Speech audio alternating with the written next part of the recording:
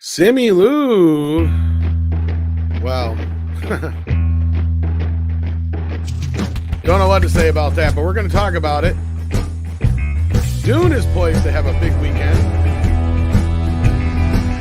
And what the hell is going on over at Warner Brothers and Paramount? We're going to talk about all that and more this morning with the one, the only Kamran Pasha here on Midnight's Edge. How you doing, kids? I'm Tom Connors. With me, as always, is the boss man, Andre. What's up, sir? Greetings, everyone. I'm good. Thanks for asking. My voice is a little bit so-so, but I'm all good. So that's the most important thing. Yeah, you've had a hell of a week. We're going to talk a little bit about that, I'm sure. Oh, yeah. A week with very little sleep and late night screenings and what have you not.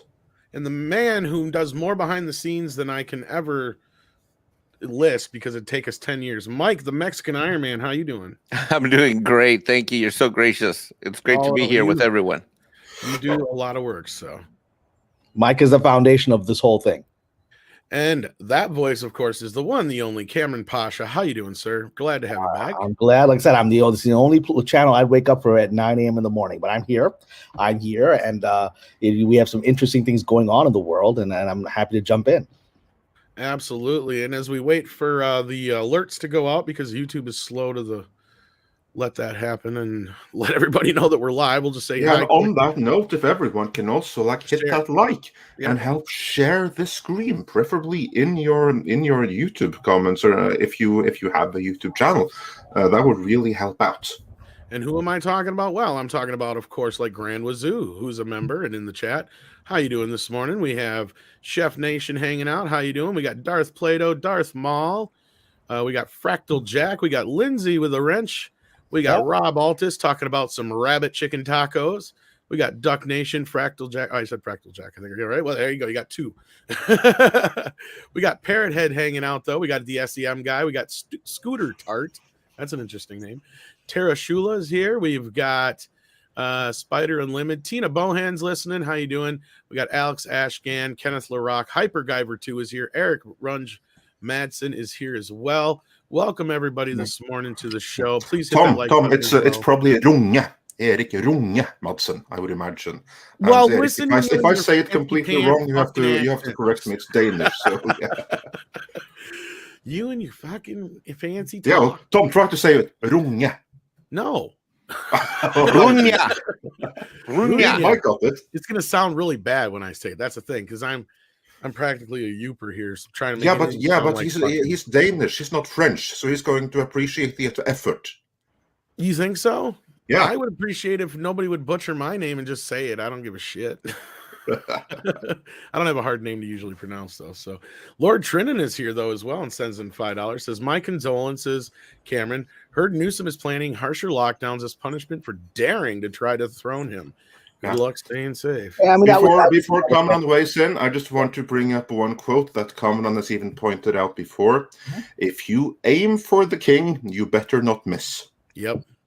Well, and that's the thing with these recall things. And I'm not trying to get political, but being from a state that's tried to have one recently and all these other places, they generally don't work out well. But, I think that, it's just one of those shitty things. But you want to be able to express your political voice and it's just kind of, it's one of those things. But this is an interesting one here. Go ahead, Cameron. Kamran, how's the feeling? I was hoping, I fought hard for one of the candidates that were, Kevin Kiley, who was assemblyman of the leather recall.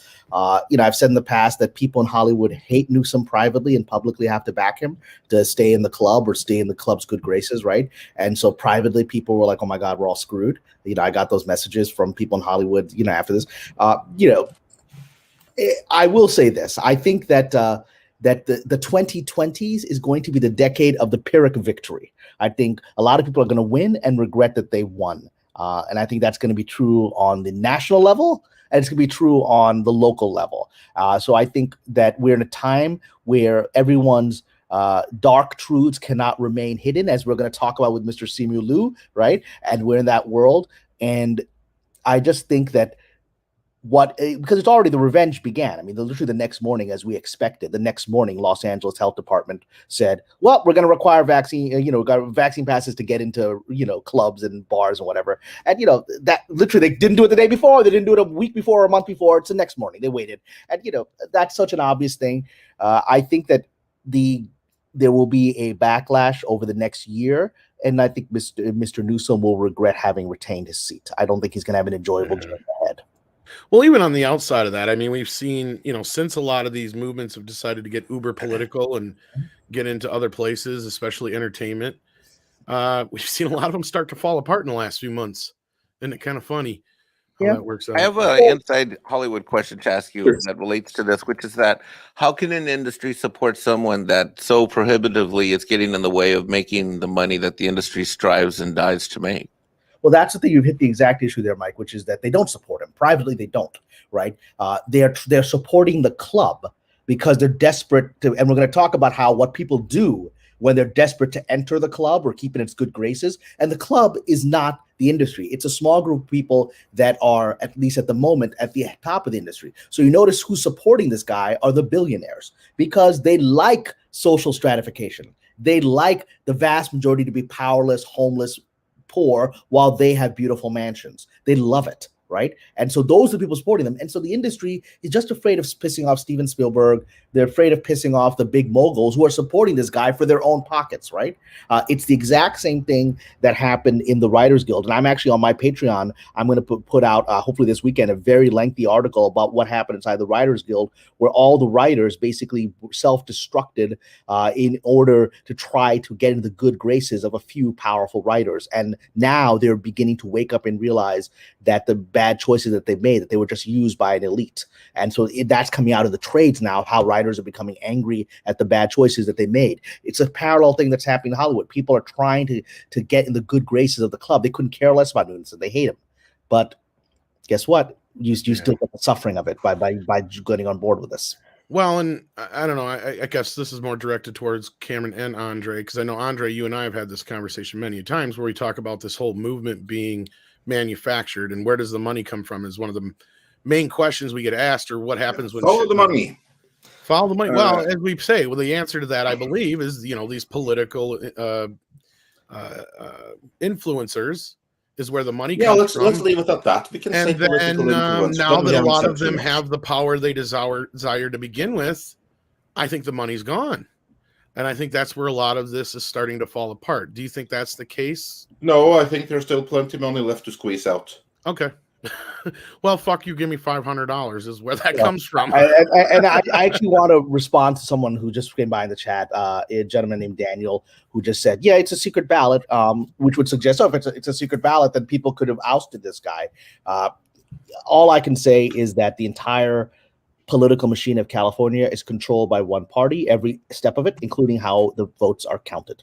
And so when you have a mail-in thing where people have been sending in ballots for a month, that sets up more than enough time to record ballots differently without anybody standing over your shoulder and watching you.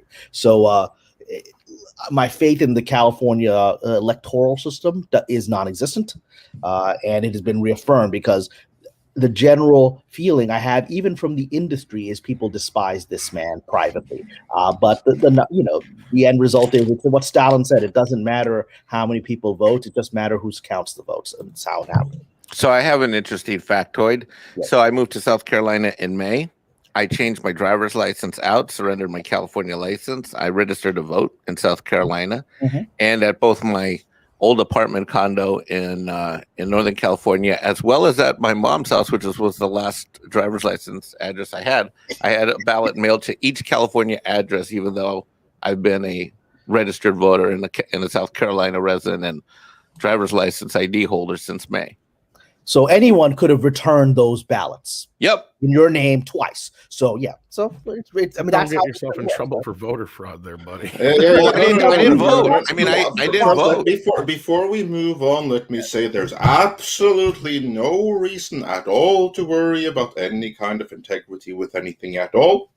Nothing has been fortified, and you're all crazy conspiracy theories for pointing out obvious facts that everyone should be pointing out, but this is where we are. Well, okay, so to shift it back to the other part of the conversation where the question I asked then is, okay, so if the money's still there, then that means that all these organizations and movements are falling apart because they're just that bad, then you're saying. But why do it now when when seemingly they should be out there screaming, oh, we won, which they were like 6 months ago, but now all of a sudden it seems like they're scrambling and they're panicking. So what's the deal? Well, they're panicking because I'm telling you, there's a shift. There is a deep shift on the ground level of people deciding that they bought a lemon. The whole everything we've got is a lemon, nationally and domestically, right? And now when they're realizing they can't seem to use the electoral system to address the lemon, they're going to become more of a problem. And there's going to be social unrest that comes from that, and that's the one thing that none of these people ever figure out. It's like the French Revolution. The aristocrats pushed it so far, until suddenly they're being brought before a guillotine. Anyone could have warned them, "Hey, man, maybe you might want to open up a little bit to the poor. You don't want millions of hungry, poor people outside your door. Something's going to happen." And people don't see that until something happens. It's Marie Antoinette, let them eat cake. It's just living in another world until you're brought before the guillotine. And I think, regrettably, we're at a historical moment where that's going to happen. We're going to go through some major social convulsions, especially, I believe, next year is going to be turning the world upside down. And, well, I kind of think it's already begun in a way. Yep. I mean, we've just seen in the last few weeks, we've seen Time's Up and Me Too have a bunch of issues. We've seen, a few months back, BLM had a bunch of issues. And then all of a sudden now you've got this whole thing like in the last week of Nicki Minaj talking about getting canceled and shit. So when you've gotten, and not just her, but other people have come out and talked about like cancel culture being a major subject now, right? And the word woke has hit like the mainstream. That's another thing. So like, it's not just something that's talked about in the woke circles and our circles anymore. It's something that everybody is discussing. And I've had some very interesting conversations with a lot of what I would consider, the general audience, people who don't talk about this kind of stuff on a daily basis like we do. And I think that you're right, that there is a change in the wind. Something's happening. But we got a couple super chats to catch up on before we get into the actual. Yeah, and the news, first one of speaking today, of canceling, we've got some news about somebody who's on the verge of getting canceled, it looks like. Yeah, did it to himself. So here we go. Yeah. Kung Fu Hot Dog. I love that name, by the way. Hi from the UK, gents. I am in agreement with Denis Villeneuve about the copy and paste MCU. What about Simu Liu's Reddit comments haunting him again? Well, that'll get us into the first bit, and that's what we're going to be talking about today. And and hopefully I can provide some insight as to why someone would say those kinds of things, right? And I can give you some insight, maybe. Yeah, so we're going to get into that. An Organic Vista says Andre and Kamran walk into a bar. Kathy Kennedy locks the door behind them. Then she says, now yous can't get out. My name is Mike. Love ya, boys. Well, here's the thing, though, that if you were to lock me and Kamran into a bar, as long as they have alcohol for me and non-alcoholic for Kamran, I think we're going to be pretty okay, both of us. I don't know. Y'all are fucked. The force is female. Well, in certain contexts, the force is female is fine. In certain contexts, there's a joke there I'm not going to get into. But anyway, Spider and set it up for you, and you just drop the ball. Okay. I'm not gonna get us in that much trouble this early in the morning. Here we go. We got Spider Unlimited. What's going on here? It says, "Hail all, got my tickets for NTTD today. For someone who doesn't know Dune,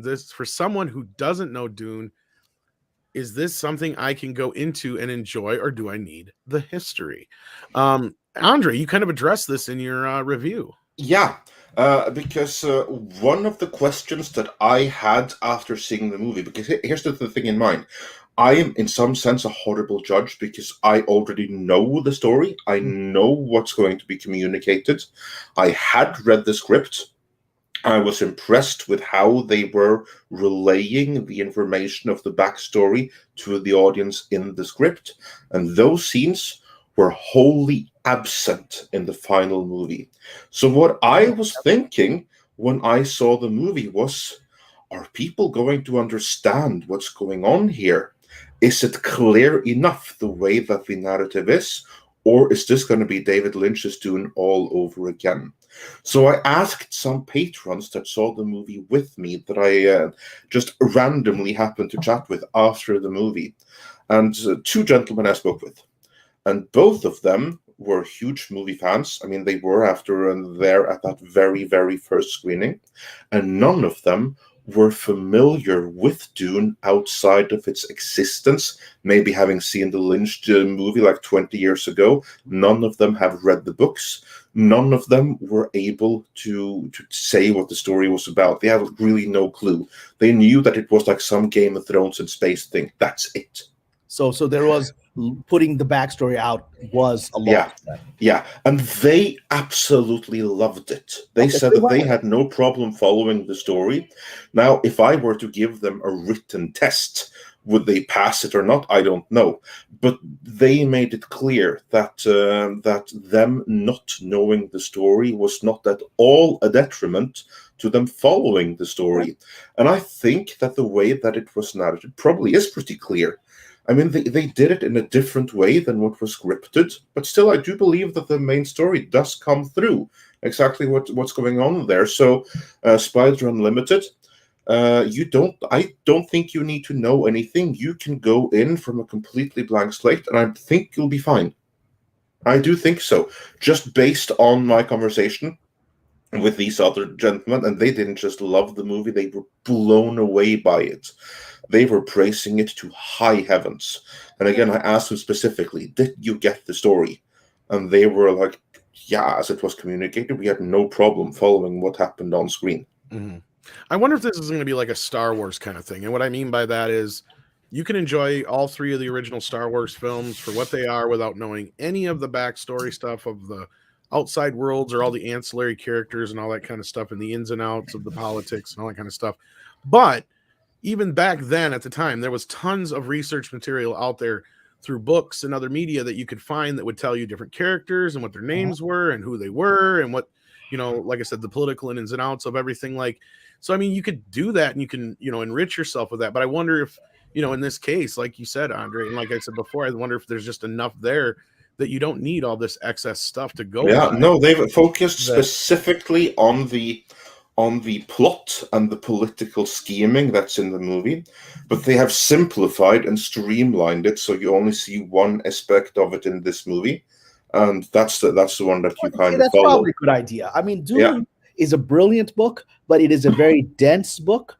And, you know, and Herbert spends so much time on, you know, on one level, he throws you in the middle of the universe and then you learn about it through the process, right? But you have to pick it up as you're reading the book, what the history of this is, the Bene Gesserit and all this, right? And, you know, and how this, you know, this world works and what the spice is and everything, right? Lord of the Rings is very similar like that, kind of. Yeah. The difference is that this is about a million. Well, I'm not going to say it's a million times as complex, but it's written for a very different level of sophistication. I will say that unashamedly. Lord of the Rings has a much more simplistic story, but it's overcomplicated in the massive amount of characters you have.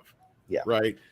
Dune is more complicated as far as the story wise, but it's more, especially that first part of the story is very focused on, you know, that portion of the characters. So I can see why they probably did this here, and they'll probably move a lot of that stuff into the second and third films. Andre, is what I can say this as the guy on the team who goes to movies once or twice a week, and I'm going to see this in a month.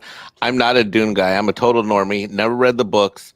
Saw the two movies versions, and I mean, I'm about as unclued in as you can get. I do want to read the books. I just never got around to it. It just wasn't a fandom I got into. So that's why I keep saying on a couple of the previous streams, I cannot wait to see this because I want to have a grandiose, amazing reaction to something that I don't really have any preconceptions on. I think that you're going to be very pleasantly surprised. Okay. The more I think back to it, the more pleasantly surprised I think you're going to be. Can I ask a question, Andre? Yeah, sure, shoot. Did they use the word jihad in the film? I don't think so. Yeah, I was gonna they see, did. wasn't I that don't think they taken out did in it. the Yeah. original script, too? I don't. They do it in the original, Tom. They absolutely do. Did they use the word jihad in the original? I don't think I've ever seen any the version Lynch of it movie they do. in movie or television that was done with the word "in" kept in. Oh yeah, no, in the extended version of the I was gonna say, I Lynch thought movie, maybe not in the theatrical, but like I for think instance, there's one also time it's mentioned. Maybe. yeah, also in the prologue of the alternate edition Redux, and that's the one version of the Lynch movie everyone should see. Forget everyone else in existence. Even if it's just in standard definition, there it's even used in the prologue, jihad, like they declare it loud and proudly. I just watched it the other night in 4K, and for some reason I remember the one head witch saying jihad at least once. Okay. Yeah. I don't recall, because like you have like Paul, he's like having future flashbacks to that in a sense, but I don't recall them actually using the term jihad. So I cannot say conclusively that they didn't. So well, you've already given us a hint that we're going to see some of Paul's future then. Yeah, absolutely. Absolutely. Right. The hint is there, but I don't recall if they used the term jihad or not. I don't recall. That's what sucks about seeing so many different versions of these movies so many times. Yeah, you get confused. And that's the thing is I've seen just in the last few years, like how many different times. And I'm like, Andre, was that in this version or that one? I mean, I don't fucking remember anymore. Well, I'm gonna look out for that. I'm looking forward to the movie anyway, and I think Denis Villeneuve is a really brilliant filmmaker. So I'm looking forward to this. And but it is interesting because this particular story is very meaningful to me personally because it is based on Islamic eschatology, right? I mean, Herbert did that intentionally. This whole idea of the Mahdi, all those are Arabic terms. For Arabic is used throughout the book, right? Because this is, but it's 10,000 years in the future, and it is fascinating. It's actually more than that. It's more. I thought it was more. Okay, then you know the time. But here's like the thing. Yeah, they say that they say that it's the year 10,191. But what's year zero? Here's like the thing, that year zero is not the birth of Christ as in our calendar. Rather, it's the formation of the Spacing Guild. That's the point zero in the calendar. And that's already like 10, 15,000 years into our future. So Dune is actually at the very least 20,000 years into our future. Yeah. So that story is, it uses so many references out of Islamic culture in the Middle East. It uses others as well. Herbert is a genius. He uses so many global things. But what's fascinating to me is how much of that sort of Islamic mythology is utilized. And I always knew that Hollywood is going to be uncomfortable with that, to the extent that they even understand that that's what it is, right? And so it doesn't surprise me if the word jihad isn't used in this movie, because certainly the generation that we're dealing with today in the industry that doesn't have a Lynch who can push stuff through would be uncomfortable with that word. And anyone who knows the Dune books, meaning the word itself remains ambiguous because it all depends on which side of that you're on, whether that's a good thing or a bad thing, right? And so I'm very intrigued to see this film, and I'm glad to hear you liked it. My instinct always was going to be that I was going to like it because I think Villeneuve is a brilliant filmmaker. So let's see. But it's one of the books, yeah, and not only is it one of the books, that's like the whole event of why advanced machinery is banned. Yeah, exactly. And, because have like, and that's like 10,000 years into the past. It was and that's the genius. That's the genius of Herbert. Is the Butlerian Jihad is when human beings decided that AI had become a threat to the survival of the human race, right? And they essentially fight against AI, which is this theme pops up. We see it in the Terminator. We see it in 1,000 different places, right? And I am of that belief that AI is a threat. I won't even turn on my whatever these things, the automatic, Siri and whatever. I won't even turn them on because I think AI is a threat to the human condition, and we're evolving it to such a dangerous place that I think the science fiction stuff is just our own subconscious mind warning us what we're doing, and I think that conflict with AI is inevitable and will be the biggest conflict of the human race. I think it's coming. So. I'll just say that there's no Spy Box 1 in my house. Let's put it that way. Yeah. Master Clockwork sends in $5 and says, "I dub thee Snake Pasha." I'll take Is it. that like Snake Plissken? I don't know. Call me Snake. Well, a snake can have a negative term, but it also, in many spiritual traditions, a snake is the Kundalini energy of power, and I'll take that. Well, that's why I was thinking. Yeah, like exactly. Let's take that a way. badass, but yeah. Hyperguyver 2 is in the house. Says so. California is still LARPing 1935 Germany. Yeah, it appears to be that way. Yeah, I think they even leveled up on it. No, they're pushing it to 1939 at this point, right? And and what happens in 39 is then you push it too far, right? Then we get to 1984. No, it's the tragedy is, and Mike here is a perfect example, is our best and brightest are leaving the state, right? They're just leaving. I mean, the first time in history, California lost a congressional seat because so many people fled this moron, and it is the best and the brightest who are leaving. So I had to. I mean, here's something simple. I have a passion and love for going to the movies. I've now gone to the movies 1 to 2 times a week since I got things settled up here. It's been like I'm going on my second month now. I've got my ticket for my movie today. I'm going again to see another movie on Sunday. I already have my tickets for that. And my business, I just ran my numbers through September 1st. My business is up 27%. Year over year, and that includes adjusting for restrictions that I found myself having to deal with. I was born in that state, raised in that state, graduated from Stanford in that state. Certainly, I've lived in other countries around the world and lived in other places. I mean, Oxford, England, a bunch of places.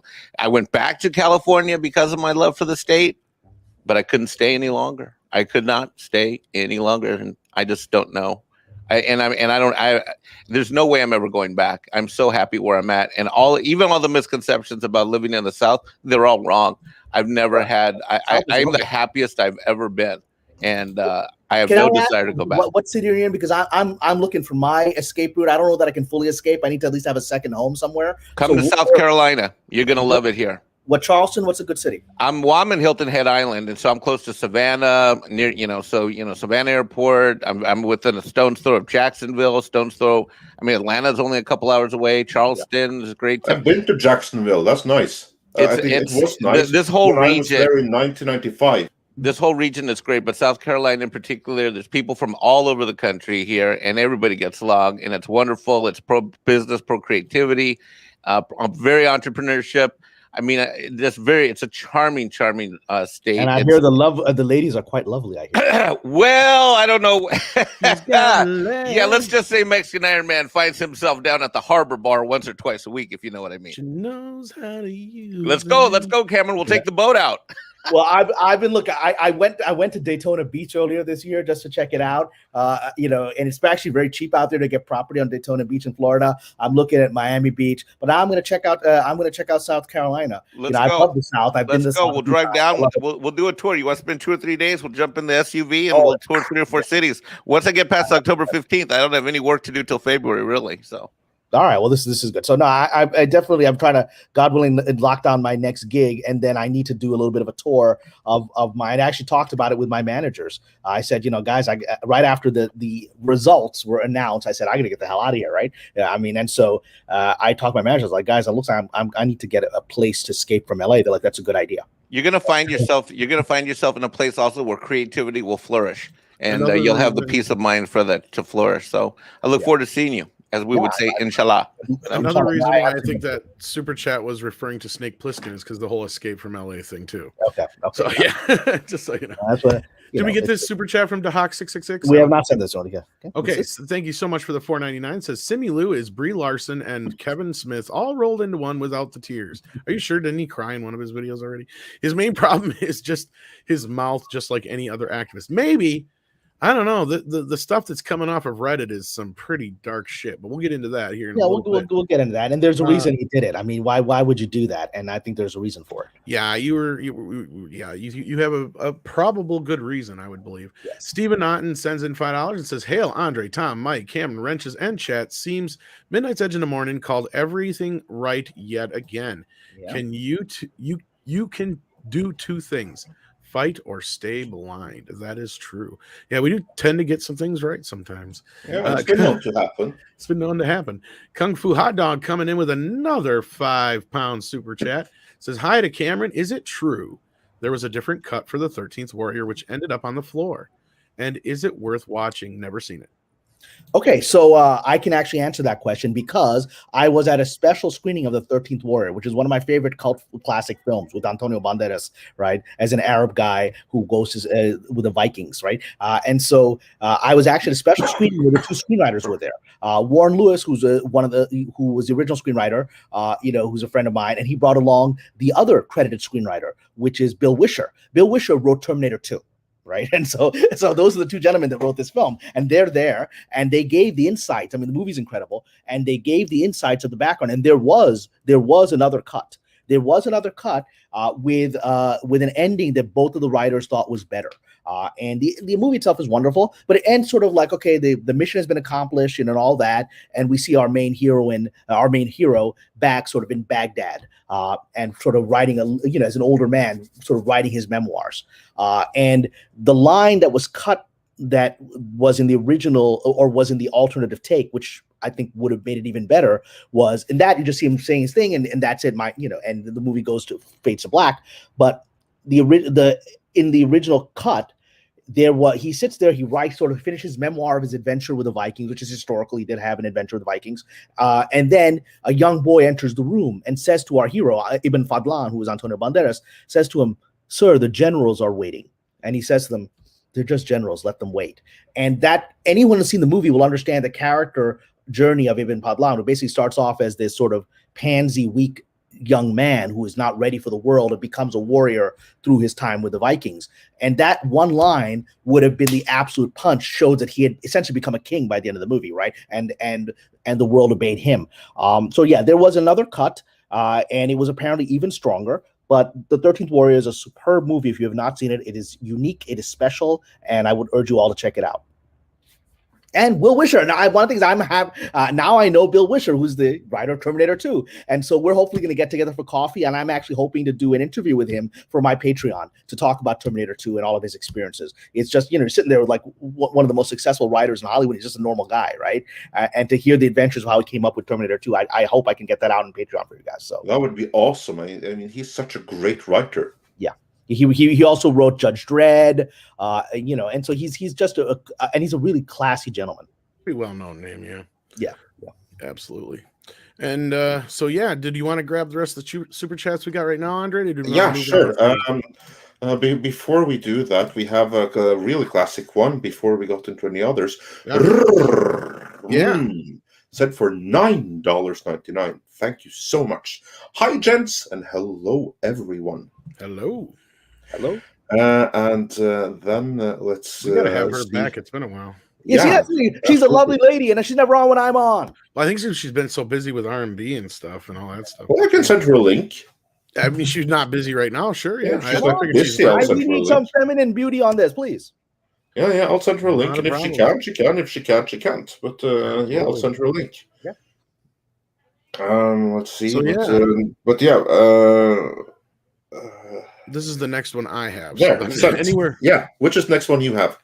Oliver close off with "Hello from Jacksonville" for $2. Well, hello to Jacksonville. Nice, Jacksonville. And we guys, we're already over 1,000 viewers. This is great. We're doing really well. Please hit that like button. Please hit the like and don't hesitate to still share it. Yeah, that would always help. And then we have Hairless Primate for £2, who says, "Dang, Mexican Iron Man and Cameron, this crazy primate mate digs you." Well, I'm sure they dig you as well. Subscribe to my Patreon then. We've actually go. done very well. Every time I come on Midnight's Edge, I get a massive bunch of Patreon subscribers. So thank you all. And the link to his Patreon is, of course, in the description. Because it's a lot of fun. And Mexican Iron Man, he's been following me. It's been a fun journey. It's a great Patreon. I mean, not to plug you too much, but I always do. I mean, I have 11 or 12 patron memberships right now going. You are by far the most interactive with the community versus others that I have. They might post something which is really neat and great and awesome, and there's a lot of benefits. But with you, you're engaged. You're not only sharing. There's definitely stuff that you'd put there that you can't get anywhere else. That's for sure, and it's great. And I'm excited that I get to preview the next book because I started Mother. By the way, I started the second book, so I'm a little bit into that now. I'm about 50 pages in. Yeah, my third book is going out exclusively on Patreon, pre-published, and I'm going to put out some really interesting articles. One that's coming out, hopefully, I'm hoping to have it out by tomorrow or the weekend, which is actually my screenwriting method. And how anyone who wants to be a writer can learn how I write scripts and my actual specific method for that. But we'll get back here. But I had to plug that because we've got all these wonderful fans, and you guys are actually helping me out. Because every time I come on this channel, my subscribers just go up, and that's the special thing of Midnight's Edge. So we'll go back to the super chats here. I just don't know how Mike has time for all this shit. I don't know. He makes it so I can't fucking complain about anything anymore. So like I did like 3 videos within 24 hours, and I can't complain because Mike does like 10 times as much shit. Oh, so stop it! You got me a new sofa last week. I'm excited. Your day job, what you produce behind the scenes, being on streams, and managing to find time to watch all this shit. I can't do any of that crap except for maybe one. And he's still got the lovely ladies in South Carolina chasing him. And he's still got the lovely ladies chasing him. Yeah, also forget about including that. Lapita. Callum Lyle. Okay, I'm awake now. He doesn't like that name. Callum Lyle sends in $2 Thank you and good day. Says, is LA cursed or woke? Is woke for losers? Well, LA, I mean, I do think LA is actually cursed in a mystical sense. You know, it's the great irony, which is the name in Spanish is Los Angeles, the angels, and it's actually Los Diablos, the devils. I mean, that's what the city is, right? That's the irony, isn't it? Yeah, and it has always been like that. It's been there since the film industry came. And look, I work in the film industry. I like Mexican Iron Man. I love movies. I love I watch it all. I mean, but the actual process behind the scenes is. It really shocks people when you get into it. And the actual darkness, I'm going to talk about that when we get to Mr. Liu's Reddit post, right? The actual level of darkness is too much for people to handle because it is something, there is a dark force in this. And I'm not using that sort of symbolically. There is a dark force in this industry and has been there since the beginning. And so, yeah, there's an energy here. And if you believe in supernatural forces, there are those things. And I'm not speaking symbolically. Anyone who's been here will sense that there's something that's not normal here. And there's an energy that feeds off of the attention that we give and the fame and the glamour and the ego that's there. There's an actual entity that feeds off of that. If you choose to believe that, I do because I've experienced it. And so, yeah, there's a curse on this city. And I finally think every curse has its fruition. And I think we're coming to that fruition at this moment, unfortunately. Well, and I don't know. I mean, the curse part of it could be true. I don't know about all that, but I will say this: I don't think it's a coincidence that you have an industry that, especially when you're an actor, that is built on, you know, being basically one of the most narcissistic people in the world. Yeah, it's going to attract people who are pieces of shit because most narcissistic people are. Yeah, and they love the attention. They love the glamour. They want to be worshipped and whatever. So it attracts all those elements. And when you have a system that's been in place for 100 years that takes advantage of those elements, you have people like Mr. Liu trying to break into the ranks of those elements. Exactly. And that maybe explains why some of his strange behavior that we're going to talk about. Exactly.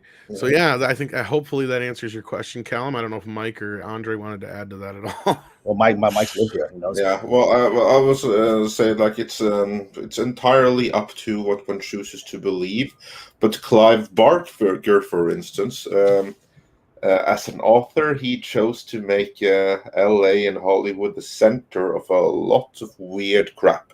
I mean, like, for instance, the paranormal investigator, Harry Damour. And by the way, if you've seen the movie Constantine starring Keanu Reeves, the movie may have been called Constantine, but that was an adaptation of Harry Damour. I mean, Harry Damour is the one that has the tattoos that reveal supernatural presence and stuff. Like, he said that in LA and in Hollywood for a reason. But yeah, that's all I'm going to say about that. Yeah. But then we before we I want to say hello to Echo Base. I believe that's Nick probably. Yeah. Hey, Dune is the more I think about Dune, the more I liked it. Yeah, so I have to rewatch it. Such a great channel. You guys are great. Please bring me back on. I love every time I've come on your channel. I've enjoyed it, and you have such a wonderful following. So if people aren't subscribing to Echo Base, go and join them too. Absolutely, great bunch of guys over there. So yeah, and I did have a couple I can bring up here yet, and then I know we had a few to go back to. Yeah, so let's bring up the ones that we can bring up, and then I'll do the ones that we can. Neil89 sends in $5. Thank you so much. Says Mexican Iron Man, I take slight issue with your statement.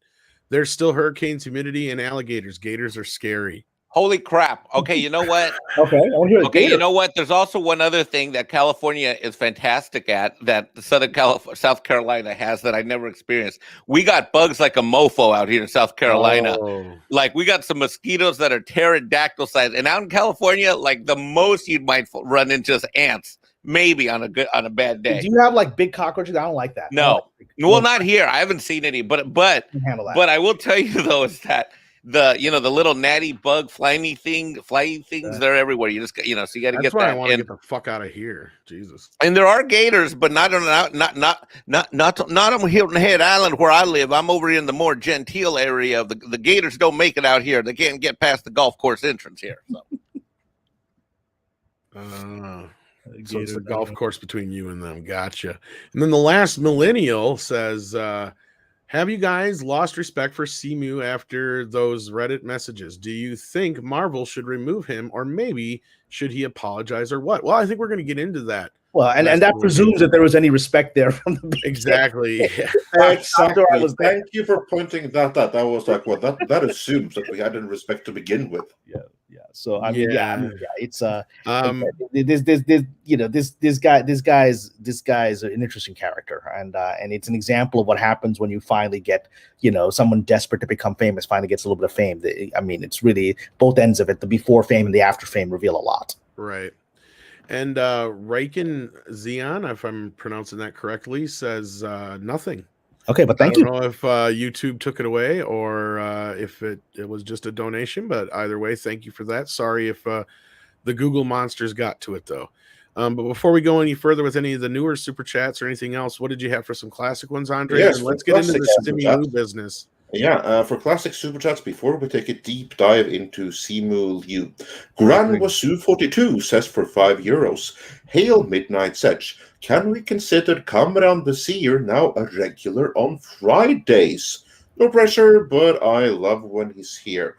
And I think that unless Kamran has something else more pressing, which is completely understandable, unless he has that. I think that glad to consider you a Friday regular. Well, for the time being, I love this channel, and for the time being, I enjoying being a Friday regular. I do have some stuff in the works. Like I said, I'm out right now with my own TV series. God willing, that sells, and I expect it to sell. But hopefully, I'm able to announce that on Midnight's Edge. But then I'll be focused on running a show. Obviously. But this channel, Midnight's Edge, is so important to me. The people on the screen here right now, these people have become friends of mine. I've never met any of them, right? And so even with those responsibilities, my intention is to still carve out time to come to Midnight's Edge, because I love being here. I love interacting with this community, and I love these guys. So even hopefully as my doors continue to open, I'll still make sure that I'm a member of, regular member of this community. And we appreciate that immensely. And our door is always open. And when you are busy, and of course we understand when you're busy, but we'll really appreciate every time you have the chance to drop by. And then moving on, we had Durao On, who says for €20, bonjour everyone, it's my birthday. Oh, well, happy birthday, Durao On. Tom, can you greet me in Joker's voice? And then, hail Andre, Mike, and Mr. Pasha. Viva la Midnight Edge. So, Tom, you do the honors. It's Sir Patterson's birthday? It's Durao On's birthday. Oh. There we go. So, Tom, Joker voice. Tom Sawyer. Well, hello and happy birthday, Durao On. Is that how you pronounce it? Happy birthday. Are you expecting me or Harvey, or not Harvey, that would be, well, if you're into that sort of thing, I suppose, or Harley to jump out of a cake? Well, sorry to disappoint you, but it's television, and we didn't set up for that sort of thing. But happy birthday! Thank you. You're so good at that. I love it when you do that. So, yes, indeed. And everyone, please greet Durao with happy birthday. And since she often speaks in French, then I believe it's... Another lovely lady. There's another lovely lady. Yeah. All these men on the screen here, whatever. Okay. Yeah, no, Where no, did but the Joker go? we have quite a few ladies in our audience. Yeah. And I believe it's Joyeux Anniversary or Anniversaire. I was never able to master the French R. I can only roll it and like roll it slightly back for English, but like Joyeux Anniversary. I tried. I'm sorry, I don't mean to offend, but I tried at least. So, You're getting there. But it does come from the heart. You're getting there. Yeah. Yeah. I heard that the Joker was here. I'll go get him.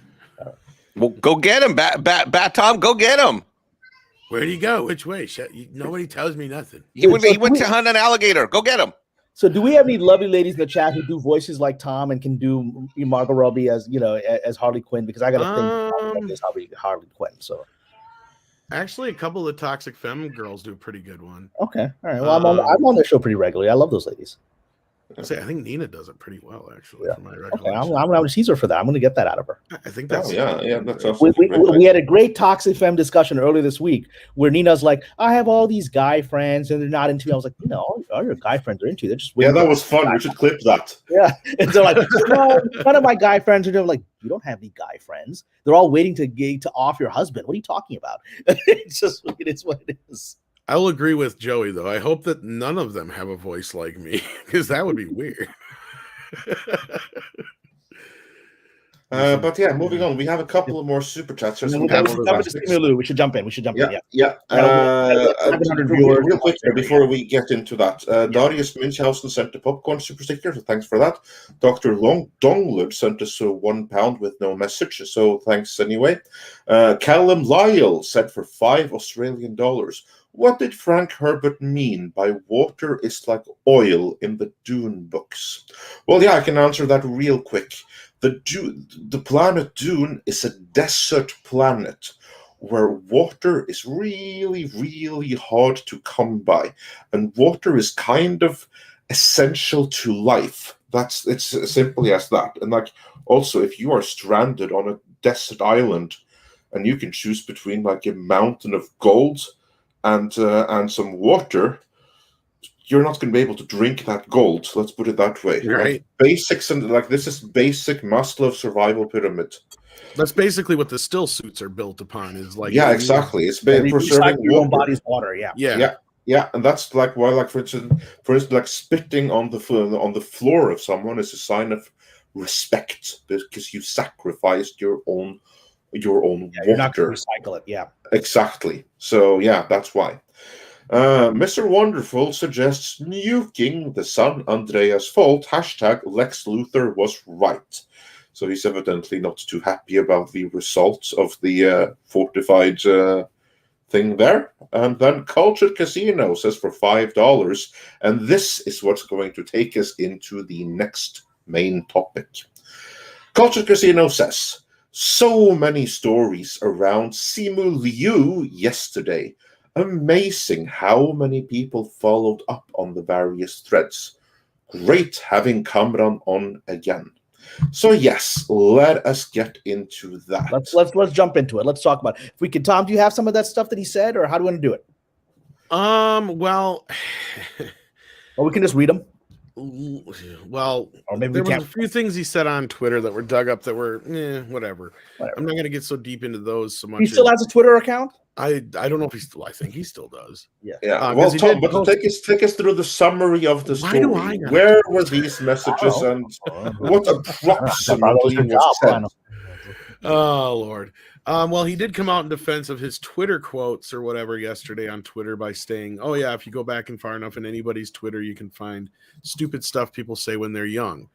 But the real big thing was this. This long post he put on Reddit that got into, I guess he played a character that would be a Cuties fan, let's say. And he said while doing research for this character, he started to understand what it would be like or what it's like to be a Cuties fan and compared it to, and I quote as best as I can, basically the same as being homosexual. and even You all have to understand that due to the subject matter, we have to be really delicate about this, and we have to like walk around in circles here, so we can't say exactly what it was he was alluding to. But kind of like, just sympathetic towards the cuties audience. Then you'll catch our drift. Yes. So, needless to say, this Reddit has made its way posting around. this stuff in his own name. I mean, I guess I don't know. No, I think the Reddit stuff name, wasn't in his own name. It was like how it do they was know it's posted on another thing, and then someone were able to make the connection that this is him. All right, well, but then that's his defense, right? It's like, that's not me, right? You guys are making false connections. Yeah, that defense has to come out yet. Yeah, but I'm sure it's real. Yeah, probably. I mean, just like when he was a nobody. Let me put it this way: falsifying him. So yeah, I haven't been staying very close to this story. I will say this much: I know as of yesterday, there was a lot of people questioning the legitimacy of the post, as opposed to this morning when I wake up, to where it went from questioning it to a full-on cancel campaign now. And you've got people all on and not just one side of the aisle either, as far as politics goes, if that means anything. So this has been like one unifying thing. Because if this is him and this is him saying this shit, this is some pretty messed up shit. Yeah, basically, I mean, y'all are kind of getting the idea in the chat, and so if you're kind of curious as to what was kind of said, there's some people basically saying it in the chat already. But yeah, I think sympathizing with cutie fans was the best way to put it for the YouTube gods. And the extent that he goes to not just sympathizing but defending, I guess, is another part of it that is. Do we know the years? I would use the word advocating, but okay. I don't know if I'd go that far. Okay.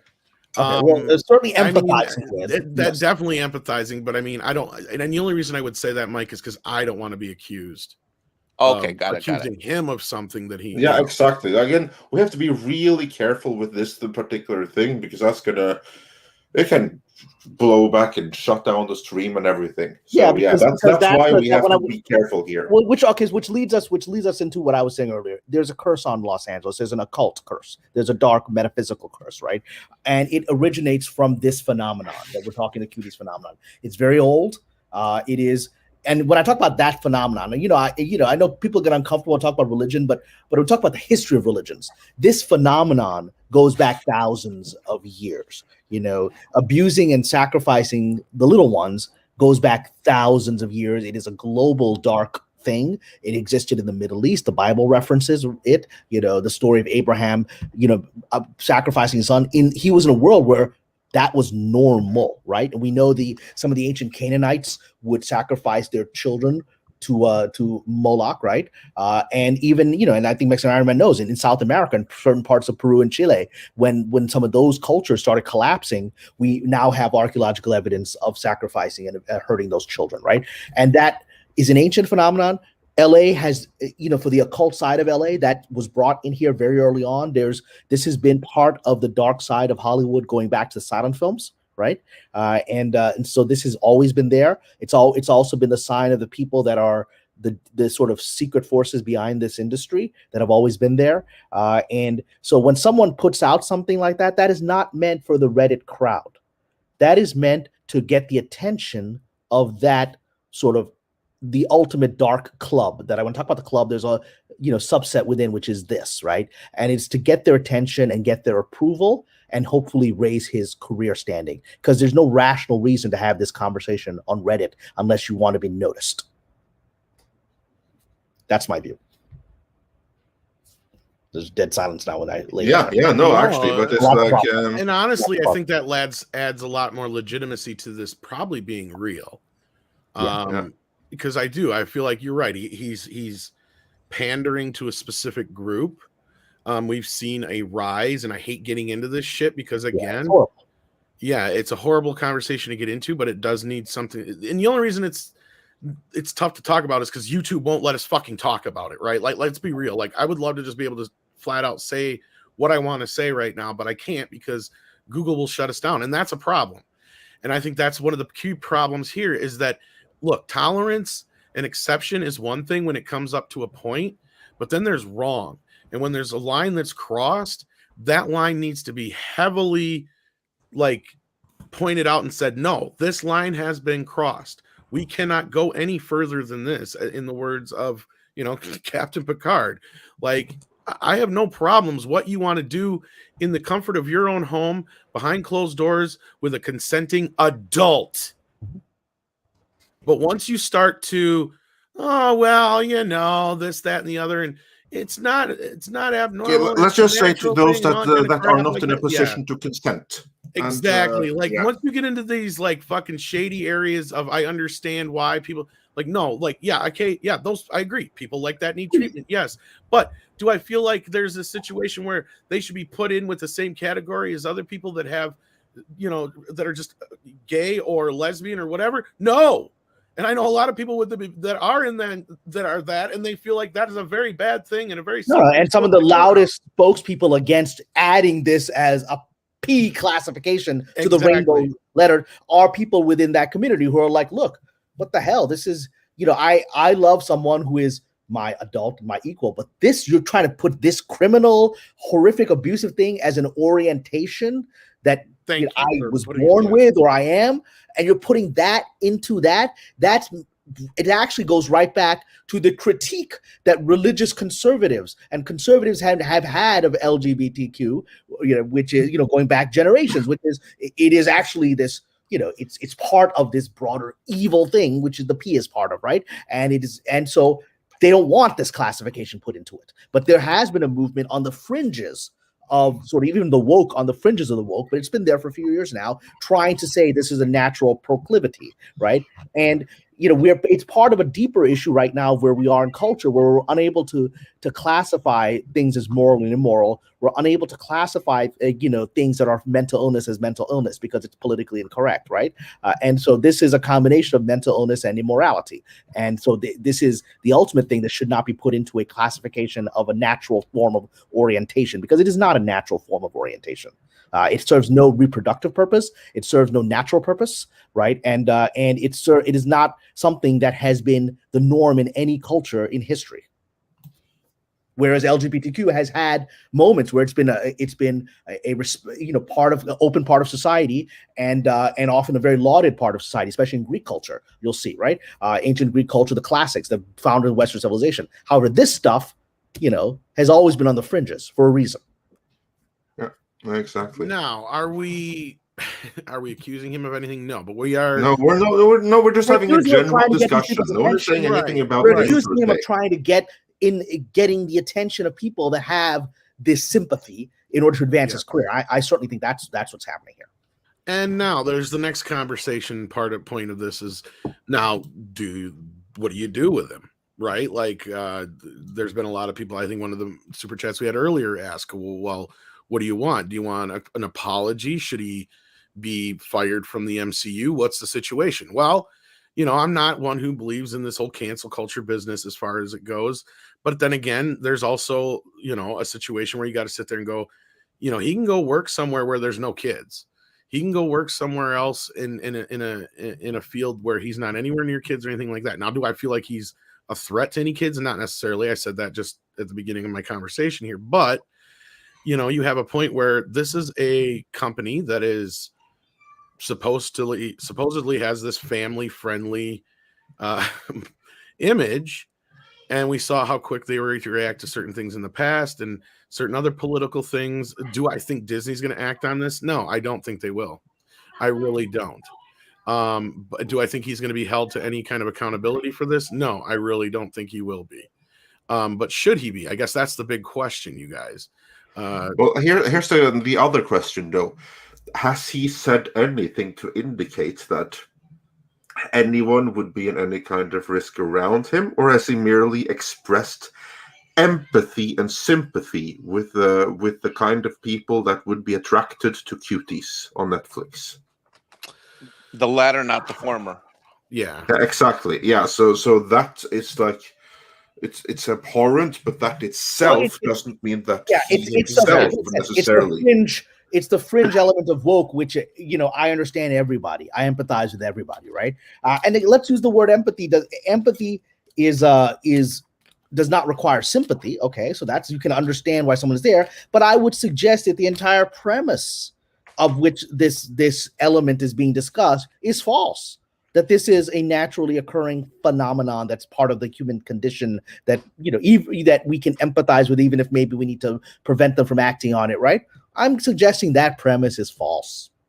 I don't think it's a naturally occurring phenomenon of the human psyche. It's not normal. That's my view. So, yeah. Andre or Mike want to chime in on that? Or I mean, this is a very uncomfortable topic for all of us. It is. Well, to me, my whole point in all this is just, for someone who was like, doing track laps of victory and running around and running his mouth off for a movie, which I frankly think sucked.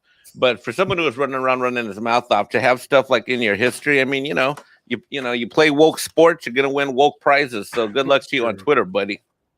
I think, Mike, that's one of the better points there. I mean, again, he can go do other things. So I'm not going to say one way or the other how I feel about what should be done, if anything, because all I can say is what I think will happen. I feel like if he did say these things, especially considering he's had over a day now to either deny or confirm if he said them or not and explain himself, I don't know. I mean, I got to imagine. I heard some rumors that the Disney PR team is not too fucking happy with him now. But who's happy with this situation? Bob Chapek, because Bob Chapek doesn't like this guy, right? This guy came after him, right? Stupidly. This guy joined up publicly, in critiquing Bob Chapek himself, who and taking comments Bob Chapek made, which were innocuous comments about film strategy on a public investor call, and he made it about himself. I mean, that's some real stupidity there. You don't go up and you don't reference the CEO of your company, right?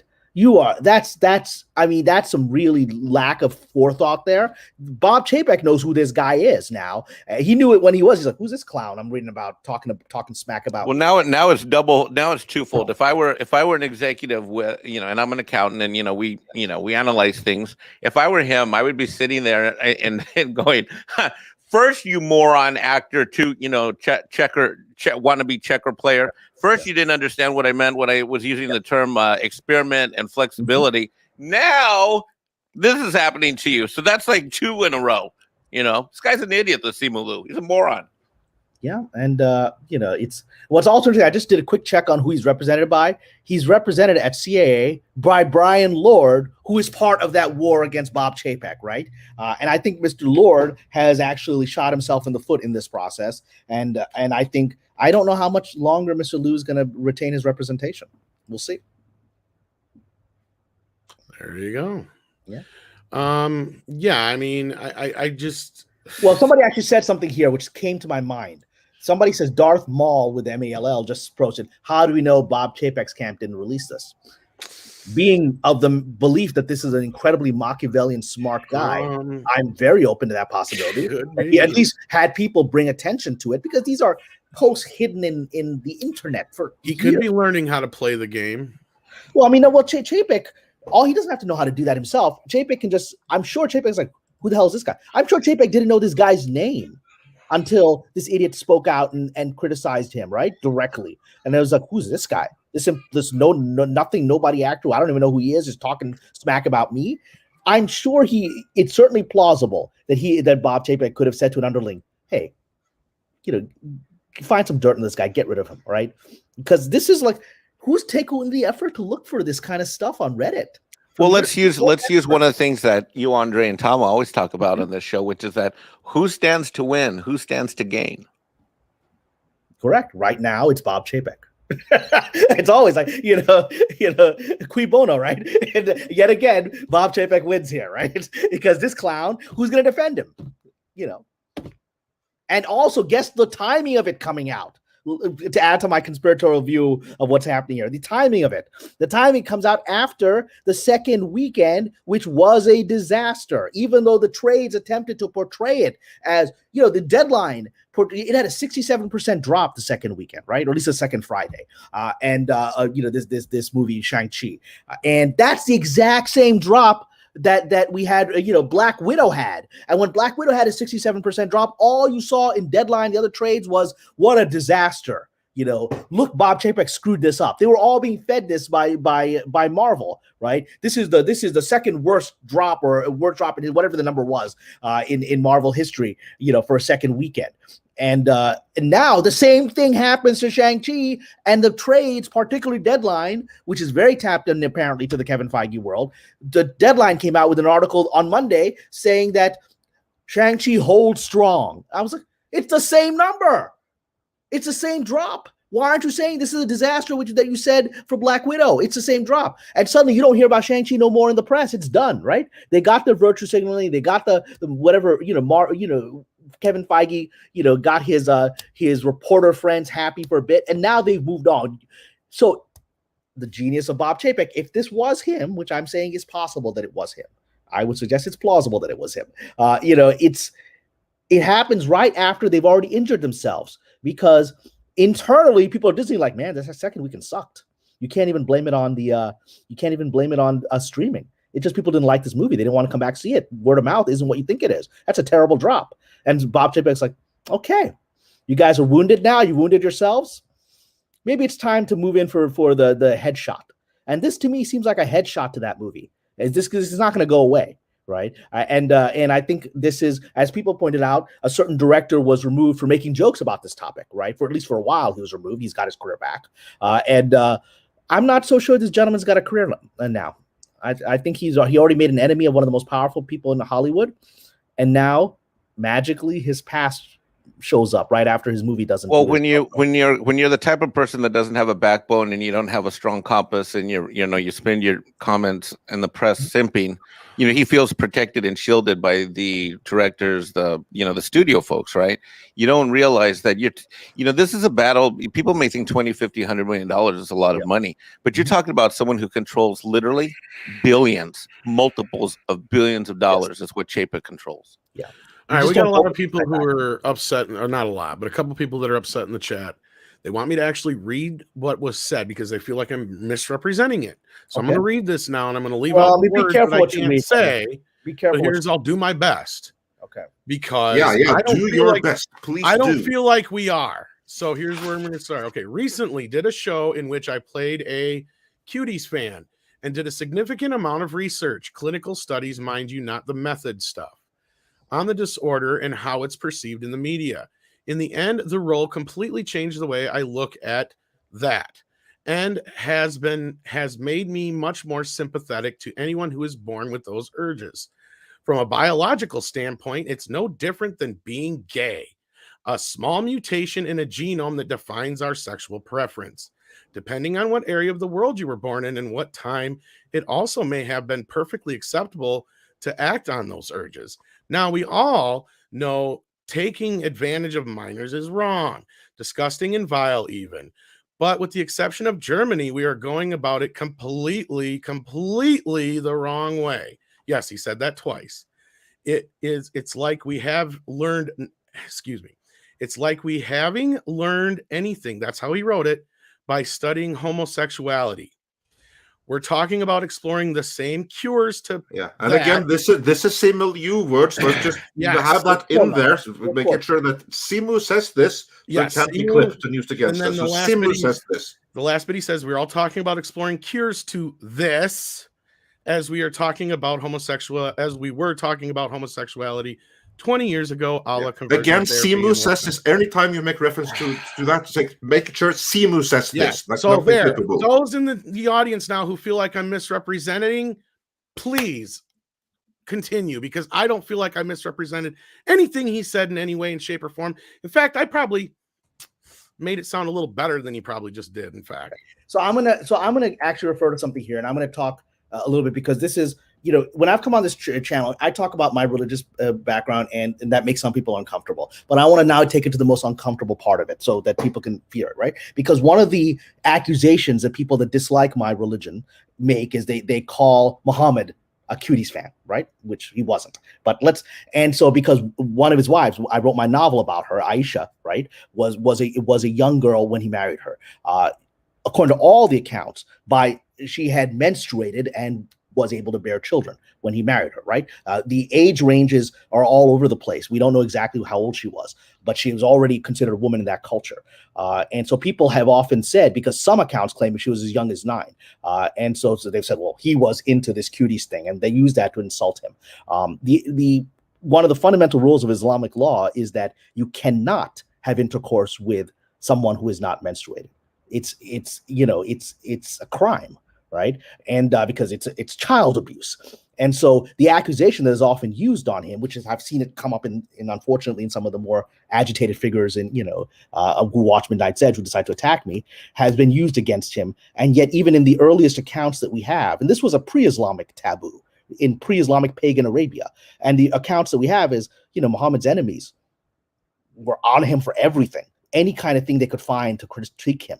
There is no account whatsoever of anyone ever amongst his enemies critiquing his marriage to Aisha, because it was not that, right? She was considered a woman in that culture, in the desert environment, much like Dune, where people's lifespans were about 35 to 40, right? And the moment you were menstruating, you were considered a woman, and you started reproducing, because otherwise the tribe died out, right? And the idea that you got to wait till you're 25 to get married didn't exist in a world where you might be dead at 28. Right, and you might be a grandmother at 28, and so I'm putting that. I know that makes people uncomfortable when I talk about my religious beliefs, but because people have attacked me personally on this channel and have attacked the founder of my religion for that particular slur, and now you have this gentleman claiming that in some cultures this was the norm. It's never been the norm in any culture, right? Because our primitive ancestors were about reproduction, and there's no reproductive purpose to doing this with a child, right? That's pure abuse, and it's an abuse of innocence, right? And in all of the past, when it's been done in every culture, it's portrayed as something dark and something evil and part of a dark occult or whatever, right? That's how it's been. Whereas some people have criticized me in the chat saying that gays have been accepted in history. Well, that's true. There have absolutely been cultures where it's not been something shameful or hidden. And certainly part of a classical culture, that was certainly true for much of it. And some people didn't like me saying that in the chat, but that's historically true. This practice has never been accepted in any culture because it's abuse. So I'll make you uncomfortable with that, but it's something that's, because I know some people in the chat are thinking, well, this guy's a Muslim and Muhammad. I said I had to raise it, and I felt I raised it. So yeah. Well, and some people will unfortunately have those misconceptions. But moving on with this, since we're on the comments.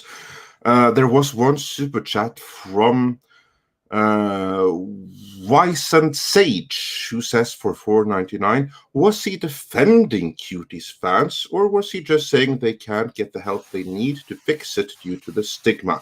And no, Tom already went through exactly what he said there. Yeah, but he said it's a real orientation. And I would suggest it is not a natural orientation. It is not part of the human condition. It is an aberration of the human condition and has been viewed so throughout history. I would suggest that. Yes. Yeah, exactly. Yeah. And with that, I think we should just kind of move into moving on. Yeah, well, so that was a really dark thing, but we have to address it but just close it off. The issue is this. The issue is, I believe this gentleman was trying to get the attention of elements inside of Hollywood who are very powerful, for whom this is part of their life. Right. I will say, that that's not even a conspiracy theory.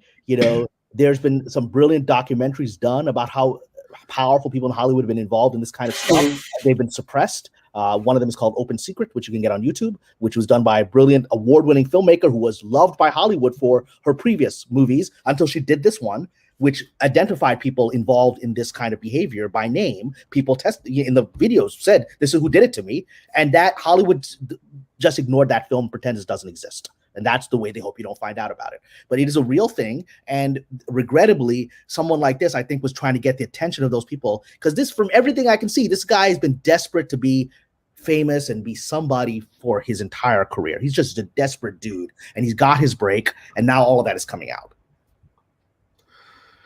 Yeah, and also the final thing to say about it is it's a terrible conflation. Seymour knows not what he speaks, which is common among actors. Yeah, exactly. He's someone that's trying to gain access without having the brain power to know what he's fully doing. So yeah, another strike against him, I would say. And Which to the question earlier about like, do we have more or less respect for him? The guy always came across as a blithering idiot to me. Yeah. So I have about the same respect for him takes me back now to as my I did point before, which is none. before about the narcissism thing, right? Like this is an industry that is full of narcissists. So not only does it attract people who want the attention of certain people, it also attracts certain people who are of a certain ilk, let's say. I don't know any other way to put just it. bad people. It just attracts bad Yeah, people. It's like bad exactly. people. So moving on from that, Michael Miller. Let us start moving. Like, I'm seeing people in the chat are getting uncomfortable. I'm not talking about Nicki and Testicle Gate. No, fuck that. We brought up Nicki Minaj already. Well, I will say this. I have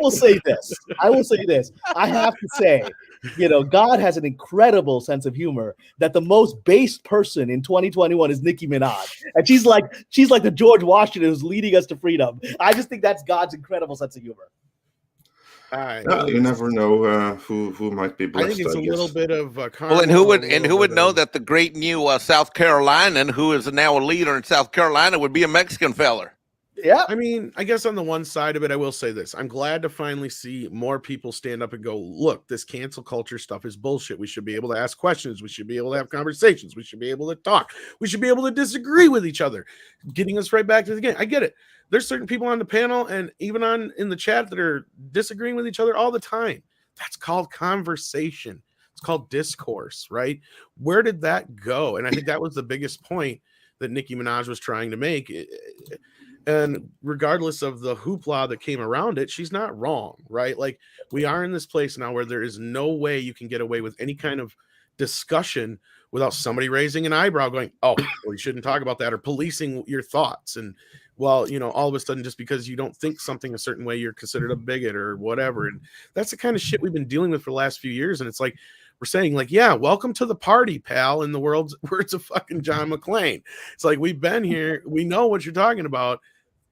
Now it's time to acknowledge it and let's do something about it, right? So as far as the Nicki Minaj thing, I think that's all I really have to say about that. As far as the testicle thing, that's just weird. No. We won't get into the medical issues, but the medical thing. But I will say I'm delighted that the universe is having fun with us now, because it's going to get crazier and crazier. It will be the most improbable people that will lead us out of the mess we're in, and Nicki Minaj is the beginning of that. Yeah, it's going to get worse before it gets better. I think we can sadly agree to agree, we're going to have to agree on that. And moving on with a couple of super chats before we get into the next topic, which is going to be much, much nicer than the previous one. Happy topics. We all raise our energy here. This kind of stuff because it goes with the whole Shang-Chi and what's going up with that. Because I did think that the box office drop, which was really, really bad, wasn't nearly as communicated as it should be. I thought that was striking. Usually with box office drops like this, like for instance, the Black Widow box office drop, I thought that got more press than the Shang-Chi one. Well, it absolutely did. In fact, they're pretending there wasn't a drop. They're pretending it's a success. They're pretending it wasn't a disastrous drop behind which, that they can't even, they blamed the Black Widow drop on, or at least Kevin Feige did, on this, this simultaneous streaming. As Bob Chapek just proved to them, okay, you don't have simultaneous screening. I'm sure your movie's going to do well, right? Oh, it didn't do well. In fact, it did even worse. Okay, well, I guess we're not. And the irony of that is now with Shang-Chi having imploded, now Bob Chapek is giving them all, their exclusive release dates again, right? Because he got what he needed out of it. He beat down Kevin Feige. Shang-Chi is not going to make as much by a long shot as Black Widow did. Oh no, it's going to be it's already. I already calculated on my Patreon article that I analyzed this. I already calculated that in the first weekend, the take-home pay to Disney from Shang-Chi is $100 million less than Black Widow from the first weekend. We're talking about the money they actually put in their pocket, right? So that's it. That he's beaten Kevin Feige, he's beaten Scarlett Johansson. Right there, he says, look at this. And they have the comparable, because now the second weekend of Shang-Chi is the exact same drop-off as Black Widow. And so his answer is the drop-off of Black Widow wasn't about people watching or streaming or piracy. It's just where we are at this moment because of global events and medical issues and people's fear of going to theaters. That's what it is, because you have these two movies, one with streaming, one without simultaneous streaming, having the exact same drop off in the second weekend. He's like, you've just defeated Scarlett Johansson's lawsuit and you've made Kevin Feige look bad. And we can get into, maybe this will transition us into talk about other things. But someone is sending me videos about, that some people are beginning now to, some people in the fan base are openly criticizing Feige now for going away from canon of Marvel and things like that, right?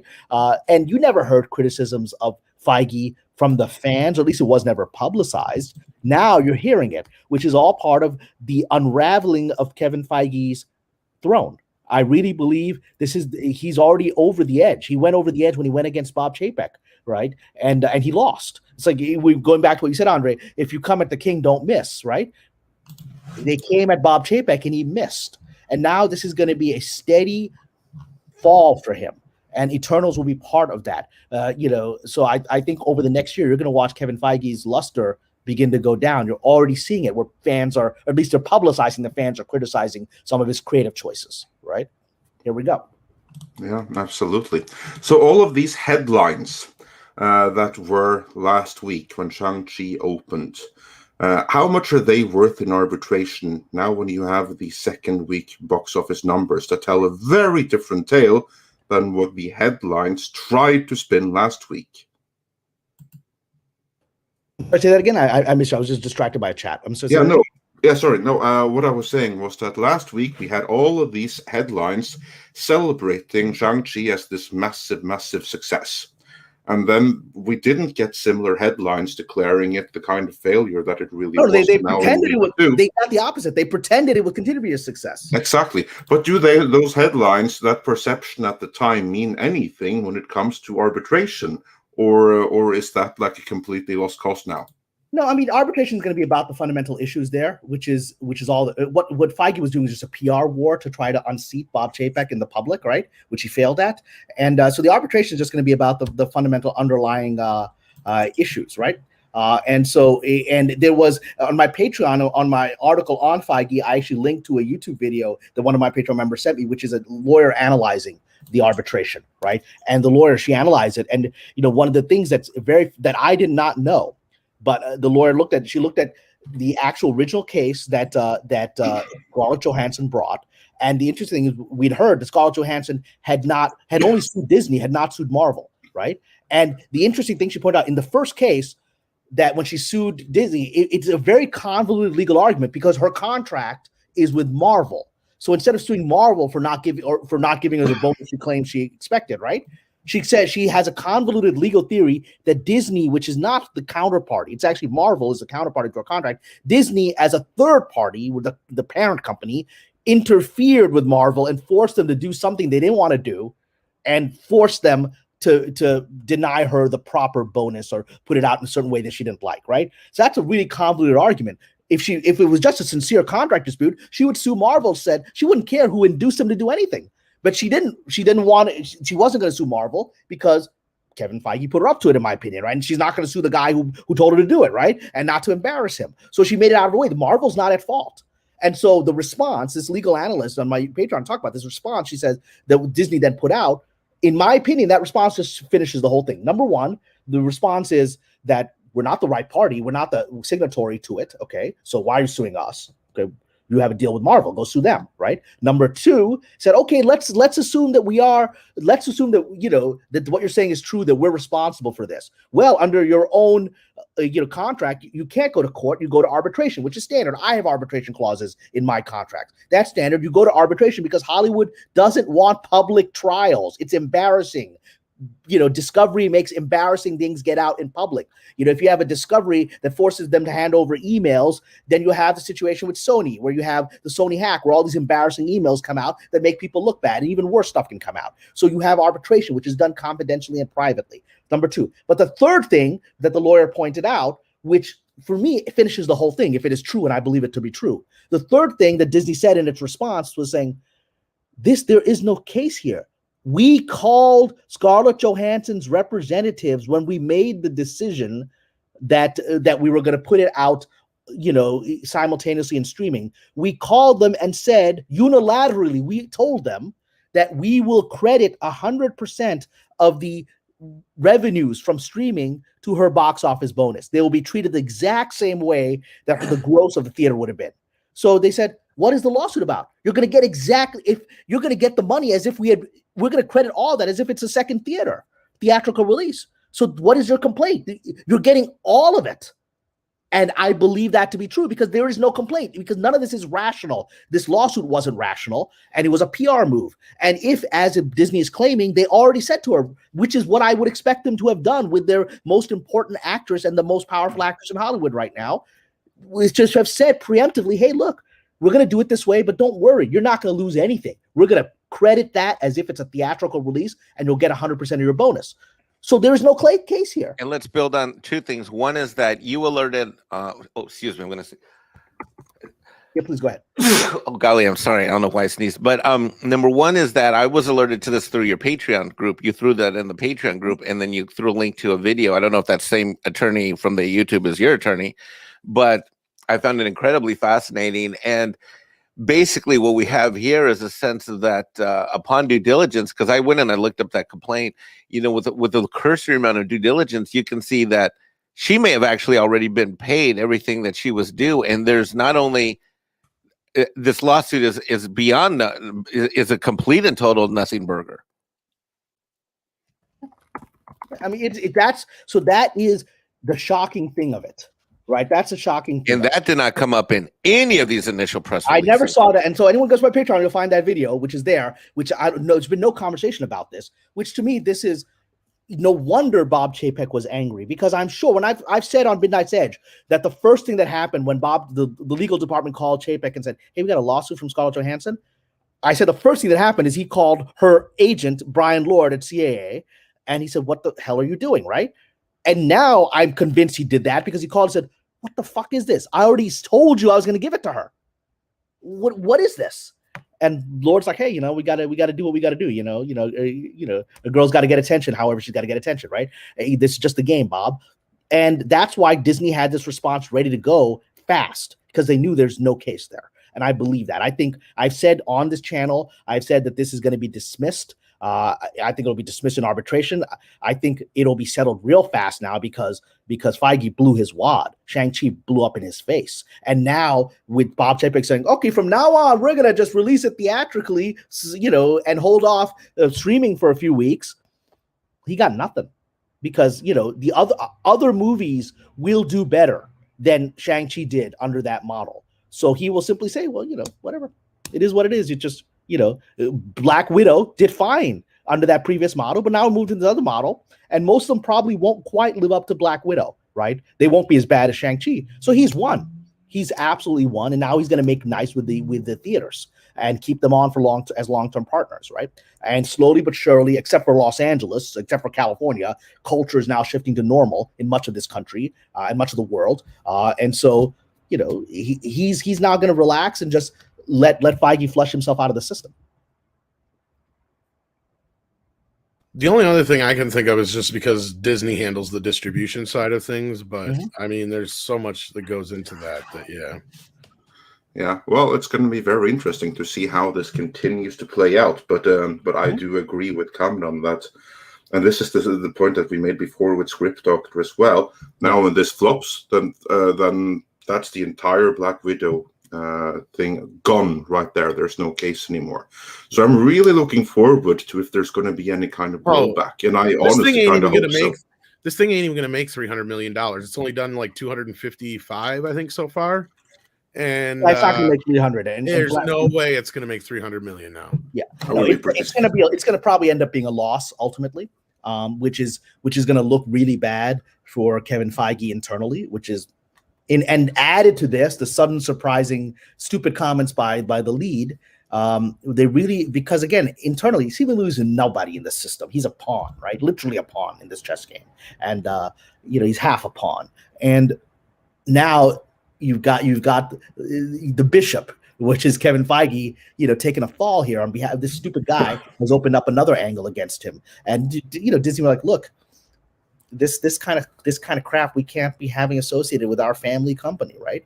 And it's not even jokes, as certain other director put it out, like dumb jokes, right? This is someone presenting a philosophical argument, impassioned philosophical argument, which is not something most people would agree with, and certainly not for a family-oriented company. So I think this is going to, again, I'm open to the possibility that Mr. Chapek underlings found this and got it out there, because who the hell's going to read Reddit to look for this guy? Who's taking the time? It's very funny also with the timing of release, as you pointed out. So Simu Liu is really unlucky with this. I mean, this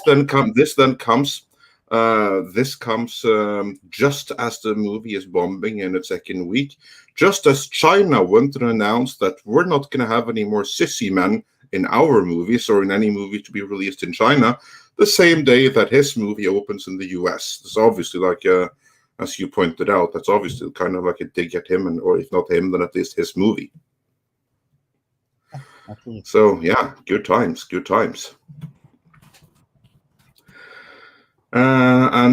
With that, before we move on, I do believe we have a couple of super chats. Tom, are there some we can get up on screen before I get into the? I got one here the from classic Uncle Miller, who says, with 35 South African rands, did you see the Forbes article on diverse films failing? If it's more recent, no, but I remember there was one a few months back. Yeah, I remember, like Scott Mendelson, he wrote one a few months back about, and it wasn't about diverse films failing, it was about how Hollywood was setting diverse actors up to fail by placing them into movies that were going to fail anyway. That was that Superman one, and then there was one more recently where it was about how good scripts are being turned down because they're not diverse enough, and how this is becoming a problem, and we're all like, duh. But yeah. So I'm just going to say this because I just want to end this now. We've had someone in the chat making a lot of personal attacks on me because, again, religion always activates people, and I'm kind of done with it. So, someone just said, he's been trying to engage me with a religious debate about the history of Muhammad. I'm done with it, and he just said, I lost respect for you guys. I don't give a fuck. I don't respect you either, okay? You guys don't respect my religion. I don't give a flying fuck. I'm done with this kind of conversation. I'm done with having it on YouTube. Block me, unsubscribe. I don't give a fuck. I'm tired of it, right? My moral character speaks for itself. And if you can't get over your pathologies and your issues about someone else's personal faith, right?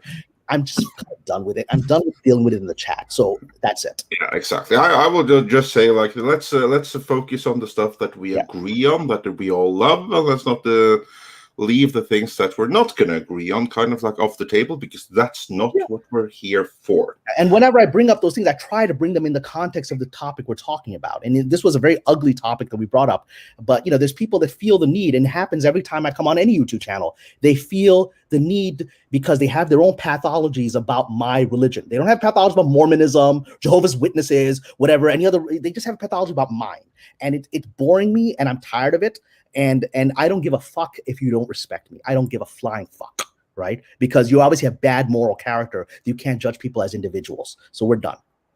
Yeah, exactly. And the rest of the chat, and this is the overwhelming majority of the chat, is fully in your corner. Yeah. Yes. And with that. And just so you know, Cameron, it's Hispanic Heritage Month, and I'm always in your corner. You're like a spiritual brother to me, and I'm looking forward to the day we can go on adventures together. We can go meet some lovely ladies in South Carolina together. I'm looking forward. I'm actually not joking. I got to get on a plane and get over there. All right, yeah, we'll take them out on the boat and everything, buddy. Let's roll. Yeah. And also, Simple Jack says, Mr. Pasha is spot on. 13th Warrior was required ethos training for my troops in my platoon when I was an infantry NCO. It's superb. I'm going to pass this along to the screenwriters because that's incredible. That movie is such a brilliant movie. It was a cult classic. Didn't do well when it came out, but it is so many layers. So watch it again with the screenwriters, and there's so many layers to it. And yes, it is ultimately about creating a bond, to create a platoon, to create a group of people that are disparate, right? And yet they're coming together to face this force, and how they're trying to save the people by becoming a unit and learning how to be a unit. It makes absolute sense to me that this would be training for that. Absolutely. And Trots just became a new member, so welcome. welcome. And I think we're going to try to have a member stream this weekend here, won't we, Tom? Do it. Yeah, we're well overdue. We're well overdue. So sorry about that. guys we'll have members. loads coming for you. And and we have 1,335 people right now. Yeah, that's one of our better streams. That's really good.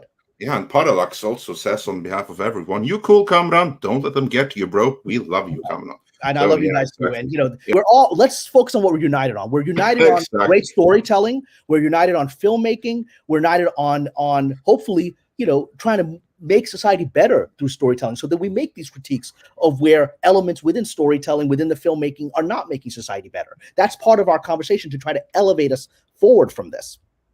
Yeah. And then moving on, let's go forward with a couple of super chats before we get into the next topic. Raiken Zion sent us £5 with no message. I think we got that one already, but thanks for the support. Take Your 610 says for $5. Jacksonville is problematic, being named after Andrew Jackson. Do like Washington football team and rename it City in Florida. So, well, everything's going to get renamed. Everything is problematic always. Everything is problematic because guess what? We're human beings. We're human beings, and we're born in history. And the past is always easier to judge than it is while you're going through it. I promise you, 2 generations from now, people will look back at this exact moment we are looking at and going, "These people all lost their minds. They all lost their minds. What was wrong with these people?" Right? In the same way that we look back at the Salem witch trials and go, "How could they be that crazy?" I'm glad we're not like that. We're all like that because I think it's a very, very big risk that many of those that consider themselves to be on the right side of history, depending on who wins out, before long can be judged as being on the very, very, very wrong side of history. But moving on, Rave Forever says for $5, the only angels that lived on Earth are fallen angels. Okay. Mr. Tickle Trunk says for $5 Canadian, LA is a city where humans are literally commodified, so people are used as such generally. That's true. Shocked. That's true. This is, everyone is seen as an object here. This is a culture of objectification, right? You're judged by, wherever you fall in the pyramid that they've imagined. I think I've told this. I don't know if I've told the story here, but I was once invited by a major director who said, "Hey, come with me. I want to go to my friend's party." So I went with him, and this guy's an Oscar-nominated director. He said, "Come with me," and we went there. It was a party in Beverly Hills at a plastic surgeon's house. It was like a big-time plastic surgeon, and literally and it was all these clients. There were all these sort of Hollywood model types that were his clients, right? And I like attractive people, so I was sort of checking out. But I was like, they all seemed really sad and bored, and they all sort of standing there, and this guy, the host of the party, was going up to people and he was saying, "Oh, the little thing, I can fix that for you. I can get you a discount on that." And he was pointing out flaws on them in front of me in order to gather more clientele and also to put them down. That's very much the culture here. So amazing culture. Then we have Callum Lyle wonders for $2 Australian. Kamran, are you friends with and know any voice actors? Mm-hmm. Yeah, I actually, one of my old friends here, Kieran Vanderblink, she was in one of the X-Men cartoons where she was playing Rogue. She did the voice of Rogue, right? And so their voice actors are great. I have several friends that do them, and the challenge that we're facing right now is that now even they are being put to, do you look like the character? Right? Are you of the ethnicity of the character? That's what they're being forced to do now. So you're having major actors, going back to the Apu situation, right? Where Hank Azaria has to step down as Apu and the character itself is canceled, even though it was actually a beloved character for most of the people of the subcontinent. They love that character. And he was actually probably the only intelligent guy in Springfield was Apu, right? But he's not the right ethnicity. And boom, away that whole thing went. So we're at this weirdo place where even people behind the scenes of a cartoon are being canceled for not being like the cartoon. So, good times. Honestly, most of the smartest people in Springfield aren't white. Well, yellow, because everybody's yellow. That is, yeah. You got Dr. Hibbert and you got Apu, and those are probably the 2 smartest guys in town, pretty much. Yeah. Well, and then while we can get it up on screen, Master Clockwork says, just adding to the 13th Warrior love. one of the best film adaptations of Michael Crichton's work. Everyone should read Eaters of the Dead. That, of course, is the original book title of the movie, The 13th Warrior. Well, we talked about it with the screenwriters, and the screenwriters, actually said that they didn't read the book originally. They wanted to just, one of them said he didn't read the book. The other one I think had, and one of them said, I just wanted to approach the idea independently, and then the other said, no, I looked into the book very extensively. And the funny thing is, the one that had not read the book initially actually read the historical figure. It's based on a real guy, Ibn Fadlan, who went from the 9th century from Baghdad to the Rus, to basically modern Russia, to Norway and those areas. And he left a historical account which has been translated on English. You can get Ibn Fadlan's account on Amazon or whatever. But it's the actual. What's amazing about that story is that Ibn Fadlan gave us most of what we know about day-to-day Viking life. They didn't really leave a historical written record of their day-to-day, how they lived their life. They didn't really write. So right. So they had runes, but it wasn't used for that purpose. And so all the accounts that we have, like that, of the scene in the movie where when the chieftain dies, a maiden is essentially sacrificed. And when his boat is set on fire, she's put in there with him. Ibn Fadlan saw that, and he was horrified. He's like, "What are you doing? You're killing this innocent girl, putting her in this beer." And she was like, to her, this was a great sacrifice to Odin and the gods, and she would be with her ancestors in Valhalla. And he was like, "What the fuck is this?" And he wrote about this, right? And the reason we know about these practices is Ibn Fadlan wrote about them. And so this screenwriter had read the Ibn Fadlan account, right? And so it's really fascinating how that movie came together. If he was horrified with that, I wonder what he would think about the proud practice of ættestup. It was first documented to the public in the series Norsemen. Okay, it's the tradition where when the elders of the tribe, if they survive battle and all stuff like that, and they live to a good ripe old age, to such a ripe old age. Mm-hmm. That they may start becoming a burden on their family, on the next generation and the generation after that. That they find themselves a huge cliff. And how do we put this in ways that are acceptable to YouTube? Yeah, they find a really tall cliff, and they climb to the very top of it, and then they stop being a burden to their family. So they willingly yes, exactly. Started this dimension for Valhalla. Look, obviously, that's another custom that I would have difficulty with, just like setting the maiden on fire. Yeah. I have difficulty with that custom, but it reflects their mindset, which is, first of all, they had this view that this was just a transitional life to Valhalla, right, to the eternity, right?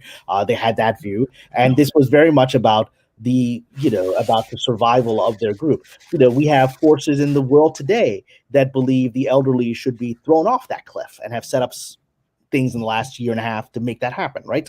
And so that's a tragedy that how can we sit and judge them when they're talking about people voluntarily leaving when they felt they were burdened, to people saying, I think this old dude's a burden. Let's put him in a nursing home and let's make sure he dies there, right? I mean, we have our own thing that we have to face in our society before we can sit on and look at a 1,000-year previous culture.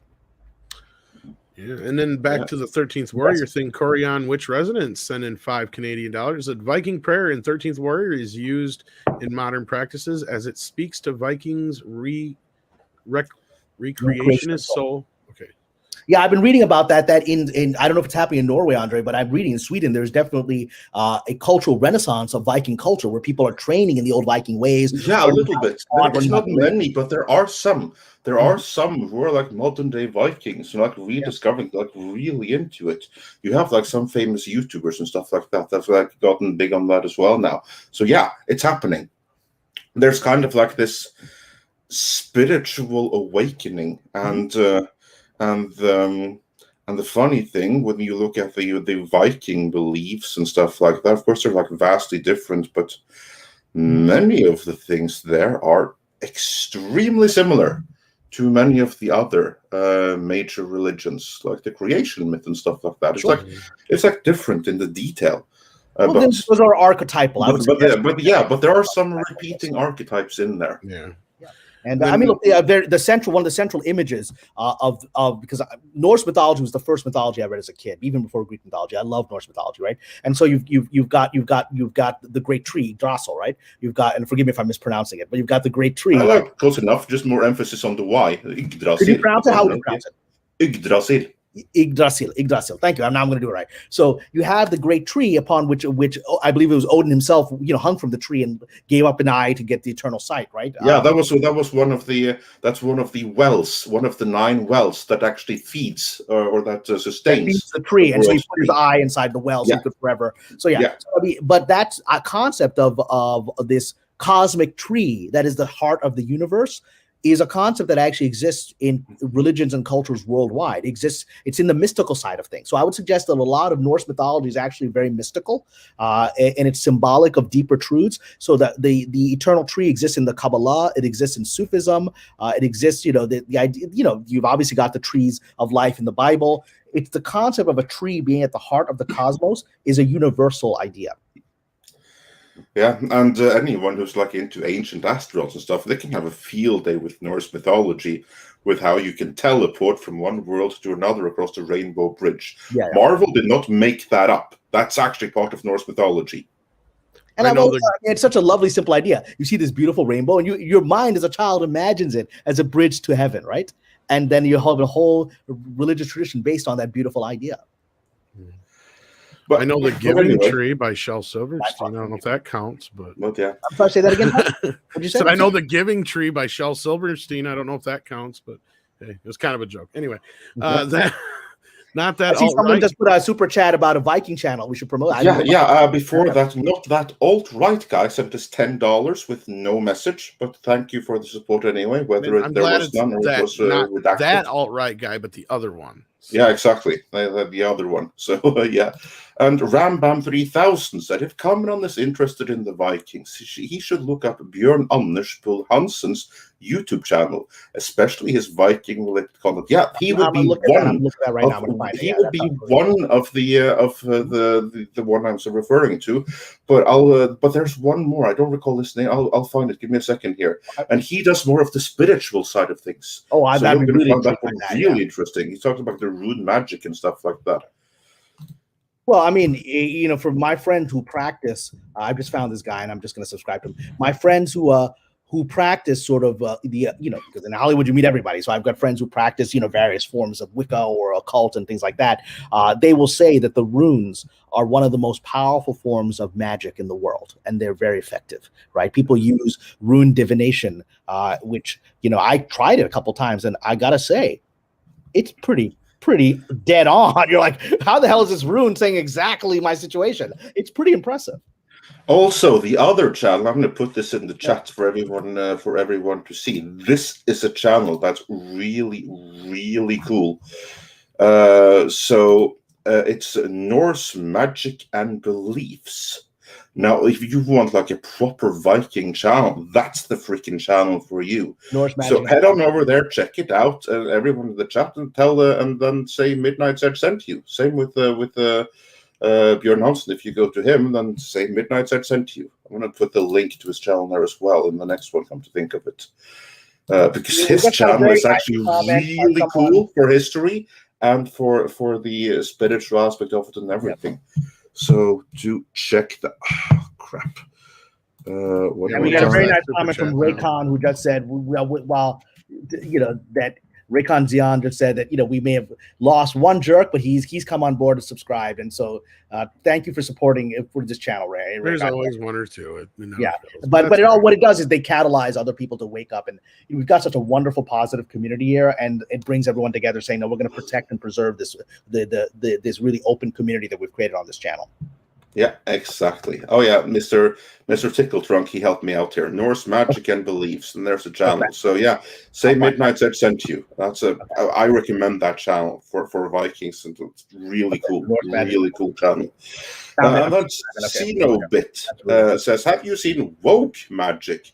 They literally pull ticket sales out of nowhere.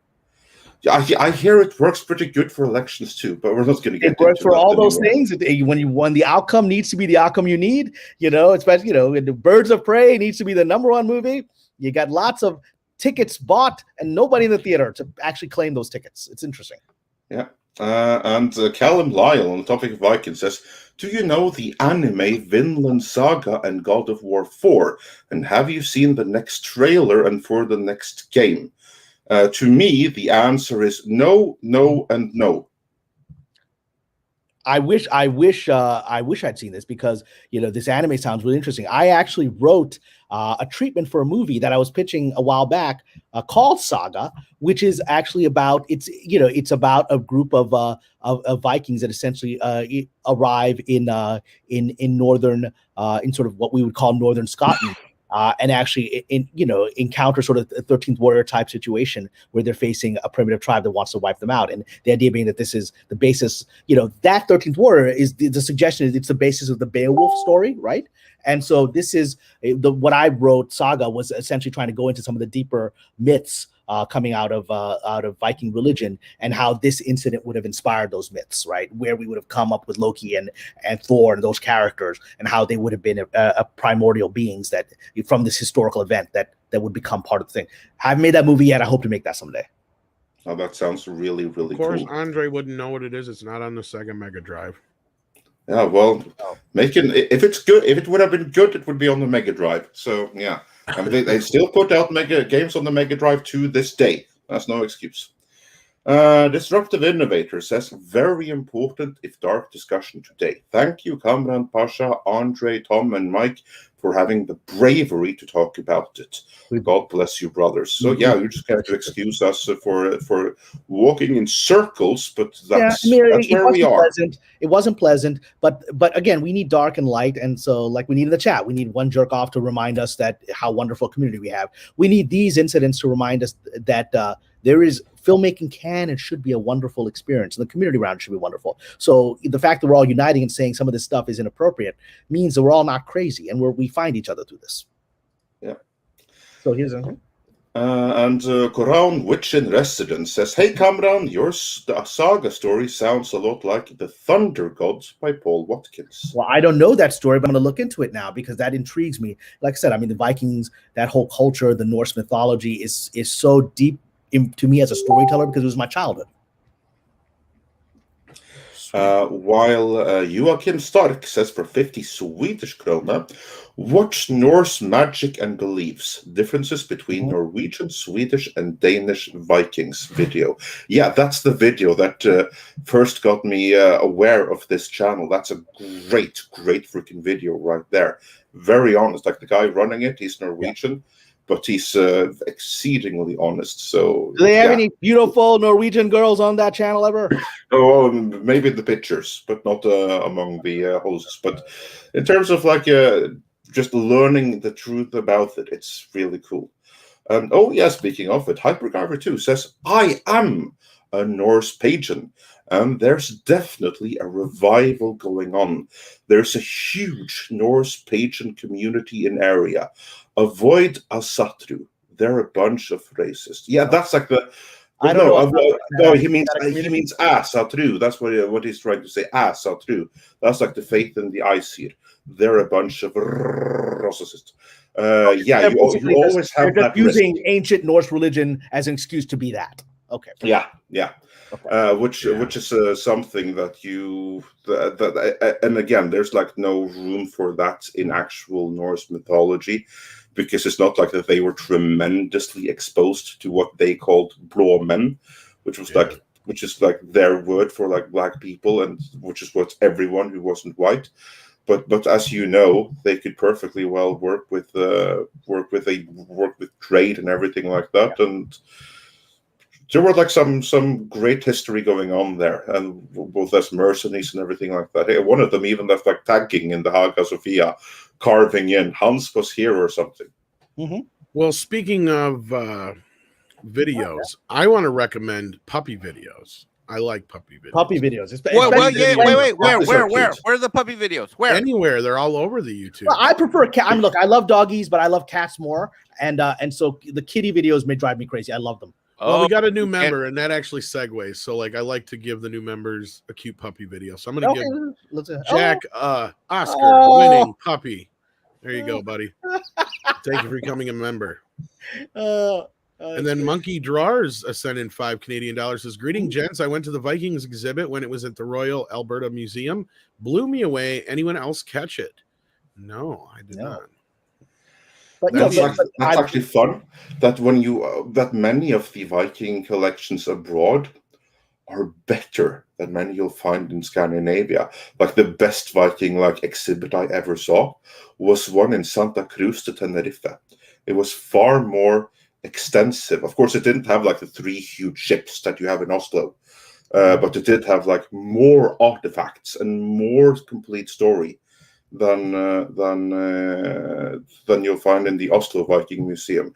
But that has 3 actual Viking ships. Okay. But I've seen Viking swords, and the craftsmanship is just stunning.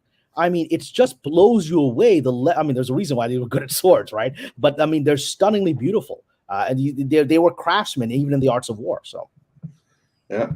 And Callum Lyle wonders, have you seen the Netflix horror The Ritual? No. And it's not a Netflix movie. It's a movie that's on Netflix. And I do believe it's a British horror movie about a bunch of British guys recovering from a trauma that goes to a guy's trip in Sweden, northern Sweden, and they recover or encounter a local monstrosity in the woods. If that's the movie you're thinking about, I think it is. It's a really cool movie, and I highly recommend it. So we got something from Script Doctor here. Yeah, he said he went to one in Holland a few years ago. Then we got Gogo in the chat who says, "Hail Andre, Tom, Mexican Iron Man, and Cameron. Sounds like I missed some shit. Always a good day when the Fantastic Four are on panel. Cameron, I am enjoying the story." Well, Gogo's great, and Gogo's a member of my Patreon, and he's been really active on the page, and it's wonderful to see. Gogo, I hope you started with swords, but if you did, boy, the last 50 to 80 pages are good. Well, we got one more super chat we're going to grab here on the screen. Whatever we got left. Yeah, you should mute that, Andre. Yeah, sorry about It's professionalism here. Look at that. It's okay. I like the fact that we can cough and sneeze again. Before it was like, oh my God, the world was ending. You're giving us all the coof over the internet. Yeah, well, just to be clear, I have kids in kindergarten age, and this is just a standard thing that knocked me out yesterday, and today I'm mostly fine again. So yeah, no worries. Yeah, let's get to this super chat, and then we can get to some classic ones, and then we can get on to the rest of the Shang-Chi news and the other stuff we were going to talk about before it gets too damn late here. Do that. Kung Fu Hot Dog sends in another £5. Thank you for that. Says, so God of War is a race-swapped character dismissing the historical source. Do you think the devs did this on purpose to enrage people? Of course. Part of it, yeah. Yeah, obviously. I don't think it was specifically to enrage. I don't think it's how can we piss people off? It's more how can we show how incredibly tolerant we are by rewriting history? That's more what it is like. But that's not tolerant. That's why the 13th Warrior is brilliant, because it's based on, it's based on a real guy who went, Middle Eastern dude who went to the Vikings, right? And the culture clash is what's interesting because that's real. Right, that's the fun of it. Is this Arab guy and this Viking guys all together on this adventure? That's real, and the humanity comes out of the reality of different tribes and different historical experiences. When you pretend that that when you race swap, when you do these kinds of things, you're taking away the humanity of the experience that people have had and saying that our backgrounds don't matter. They do. They make us beautiful. They make us interesting. Right, and that's why I oppose that kind of thing. Well, and then it's just part of it is to enrage people. Yes, it is to A, get you talking about it. B, so they can say, oh, those are the guys we don't want as fans anyway, right? So they can point a finger and make a bad guy out of somebody. Usually, it's to score vote points with a certain and then crowd. the other that's side what of I it. mean. But that has to come a point later on. It's that's after the reaction. Then it's oh yeah, we're going to piss those people off. Then we're going to feel good. But ultimately, it's about that scoring brownie points with a certain Well, that crowd. was going to lead to my next point, which was going to be so that in turn then gains them those points. Exactly. So anyhow, that was the point I was going to make. Yeah. Because they have actually gone out there and said they want to piss certain fans off at times. Well, I mean, that's just self-destructive crap. I mean, and that's also, they don't recognize that the tide has turned on that. So that's just people that are. Well, Star Trek is a great example. They flat out said it many a times. So we don't want, the old fans. It's like, well, then you don't want a fan base, do you? Because Yeah, I mean, and we've seen what happened there. It's said I know the gentlemen who are running Roddenberry actually developed a show which we pitched and did not sell at the time. We watched that TV show Evil on CBS. Which is a very popular show. It's won a couple of seasons about demonic possession. We pitched that concept about 3 or 4 years before with based on Roddenberry. He had made a movie in the 70s called Spectre, which is essentially the X-Files before the X-Files, right? About these two, one is a skeptic, one is a believer. These two go in and they face a demon and they defeat this demon, right?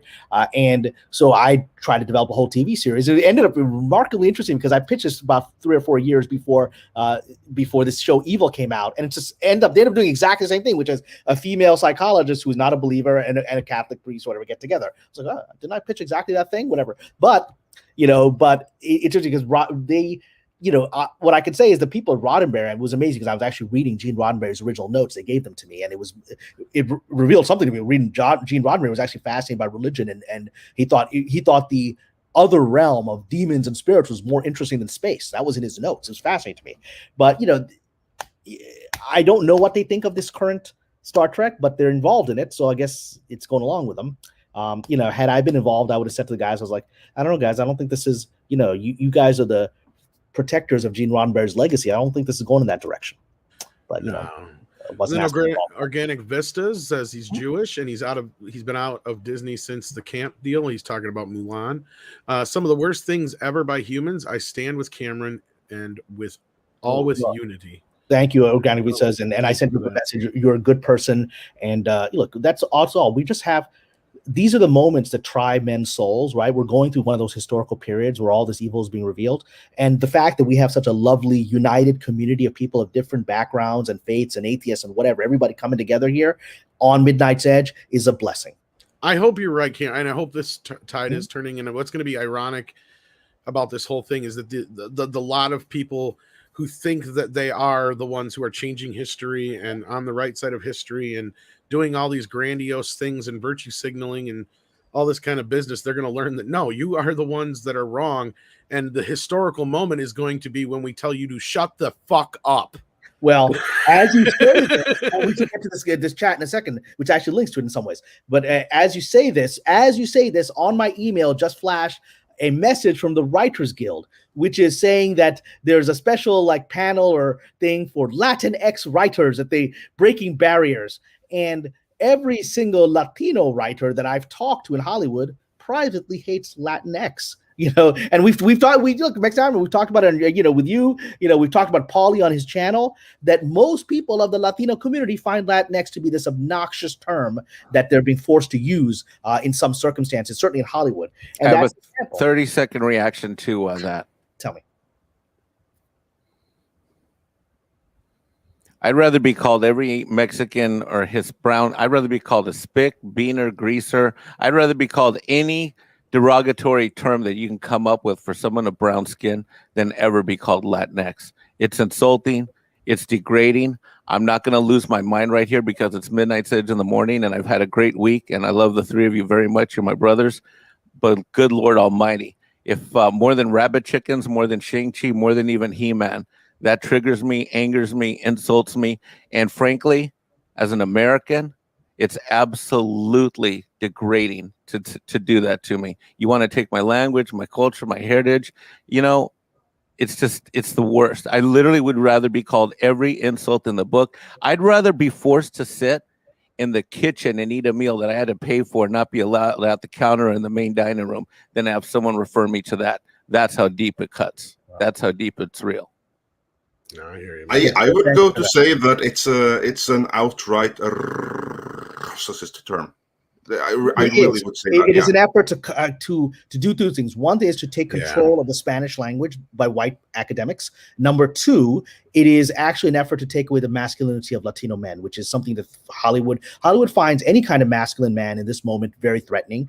And in particular cultures like Latino culture, like Black culture, where there is still masculinity proudly exhibited, right, is something that is very threatening. I saw, on social media somebody post this. It was a meme that showed like it showed, I think it showed like Malcolm X on one side wearing very dignified, handsome man wearing a nice suit, being strong, and right next to it was a picture of the Disney new Cinderella, right? The new Cinderella is a fairy godmother, right? And which is a African American man who is in a dress and whatever, and proudly fluid and all that. And this Black person was saying, look, this is what they want from this to this on purpose, right? They don't like that powerful masculinity. They want Black men to be wearing a dress because that will make them not a threat to. And I've said that. I actually said that once in a TV show where I was seeing Black assistants being mistreated, and I sat down with the showrunner and I said, you know what we're doing here. Where not only is this whole place racist, I see you're going out of your way. You will never hire a strong, confident Black man. You only hire someone that you think you can control. They got really offended. But I said, that's the truth here. Let's be honest here. You want Urkels, and then you mistreat the Urkels, right? Because you can get away with it. Well, even worse than that, they want to feminize them all too, right? Exactly. And it's that's the other thing. Masculinity. And so, so this is which leads me, and then we're going to get into the super chat here, which leads me to one of the things that I'm planning to do here. So thank you, Mike, for sharing that heartfelt thing, which is a message I keep bringing back to Hollywood. Like my agents will use Latinx, and I won't use that word in response because I'm trying to get them to see it's not right. It's a process, right? Because they're all trying to fit in this echo chamber of fitting in. But one of the things I'm actually hoping to have it out on Sunday before the Emmys is I'm doing an article about how the club inside of Hollywood, the Writers Guild Club, the club within the Writers Guild has essentially attempted to destroy an entire generation of young writers and particularly minority writers in recent days. And I have an old article about how they tried and they succeeded. They succeeded in pushing back a whole generation of writers. And so part of that is trying to control language. Part of it is actually denying them opportunity. And I plan to have an article on my Patreon in a couple of days. Gee, sounds like systematic racism to me. But anyway, Xenobit sends in $5, says, have you seen the videos of celebrities getting DNA tests and starting freaking out when they realize they aren't the correct ethnicity? No, I haven't, Xenobit, but now I know what I'm watching after puppy videos. Or just before, whichever. Well, yeah, I mean, yeah, we because again, but the counter to that is now you can identify with whatever you want, so it doesn't even matter. I know it's so silly, and I mean, again, I can't really speak to it any better than Mike already has, especially considering how close to the matter he is. All I can say to is it kind of goes along with this whole pronouns thing and the whole thing, that whole business, and I don't want to get down the road of the two sexes business either, but it is kind of the same with the Latino, Latina, Latinx thing. Yeah. Right. It's like, even if you want to sit here and argue all day long about the two sexes business, all I'm going to say is this: aren't all these sexualities based on whether or not you want to fuck somebody or fuck an object anyway? So if you take out the ones that don't want to fuck people, they all want to fuck either men, women, or a variation thereof. So where is this argument coming from? And I don't understand. And I see that that's the only thing I can equate to the Latinx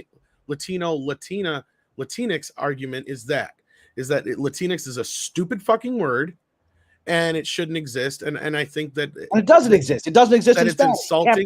And I'm not even of that heritage to be insulted. So I just find it's stupid. And I don't know. It's just dumb. I don't know. Anyway, Dash D says, to the province of Newfoundland, always thought the Chinese was the first settlers to turns out the Vikings beat them by like 200 years. Isn't that usually the case? Yeah. Andre. Well, there's evidence of Vikings. There's some archaeological evidence the Vikings got deep into what we call the United States today, right? They're found Viking stones and carvings, yeah. And so they got real south into our country. So yeah, absolutely. So like the next Vikings here, the sequel to History Channel's Vikings will be about just that. And I love the Lee Harrison thing because I love it. Like I used to do this all the time when people would send me. Like they would like, oh, you didn't know about this or you didn't just see this. It's like, yeah, I knew about it already. I do like people in my personal life, right? It's like I do this for work, so they like always send me these articles and stuff, thinking I'm not aware of it. And it's like, yeah, I reported that like 3 weeks ago. And it's like, it's great, I get it. You feel like you're Christopher Columbus and you discovered something, but too late. Leif Erikson already got here. Well, and a certain gentleman in the chat, Miguel Farah, says that that nobody talks about the Basques in modern Spain, northern Spain, who there's evidence that got to the Americas as well. And I'm actually fascinated by the Basques because I actually featured them in a TV show that I wrote, which is not aired yet, but I wrote it actually for a Middle Eastern company that is set in the days of Cordoba, when the Moors first arrived in Spain in the 8th century. And one of the most pivotal battles in that show, which I've written, it took place when Charlemagne attempted, when the Moors had essentially organized and created a new state in Spain. Charlemagne invaded. He's like, what the hell's happening here? The Muslims are taking Spain, right? So he invaded, and he was actually defeated by the Basques, who allied with the Moors. He defeated by the Basques in the mountains and of the Pyrenees. And there's an incredible medieval song called the Song of Roland, which is about that defeat. So the Basques are, to me, one of the most fascinating historical groups, and I think they should get more attention. And if my show ever gets on the air, you'll see the Basques featured quite heavily in it. And we got another super chat here. I think we should grab this one and move on with the news for a little bit and get back to the other super chats. But this one's from Andre's countryman, so I'm going to let him read it. Or not, since Andre, you there? We might have lost him. I'm here. I just forgot to unmute. Paradise Plane says, for 100 Norwegian krona, from the distant past to the far future, the three of life in the world's mythologies, to the three of life of biology. Good science symbolism. That's exactly right. Well, that's what I believe. All of these archetypal ideas, they come because they're part of the human experience on a subconscious level. We'll see things like the double helix show up constantly in art, ancient art, before we discovered double helix and how our DNA works, right? I just want to say, wow, Diego, thank you so much for this very generous super chat. Yes, thank you so much. So I retract that. We'll grab this one real quick, then we'll get to the to the story. But thank you so much, Diego. It says, yesterday, Paulie, Pablo, and I were on Twitter stream, and I got the chance to talk about their idea. How is an imposition that we in South America reject it? Even mentioning my indigenous blood and culture, they ran and didn't answer. Of course not. They have no answer to give. Are you talking about? I think he's talking about Latinx, right? Yeah. Just to be clear. You're primitives. You're primitives that need to be educated and raised to a higher level. That's the answer. I just wanted to clear that's what he was talking about because he didn't specify that. But that's what I thought. And thank you again for that, Diego. Appreciate that, man. You could have just messaged me that too. But I love when I super chat with Ryan, and he's on staff. Hey, Diego, you can just chat us. You don't have to. That's what I just said, man. That's what I just. But your generosity is appreciated, and and it keeps. He's paying us back the money we pay him, basically. Life is a full circle. That's what it is. But actually, he's paying Mama Susan. That's the thing. So there you go. Well, it's a thought that counts. That's it is a thought that counts. But but moving on with the Simu Shang-Chi. Go back there and we'll keep moving. Yeah. This was the article that Michael Miller was discussing earlier in the super chat, and this is what we were just saying. Shang-Chi is not going to make its money back, and look who's got an article out here to talk just about this. Scotty. Oh, here we go, and look at the angle he's got. Yes. What a shot! Yes, and that is you just pointed out. Look at the angle. This is from. Let's see here. What's the date on this? 2 days ago, actually. Shang-Chi tops 150 million. A look at Hollywood's decade-old efforts to bring diversity to its action franchises. I'm going to try and go through this as quick as possible.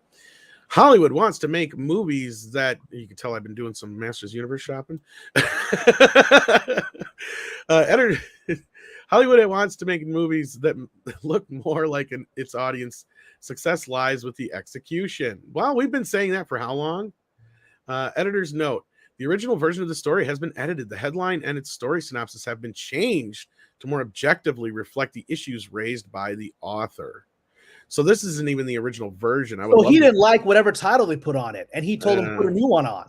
I would like to see what the original title was. If somebody knows in the chat, let us know and highlight it. I can't see the chat right now because I'm on this window. But they had to note that. It means that he made a hissy fit about it. He must have, yes. So the article goes, Marvel and Disney Shang-Chi, The Legend of 10 Rings earned $2.448 million on Monday, an understandable 87% drop from its previous Monday, which was a jaw-dropping 1.4 million Labor Day gross. And it's earned 3.2 million yesterday, a decent 31% jump from Monday. That's a decent jump even by pre-Coof Cheap Ticket Tuesday standards. It's also double the 15% day 12 Monday to Tuesday jump for Black Widow in mid-July. Moreover, not only is the film past the domestic total of Sonic the Hedgehog, it passed the 150 million mark at the domestic box office. That makes it just the fourth film to do so in 2021, fifth in all of 2020 and 2021. So basically, before we move on to this, though, this movie's done, though, right? Like it is done. It is not going to hit 200 million in the U.S. I have a dumb question, and maybe this is just me because English Lit was one of my majors as an undergrad. Yes. But Cameron, I just love the little adjectives that are thrown out here in order to give the reader context. Mm-hmm. That just makes me laugh. Well, I mean, look, it's to manipulate them, right? He was so agitated that he made them change the headline to make it sound like, this is a great success. I just went back and checked. Crouching Tiger, Hidden Dragon. Remember that all Asian movie in 21 years ago in 2000? It's going to end up outgrossing this. In 2000, that movie made. What's the box office? I just lost my screen here. I think it was 200. It made 213 million worldwide and 128 million in the US in 2000. So that's probably, we're talking about, that's making 300 million in the US and $500 million in worldwide, at least, in current day ticket prices. So what is this crap? Well, I'll get into what this crap is. I'll tell you what this crap is. This crap is, it's going to say what we've been saying for a while, but it's also probably giving Shang-Chi a bunch of excuses on top of everything else, right? Like, because you're right, like this 150 million, this movie has to make this a lot of money in the US because, as we all know, it doesn't see nearly as much of the money outside of the US, right? And luckily for this film so far, I would say just over half has been in the US, but that's still not saying much because the movie's not going to end up making much more than 300 million, if it even gets lucky to get to that point overall, right? So that's what we were just saying before. So and even then, it would barely break even. Exactly, 100 million, barely. I don't even know if it will, to be honest with you. If you've got to stop and sit down and think about it, these movies got to basically make 3 times what their budget is now. Yeah, with all the advertising and everything like that. Now, granted, even if they cut the advertising budget on Shang-Chi, and I heard the only reason the budget was so low is because they got a hell of a tax break. Mm-hmm. So let's even just say, for the sake of argument, that with advertising altogether, they spent $200 million. Let's be on the conservative side. Yeah. They still have to gross $600 million at least overall to consider this thing successful, right? We're right back where we were with Justice League. Remember that, Andre? Yeah, pretty much. We're in that territory. Exactly. Where we're sitting here going, like, you guys are never going to make that. It's never going to happen. And we knew that from the start, right? But now they're here comes the excuse train. And okay, so he goes, the current domestic box office total puts it right behind Quiet Place 2, F9, Black Widow, and Bad Boys for Life.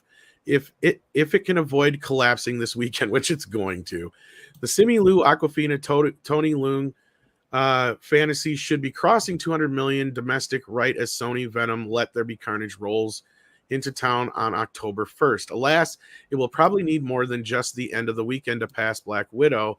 My summer betting pool, mostly bragging rights notch, cuts off after September 19th, and I put Shang-Chi in second place between F9 and Black Widow.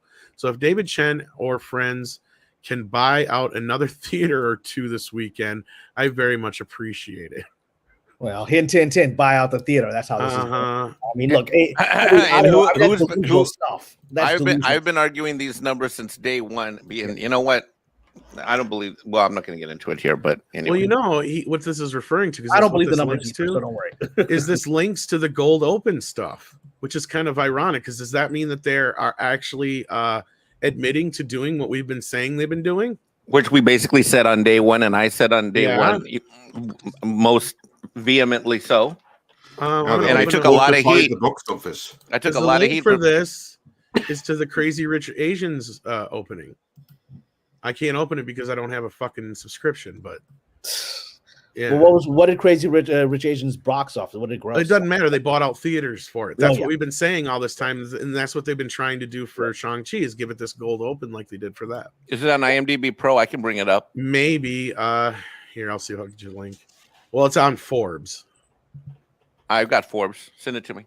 All right, hang on. Well, there's a comment there that I think there's some truth to. I think Joel Race says the real sin about Simu Liu is being insanely boring. They could put a 60-year-old Jackie Chan there, and the movie would break $1 billion. You're right. Jackie Chan. I'd watch a 60-year-old Jackie Chan taking on ancient Chinese monsters. I'd totally watch that. Right. All right. So moving on with this article, then while you're looking at that, Mike. We went through all this kind of crap. Okay. Good news. The film is showing value of its theatrical windows. And the mere notion that folks will show up pretty much as they always would have if the movie was something they really wanted to see before the pandemic, give or take variables related to shorter windows, day and date release, and or COVID variants. The likes of A Quiet Place Part 2, which are 90% of its predecessors, 341 million global gross, and F9 and Black Widow grossed as much in North America as they otherwise would have. Godzilla vs. Kong arguably outperformed. No, it didn't. It would have done much better. Yeah, fuck you dumbass. I'm sorry. Scotty is so stupid. I'm going to get into this. I love that movie. I love Godzilla vs. Kong. That would have been $1 billion movie had the theaters been open. Yes. Garen fucking deservedly so. The plot makes no sense, and I don't care. It's batshit crazy fun. I'm with you. While Free Guy is, I would argue, playing best case scenario box office in at least North America, 102 million so far in China. See, that's the thing. They've been boasting about fucking Free Guy, and that's the thing that boggles my brain, right? And this goes back to the whole In the Heights thing. Yeah. When, they were saying, oh, In the Heights is this big fucking flop. It's like, you guys are ignoring that. Not so much ignoring. They were actually saying that it was doing well. And I'm like, in what fucking universe? They were saying that the hitman's bodyguard's wife was doing well, and it wasn't even doing nearly as well or just barely as well as In the Heights. And I'm like, this movie has fucking 5 stars in it that could be selling this movie, and it's basically flopping in comparison to the original. Yeah. So again, this whole article, this whole paragraph here is what Scotty's doing, is making a bunch of motherfucking excuses for this movie not making any money. This is exactly what Cameron was talking about all the time. This is the shit where they're out there trying to say, well, this is why this movie, it's actually a hit, but kind of thing. So go ahead if you want. But he's he's just, as we all know, Mr. Mendelsohn is very much a spokesperson for the club, and that's why whenever the anti-club elements have to get something out, like Mr. Chapek, they don't use him to get the message out. There you go. So, Mike, were you going to say something? I interrupted you. I don't know if he was. No, I can't get the Forbes link. Oh, it's a Seattle Times link. You're right. Yeah, I can't get into it either. So, but basically, what it was talking about is the golden open thing, the them buying theaters out, basically. Okay, yeah.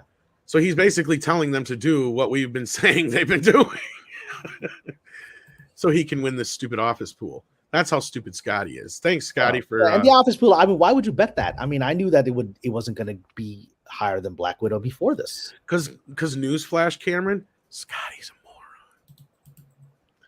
I've learned this. Scotty is like, he's in his own world. He's like doing his own thing. He's definitely in his own fucking world. like if I were on that side, I would be like, can someone tell Scotty to stop giving away our insider secrets for an office pool?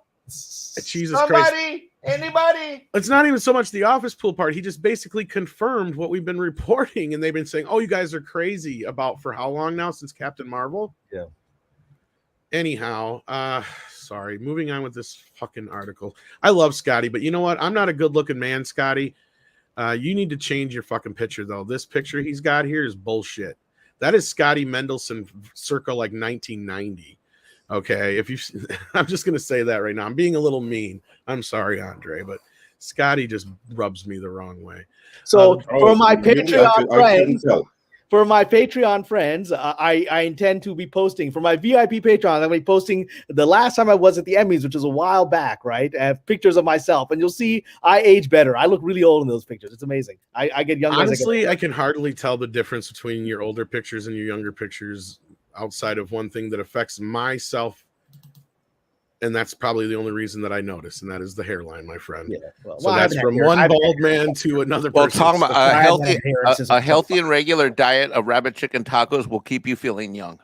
I like this. Also known as the Midnight's Edge Headless Snark Special.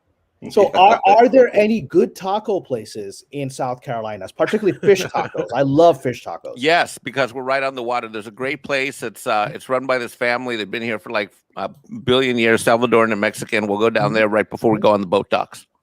All right. Well, then the adventure to come. Excellent. Yeah.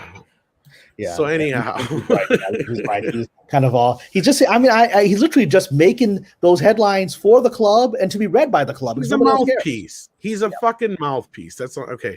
The bad news is, it's not. I just got distracted. Extremely lovely that he just walked by. He has a job to do, and that's he could do it better. Mouthpiece. He could do it better because he always steals basically what we're saying anyway, but he just writes the articles 2 years too late. Yeah, the bad news, you got to be better at hiding if you're a shill. You got to hide that. You can't make that obvious. No, he's too obvious with it. The bad news is that A, the movie is not rising tides lift all boats blockbuster, and B, the film is showing frustrating limits of on-screen, off-screen representation. Okay, well, let's forget about this second bit here for a second. This first line right here. Weren't you guys just saying the media was saying it was kind of at least in, kind of a win-win for the whole movie? This doesn't sound like it's a good. Well, that's the propaganda part for the people with the low attention span. They're going to read the first couple of lines and move on, right? The real meat of it is obviously coming. So here we go. Speaking of the meat, Shang-Chi earned $34.7 million last weekend, making up 57% of the $61 million cumulative weekend total. While it's not remotely that the film's responsibility to drive consumers to the theater's competition, it's a reminder that theatrical business is driven now more than ever in a streaming-centric era by what's playing and if audiences want to see that specific movie in a theater right now. The go to the movies just to go to the movies crowd defected to streaming 6 years ago. I got to make this just a little bit bigger here. There we go. Where was I now? I lost my place. This is why, hence, Peter Rabbit 2, Spiral, and Snake Eyes didn't lead to a full-on theatrical recovery. So again, I get what he's saying the here. Reference again for an Asian-oriented movie, which wasn't a. I mean, I thought it was fine, but a lot of people really didn't like Snake Eyes, and so I'd get another example of a not well-received movie.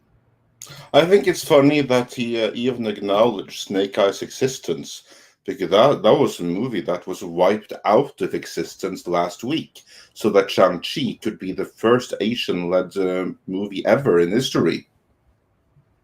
Well, yeah, because it bombed so fucking badly. Yeah, it's funny now. There's never been an Asian hero before this. There's never been Asian superhero before. Well, in all of history.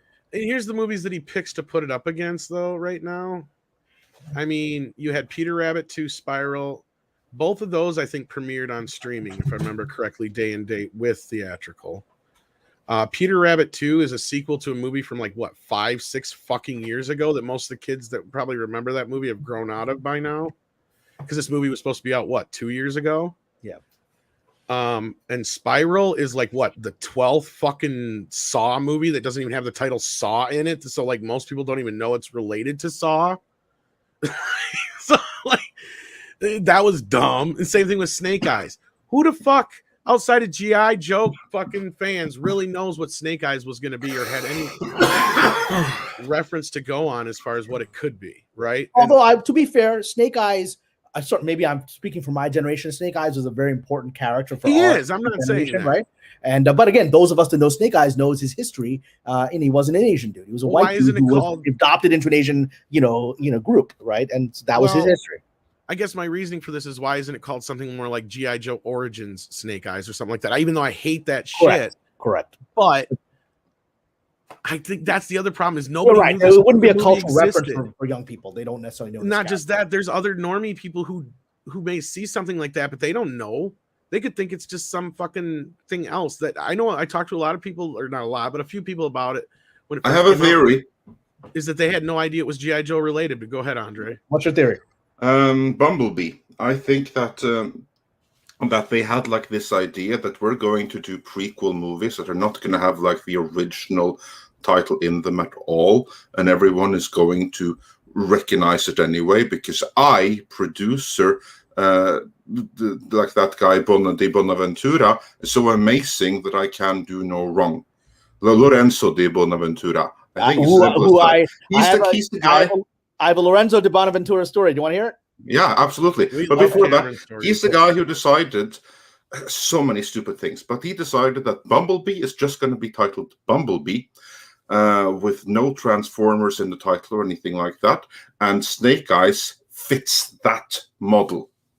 Well, the thing is with Bumblebee, even if you don't know that Bumblebee is a Transformer, just looking at the one sheet, you see a Transformer, right? You know that it's, you see them, and any advertising is about, it's about Transformers. And I actually really like Bumblebee. I thought it was a very good movie, and I did too. But I think Bumblebee. Andre's right though. That not putting Transformers somewhere in the title might have been a detriment to it. Yeah. But I have to say about I freaking love Bumblebee. Like, to me, that's the best Transformers movie. It is a really wonderful movie. Better than the first one. It was so charming, wasn't it, Andre? I just found it utterly charming. That is the only Hollywood movie that I recall for a very long time to actually celebrate fatherhood by the way of him not being there and being missed, and the whole movie being about a girl getting over the trauma of losing her father early. Suicide Squad kind of had that in it with the Rat Catcher 2 or whatever. Yeah, but Suicide Squad is more fantasy than Bumblebee is ultimately about a girl and her car. No, right? I get it. Yeah. So, but before you get into Steinfeld is going to be a huge star. Before you get into your De Bonaventura story, I just want to answer Parallax's thing. I know he's probably joking. He goes, "Aren't they writing Jessica Rabbit out of Roger Rabbit because she's too hot?" Not that I know of. God forbid they will, but I will tell you this much. Eventually I will drop my interview with the author of Who Censored Roger Rabbit, and right now he's working on a Jessica Rabbit novel. So there you go. There's some news for you. All right, well, that's very interesting. Well, Jessica Rabbit is based on. He loves Jessica Rabbit. He'll never let anything happen to Jessica. Yeah, no, God willing, because look, she's the one that we were like, holy shit, I gotta watch this. I gotta watch this thing, and she's based on some of the classic curvy, Hollywood. Stunning stars from the 50s and 60s, and the 40s, right? Rita Hayworth and all of those, right? And she captures that glamour. Let me put it to you this way. There is more Jessica Rabbit merchandise than there is from any other character in that movie. Anyway, De Bonaventura, tell us your story, please. Oh, well, no, so let me say, I like him very much. I actually had the pleasure of meeting with him about just before all this madness happened, about a year and a half ago. I have one of my best scripts, a TV pilot I've written about Scheherazade, about the Arabian Nights. He read it, he really loved it, and we went out with it to a major studio, and the studio passed, and then regrettably, he's like, well, he just sort of lost interest in it. And then recently, another producer came across that script. He's like, this is a great script. I know Lorenzo de Bonaventura. And I was like, I know him too. I actually like the script. So he got back, he contacted Lorenzo, and Lorenzo said, I still love that script. I just sort of, when it didn't get its initial momentum, I just sort of let it go. And so my hope is to be able to work with Lorenzo again, because I really liked him. I found him to be incredibly smart, and he has made some of the biggest movies of the last 20 years. And hopefully we can get him back into my Scheherazade project. Because, the funny thing is, there's a lot of Arabian Nights. You can imagine there's a lot of Arabian Nights scripts floating around Hollywood. And a director who I know is a very successful Arab woman who's a director, read my script. She's like, why is this the only fucking good version of Scheherazade I've ever read? Every version sucks. Mine is actually Scheherazade as a spy who infiltrates a sultan's harem, and she tells her stories. The story, it's like The Usual Suspects. She's making up the stories based on real life people she's interacting with. So she's having adventures with the real life person who becomes a model for Sinbad and Aladdin and Alibaba. They're all real life people in her spy adventure, and then she tells the stories around them in various situations to get herself out of hot water. So it's a very unique taste on Scheherazade, and hopefully Lorenzo and I will get to do it. Yeah, I hope so. I disagree with much of his take on the Transformers, but obviously he's made a really good career for himself. Yeah. There you go. And you don't disagree with Bumblebee, so it's good. So No, but what I disagree with is him on Bumblebee, because when I really had got an issue with him was he said that one thing that he was always nervous about with Bumblebee was that it wasn't just brainless action like the previous Transformers movie. And when everyone loved Bumblebee, apart from like 3 people who said, "Oh, where's the brainless action?" he took that criticism very seriously and decided that a course correction was needed after Bumblebee, even though Bumblebee was the course correction that was needed. Yeah. And the poor box office at Bumblebee wasn't a reflection on Bumblebee. It was reflection on all the brainless crap before. Yeah, well, people had got burned out, and I think the first Transformers is a good movie, and it surprised me that it was a good movie. And this one really captured what made that first Transformers work, which is ultimately it's about a kid and their first car, which is the heart of it, right? Is that bond that we all have as young people, as teenagers, as young adults, with our first car, our first sense of power and freedom and adulthood, right? And that's Bumblebee really captures that. And again, it wasn't the girl empowerment story; it was a human empowerment story. It was the young person empowerment story, which is what made Bumblebee work so well. Yeah. And it had Haley Steinfeld, who I absolutely love. And I would love to. Yeah, that also helps. Yes. But yeah, Tom, moving on. Back to the, because now he talks a little bit more about Snake Eyes here. He says, moreover, Snake Eyes did 28 million domestic and 37 worldwide on an $88 million budget, opened 6 weeks before Shang-Chi and a month after In the Heights. I don't know why he brings In the Heights into it, but it's going to be because all about the diversity thing, which we know about. 29 and In the Heights is a good movie. If you haven't seen it, go see it. It is a good movie. Henry Golding, Andrew Koji, and mostly Asian cast starred in Ninja Flick that doubled as a G.I. Joe reboot. But because audiences didn't care about another G.I. Joe movie, the hashtag representation matters angle didn't matter. John M. Chu's acclaimed In the Heights earned about as much domestically as Free Guy did on its opening weekend. Audience flocked to Black Panther, but not Pacific Rim. The sequel, anyway, Uprising, Annihilation, Gringo, or even Disney's A Wrinkle in Time. At best, audiences only care about diversity when it's concerning a movie, television show, or in rare cases, an actor they already want to see. Oh, yeah. Oh, for fuck's sake, Scotty. I love it when you read Mendelsohn. It is a whole new fucking level in that fucking paragraph here. I love it when you read Scotty's work. I've loved it for 2 years. I love it. He triggers you, man. He does. He gets me so pissed off. I love it. It's like calling you Latinx or something. He goes through the fucking mental gymnastics. I could see in his brain is like 20 fucking monkeys doing mental gymnastics at once. That's what I see. Because he's bringing. Well, I mean, he's practiced at this. He's he's an artisan of the shill, right? I mean, this is what he does. So I'm just going to keep going here. That's why, among other variables, Star Wars The Force Awakens earned $2.068 billion worldwide, while Terminator Dark Fate earned $252 million. It's why we spend more time demanding that the MCU be more What? Where does this? I know where this is going.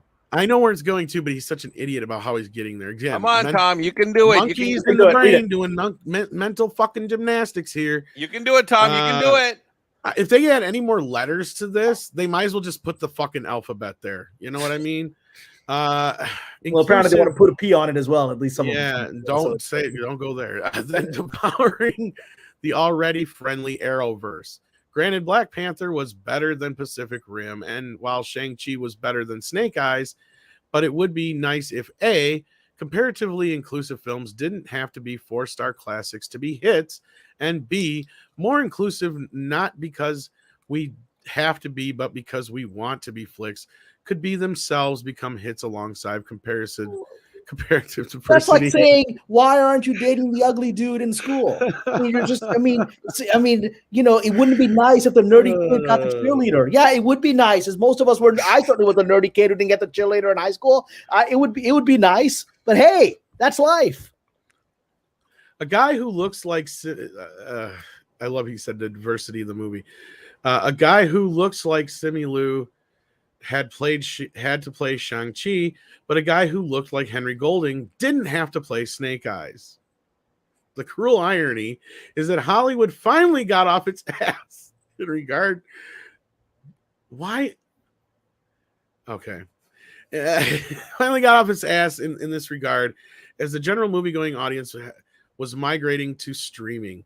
The late 90s likes of The Birdcage, Anaconda, Rush Hour, and Waiting to Exhale suggested a more inclusive Hollywood studio slate. Hell, Eddie Murphy's Beverly Hills. This motherfucker does listen to us. Yeah, I mean, Garen, fucking. Well, of course he does. He's trying. He's like, if you see in the days that I was on Twitter, I would see he was always getting attacked by people saying, "What the hell are you saying, man?" And he was always interacting with them. So he's very much engaged with where the actual fans are because he's a spokesperson for the club. So he's got to know at least how it's being received so that he can adjust his message. He's not very good at adjusting his message. Oh, he's got a message, all right. Jesus Christ. In 1984 to become the biggest non-Spielberg Lucas earner ever until Batman in summer of 89, but that was before the post 9/11 deluge of 4-quadrant fantasy franchise blockbusters, usually starring a hetero white male as the special. Okay. Became Hollywood's preferred all-purpose blockbuster by the time Hollywood stopped trying to turn every handsome white guy into the next Tom Cruise. Audiences no longer cared about the movie stars and now longer gravitated towards new to you big screen entertainments. That's some word salad. I didn't know what that meant. I don't even know what was happening there. I'm not even sure what he wrote there, to be honest with you. I mean, look, I don't know. And those who are subscribing to my Patreon, I think Mexican Iron Man would agree. They're actually very well written articles, and I've gotten comments. Oh my God, I don't even know how you. First of all, they're long. Yeah. They're very well written, and I don't know how you turn them around so fast, bro. You are. I mean, I actually do, because now that I've read your work, your book and stuff, I mean, I know what I've gotten a feel. Bro, you were banging out some long, well-written articles. Just even the Q&A when we're in Patreon and we're asking you questions, you come back like we asked one question, you came back with a page and a half the other day. I mean, it was amazing. Oh, well, I love words, and I love being able to share words and interact with words through this format. And so you guys see me on videos here on Midnight's Edge and other channels, and you see my personality. But I think I'm very happy that my command of English is a little bit better than Mr. Mendelssohn's, and that's the art form that I love the most. And so it's language, and so I can share it with you on Patreon because I think my articles are actually well written compared to this crap. So anyway, last paragraph, finally. Yes. Destin Daniel Cretton's Shang-Chi is a win for diversity and the best movie I've seen in a theater this year. But so, too, should have James Wan's Malignant, Jennifer Nelson's The Darkest Minds, YA fantasy starring Amanda Stenberg as the special, and or John M. Chu's In the Heights. Of course, the correct counterpart is that Hollywood should have spent 20 years chasing the success of Spider-Man, Harry Potter, Pirates of the Caribbean, and Shrek at the expense of everything else. However, if diversity generally only matters outside of cheaper horror, if the IP, Star Wars brand, Fast Saga, or marquee character, Wonder Woman, is big enough to drive an audience to multiplex as well, that's not a long-term strategy for debunking 40 years of conventional wisdom. It's, I hope, just the first step.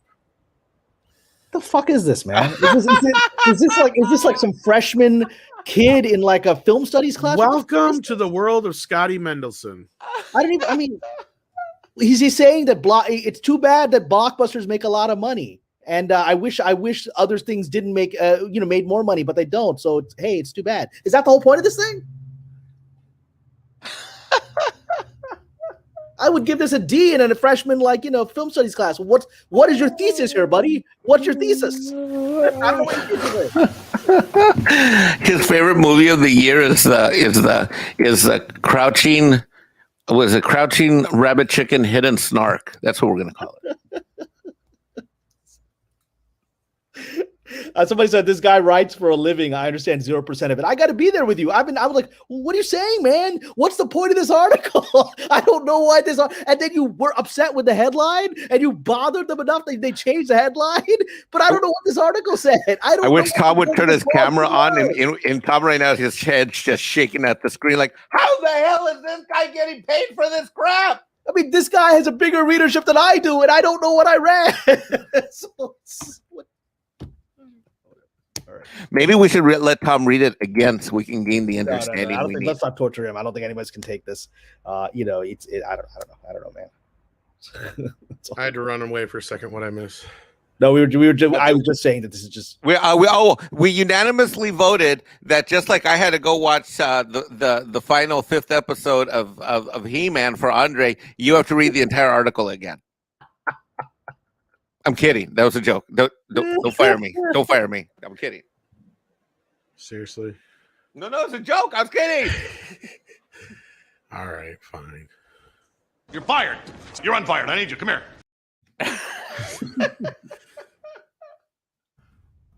All right. Good times. No, Scotty's trying to make. I wonder what the original fucking headline was. Did you guys catch what that was? Because I didn't. No, I don't like because clearly he was pissed off enough to tell his editor to change it. So maybe the editor wrote down, a pointless article that says nothing. Okay, I see it here. It's actually in the. Okay. It's in the link. Box office Shang-Chi tops 150, but shows the limits of diversity. Oh, is that not what said the whole time? Or that's what the original headline was. Oh, he didn't like that. The limits of diversity. Diversity should not have any limits. That's what he's trying to say with the article, but I think he twisted himself into the wrong argument, which is why I was having fucking an aneurysm trying to read that shit. Because as I said, his monkeys were working overtime in that fucking article. No, but that I can see why that triggered him, because he's trying to say the world should be a different place than it is. And the headline was, the editor was correctly saying the world is not that place, right? Certainly not for mediocre movies that happen to feature minorities. And so the world is not that place. And he couldn't handle that, because that messes up his entire propaganda. That's what I was saying. Exactly. Yeah. Like he argues himself in this article into the argument he's trying not to make. Yeah. Basically. Yeah. Oh, Lord Almighty. Andre, did we want to discuss this anymore, or what's the situation? Yeah, I don't think there's much more to say about it, to be honest. I mean, it's Scott Mendel. Sorry about that. I guess the byline was. You got a grip of super chats, though. Yeah, I was going to say I was just going to get us into that. And someone in Mago Kurgan says Scotty also doesn't believe a word he writes. I wouldn't be surprised. I mean, he's got a job, and we've seen that. There's a particular writer in the trades who has been attacking Johnny Depp aggressively on behalf of their boss in that trade, and the boss is linked to like Elon Musk and whatever, and so it's clear that he's just doing what the boss is asking him to do, which is try to humiliate Johnny Depp. And every time someone points out in that guy's Twitter feed that aren't you just a shill for your boss who's a friend of Elon Musk and is like, who doesn't want to get pulled into this Johnny Depp Amber Heard thing, he blocks that person so fast, because that's the truth. He's just a spokesperson. He's just collecting a check, man. And it's disheartening after a while for any human being to just be a shill. I mean, it really does gnaw at your soul. Someone like economics, Paul Krugman, who doesn't know what the fuck he's talking about. And he's just a Christian shill. Harloff. Yeah. He's just shill for whatever the oligarchs want you to believe, right? And, eventually it eats away at you. So, yeah, hopefully Andre got a drink of water there so he could go through some of these classic super chats we've got. Yes, indeed. Before we get into the... Oh, yeah, we should actually bring that up. Someone just asked, the same guy just asked, have you seen Villeneuve's comments on Marvel? Do you want to bring those up? I think they're worthy. That is worthy of discussion. We were going to talk about that, I think, in the Dune discussion here. But, yeah, we can talk about those here if you want. Yeah. Maybe we can start. Let's do a couple of super chats first to try to get caught up, and then we'll get into his Marvel comments, because they are, of course, as usual, a real doozy. Mm-hmm. But getting back to the classic super chats, we may do some repeats here, but hey ho. Clive Calculated says, Kamran, please tell your supernatural experience. I do believe that's quite long, so let's just keep it really brief and Which get back to supernatural? I've that. had many. Which one is he referring to? I don't know what this. Well, just to share a light one. Well, look, I'll share short one. A very quick one that I said which is the most unique one for me is that in 2019, before all this madness happened, I was in South America. I was in Chile in the Atacama Desert with a tour group to see the solar eclipse, which it was incredible. It's a life-changing thing to actually see a solar eclipse with your own eyes. It blew me away, right? And then when we were about to leave and the sun had set and we were about to leave, I saw my first ever only UFO in the sky. And I saw it with several other people. One of them was a trained pilot with me. And he's like, that ain't a plane. That's not a drone. That's not anything I've ever seen before. And I'm like, yeah. The moment I saw it, I was like, holy shit, I'm actually seeing this, right? And so, yeah, that was a life-changing experience for me because I've been interested in the paranormal, the UFOs, everything like that. Never expected in my entire life to actually ever see one. But the Atacama Desert in Chile is incredibly famous for them. So if you have a chance to go out there, the Chilean government has a special government division that's essentially the X-Files that looks into UFO reports primarily in the Atacama Desert because they're so common. And then we were driving out, we stopped by at a native sort of Indian village, native Chilean village there. And the knickknacks they were selling were all little gray alien things because there's so many sightings that in the Indian village, they were selling UFO stuff. I couldn't believe that. So that's synopsis of the world is a lot stranger than we think. Oh yeah, absolutely. And then moving on, Dr. Long Dongler said for £2 Kamran, keep coming back with his crystal ball. So yeah, that's we always love having Kamran here for that. And we'll get some crystal ball on Dune and what it means, what Villeneuve's comments on Marvel mean, because I believe people smell blood in the water about fighting. Yeah. They smell it. And Roder says for 100 Norwegian krona, Dune 2021 was an unusually well-made film, but it felt like a prologue for a future Dune film. The real story started right before the film ended. Makes Andre, sense. do you agree or disagree with that? Yeah, I kind of do. I kind of do agree, but that's kind of.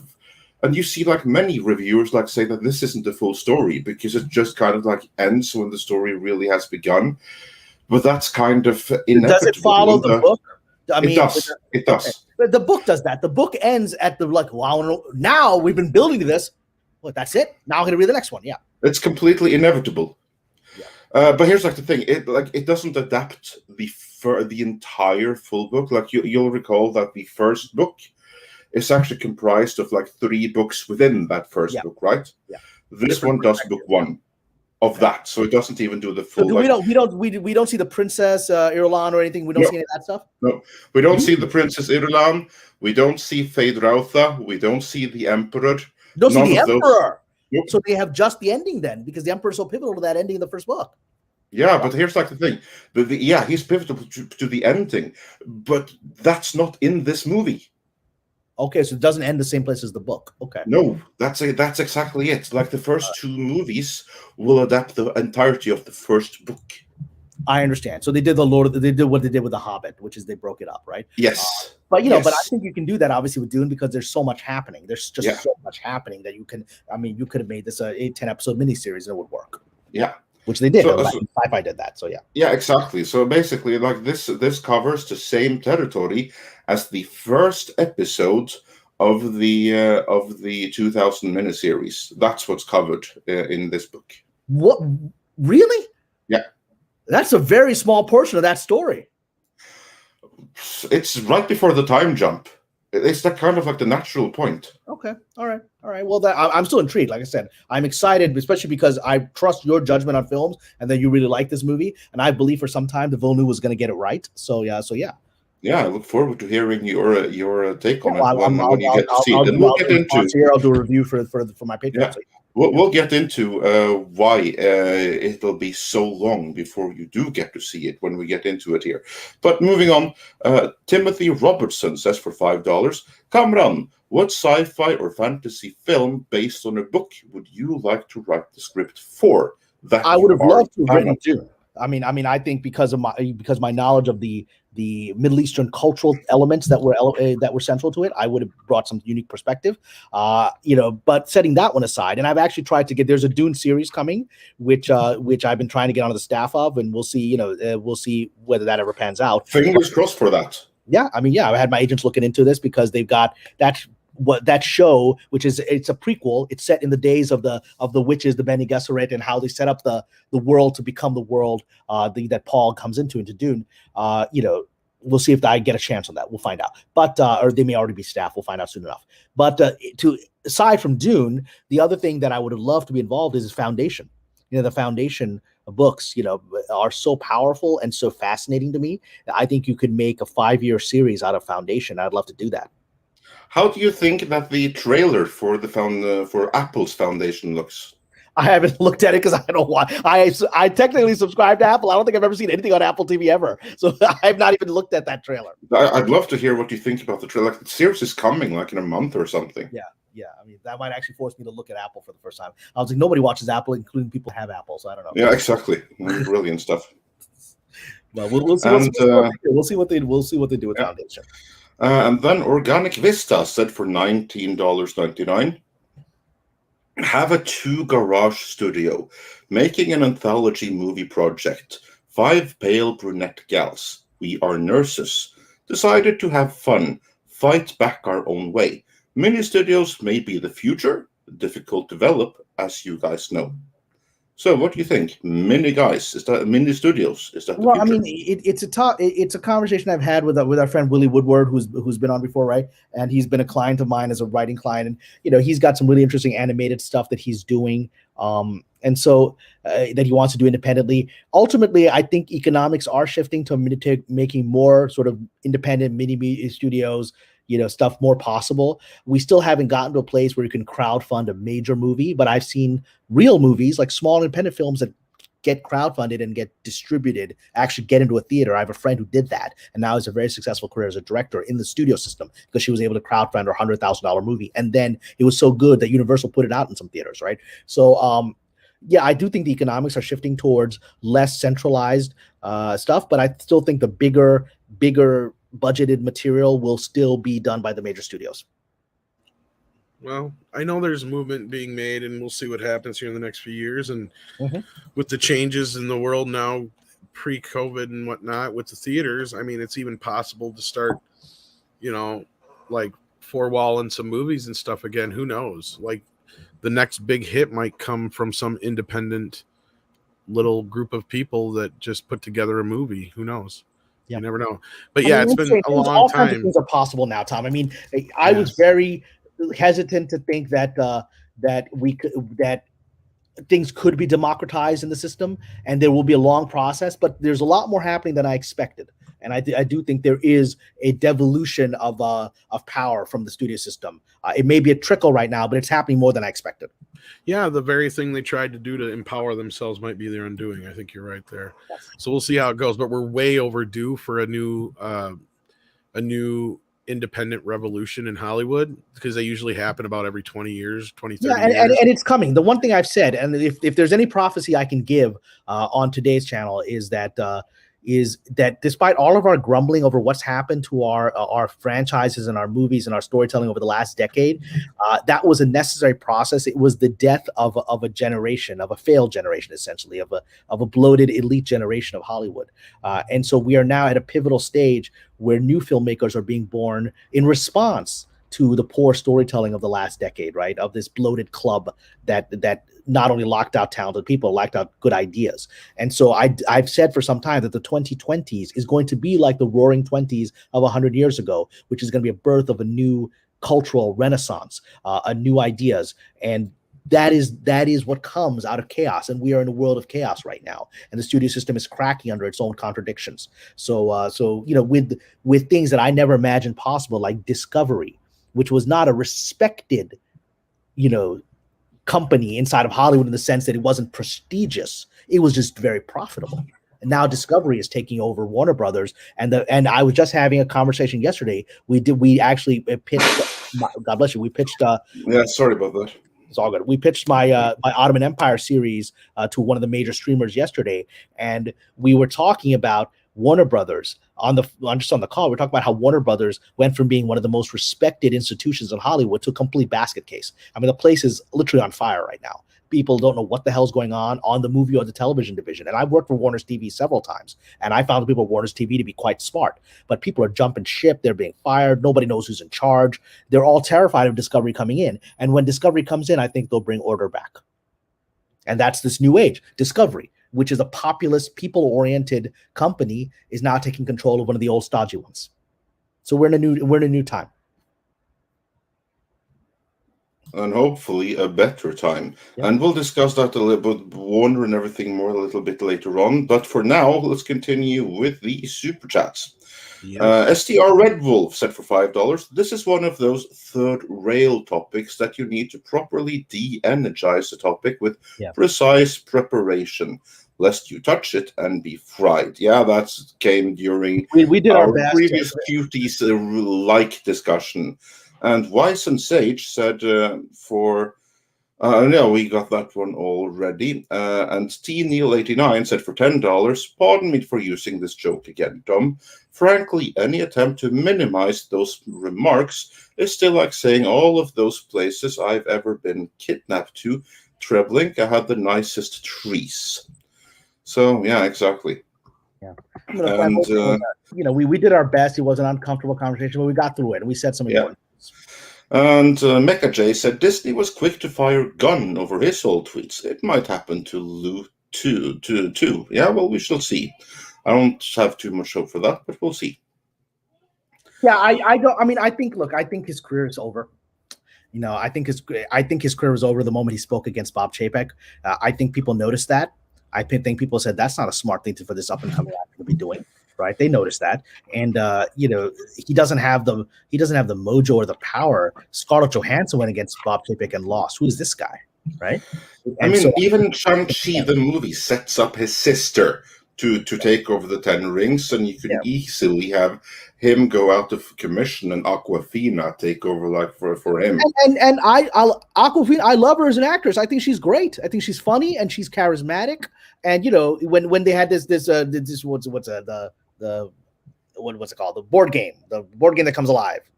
The movie about you go into the board game. You know what I'm talking about? Jumanji 2. Yeah. She was great in Jumanji 2. I really like her. I have not seen Shang-Chi, but I hear she's quite good in it for what she's got. Yeah. And then Melvin Belliard says for $20, good afternoon, gentlemen of the Midnight Edge panel. What people that play these woke games like Simu or Bree is even when you're on their side of they can dunk on you, they will. They don't have allies, they have targets. Correct. And yeah, that's right. It's just and the two examples you used are people that got too big for their britches too fast. Those, that people that, in one case, someone who thought they had a particular relationship with a studio head that would assist them through their journey. Another one that I think actually thinks the same exact thing. Maybe it's a different kind of relationship, that this studio head being on their side would be the way to go. Because again, so many actors they just want to be the popular kids in high school, and they go around who they think are the popular kids without recognizing that that's actually not the person running the school and the principal's taking over. So I think that's the mistake. They both got on board with somebody they thought was the cool kid, which is Kevin Feige. And I think his luster has been diminished by events of this year. And now even that Denis Villeneuve, someone of his caliber, is willing to take shots at Marvel. I think that speaks for itself. Absolutely. Meredith G says, in the US, when we started, have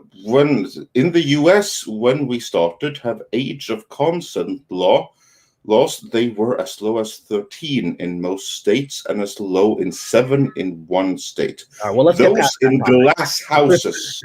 That was the point there. Yeah, let's get past that topic. I think it's let's get past that for all of us. I appreciate you saying that. Let's move on to positive things about filmmaking. I appreciate you saying that. So yeah. And Nuno dos Santos also says for €5, after a pandemic, the average age for weddings in the Middle Ages would decrease. People simply have to compensate for the population loss. Yeah, those are just historical realities, and again, it's an uncomfortable thing, but that's history and sociology and all of that. So yeah. Yeah. And Dash D says for $5, I disagree. Disagreeing with disagreements is disagreeable and shouldn't be disagreed with the disagreeable disagreements. Congrats, you gave me a stroke. So yeah, brilliant stuff. And Joel Rice says for €5, Hail Mead, I really hope Bob Chapek turns out to be a really greedy guy. Happy people spend a lot more money, and good shows and movies make people happy. Yeah, indeed, they do. Well, that actually leads to a super chat that just appeared, which is from Professor Gray. I'm asking about, can Discovery save sci-fi, whatever. Do you want to address that one yet? Okay. Yeah, sure. It's on screen. We are hoping Discovery, who made reality TV into a successful business, can say sci-fi TV. That is strange. It's not just me, right? No, Professor Gray, and I can understand where you're coming from, and I'm sure this is probably what Cameron's going to say, but I'll just say up front, it has less to do, I think, with what he did with the reality side of things. So much more is he's pretty cutthroat in that if something's not working, he's not afraid to shake it up and try something new. And if he knows once the audience is engaged, he knows how to keep them engaged. Discovery may not be a huge streaming service, but one thing, I said this a few months ago, and a few people have, come out and said since and backed me up on it, is it's the must-have app. If once you get to that point when you have somebody who is a general audience member saying, I have to have that, that is what you want in this business, basically. So building on what Tom said, the reason I've been talking about Discovery taking over Warner Brothers and really becoming a dominant force in Hollywood is a good thing, not just for sci-fi, for all storytelling, is that Discovery has been customer oriented throughout its entire journey, because it's been focusing on these reality shows and flip and flop and all these kinds of things that don't have any prestige in the industry, right? They have no prestige, but they are incredibly popular, right? I got to Discovery, I watch Discovery Plus every single night, because you guys know I'm into the paranormal, whatever. So every night I'm watching their ghost hunter shows, their Bigfoot shows, their alien shows, right? I've just watched an alien documentary over the weekend that was fascinating, and Lizzie Borden, who was that famous murderer. I stayed in the Lizzie Borden house and I watched a show about a seance on Lizzie Borden last night, right? I'm obsessed with Discovery. There's no prestige to any of that, but it's customer oriented, and that's the future that Discovery brings to Warner. It'll be like, I don't care what you guys think the audience should want. The audience wants this. So give them what they want. I know that you're embarrassed that the audience wants Bigfoot reality shows and cooking shows. That's what they want. So that when you bring it to Warner Brothers, I know you don't like the fact that the politics of this stuff isn't what the audience wants. They don't want it. Let's give them what they want. That's the philosophy they're going to bring. Exactly. And that's the really important thing here is it isn't about the type of content, it's about the mindset.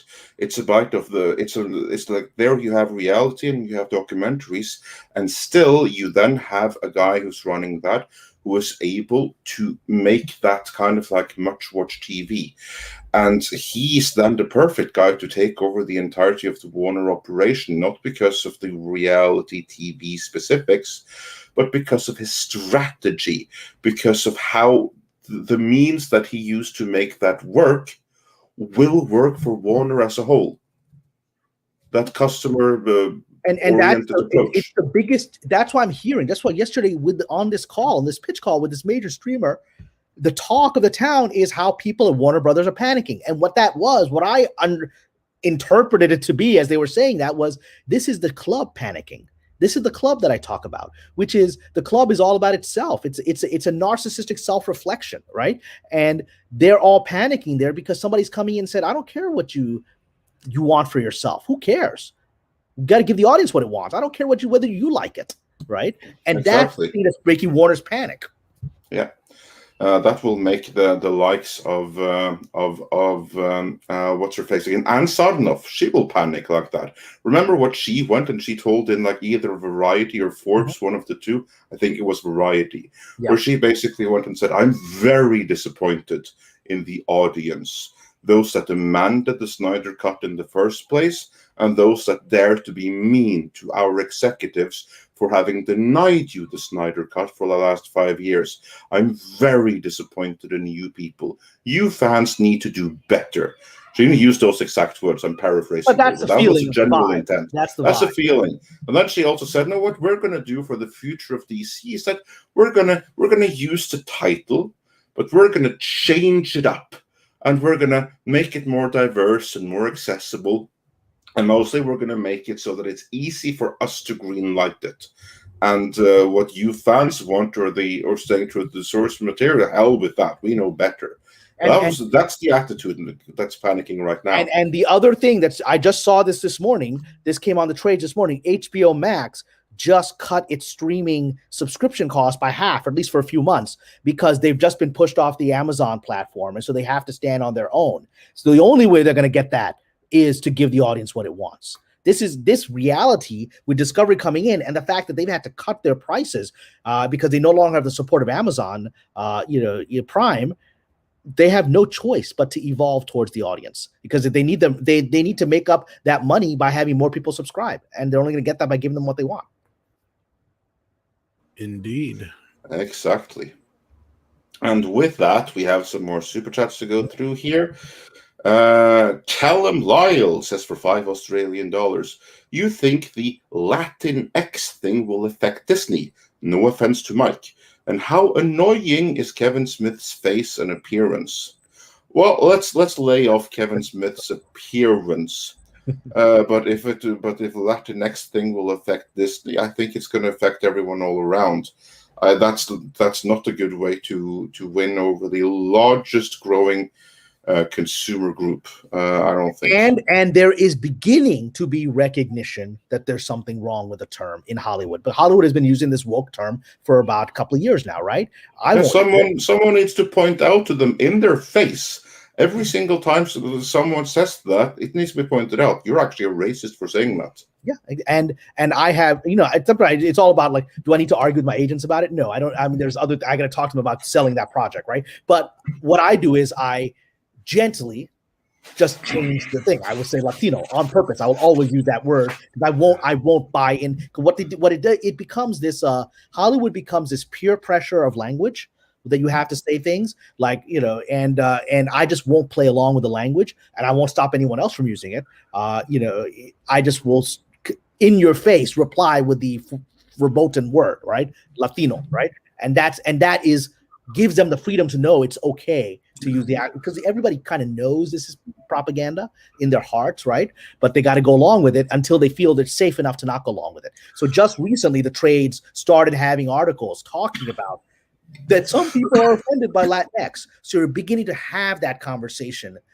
And so you'll see on Deadline, one of the more prominent trades, which is very much a spokesperson for the club. You'll see the Deadline is now utilizing both Latino and Latinx, where it was exclusive using Latinx for a couple of years. So there is beginning to be a cultural shift where they're realizing this is actually pissing off the people who are going to give us money. And they are the ones that need to tell it. It has to come not from everyone else. It has to come from the Latinos, and especially the Latinas are the ones that have to come up. Because if they think that they help the Latinas in any way, the Latinos are the ones that also have to speak out. This is actually pretty disgusting. Yeah, and we're generally a pretty quiet, docile people, but if you piss us off, we start showing up and marching, and we get pretty vehemently active on a dime when the situation calls for it. Well, Mike, there's that old saying that be afraid of the quiet man, because the quiet man is very patient until you push him too far, and then he's got nothing to lose. Yeah, exactly.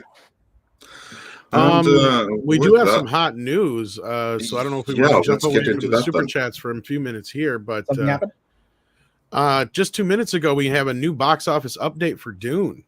Okay. I'm gonna get something hot and ready for the next couple of weeks here, especially. Yeah, well, let's get a nice clippable segment here. So, Dune box office report.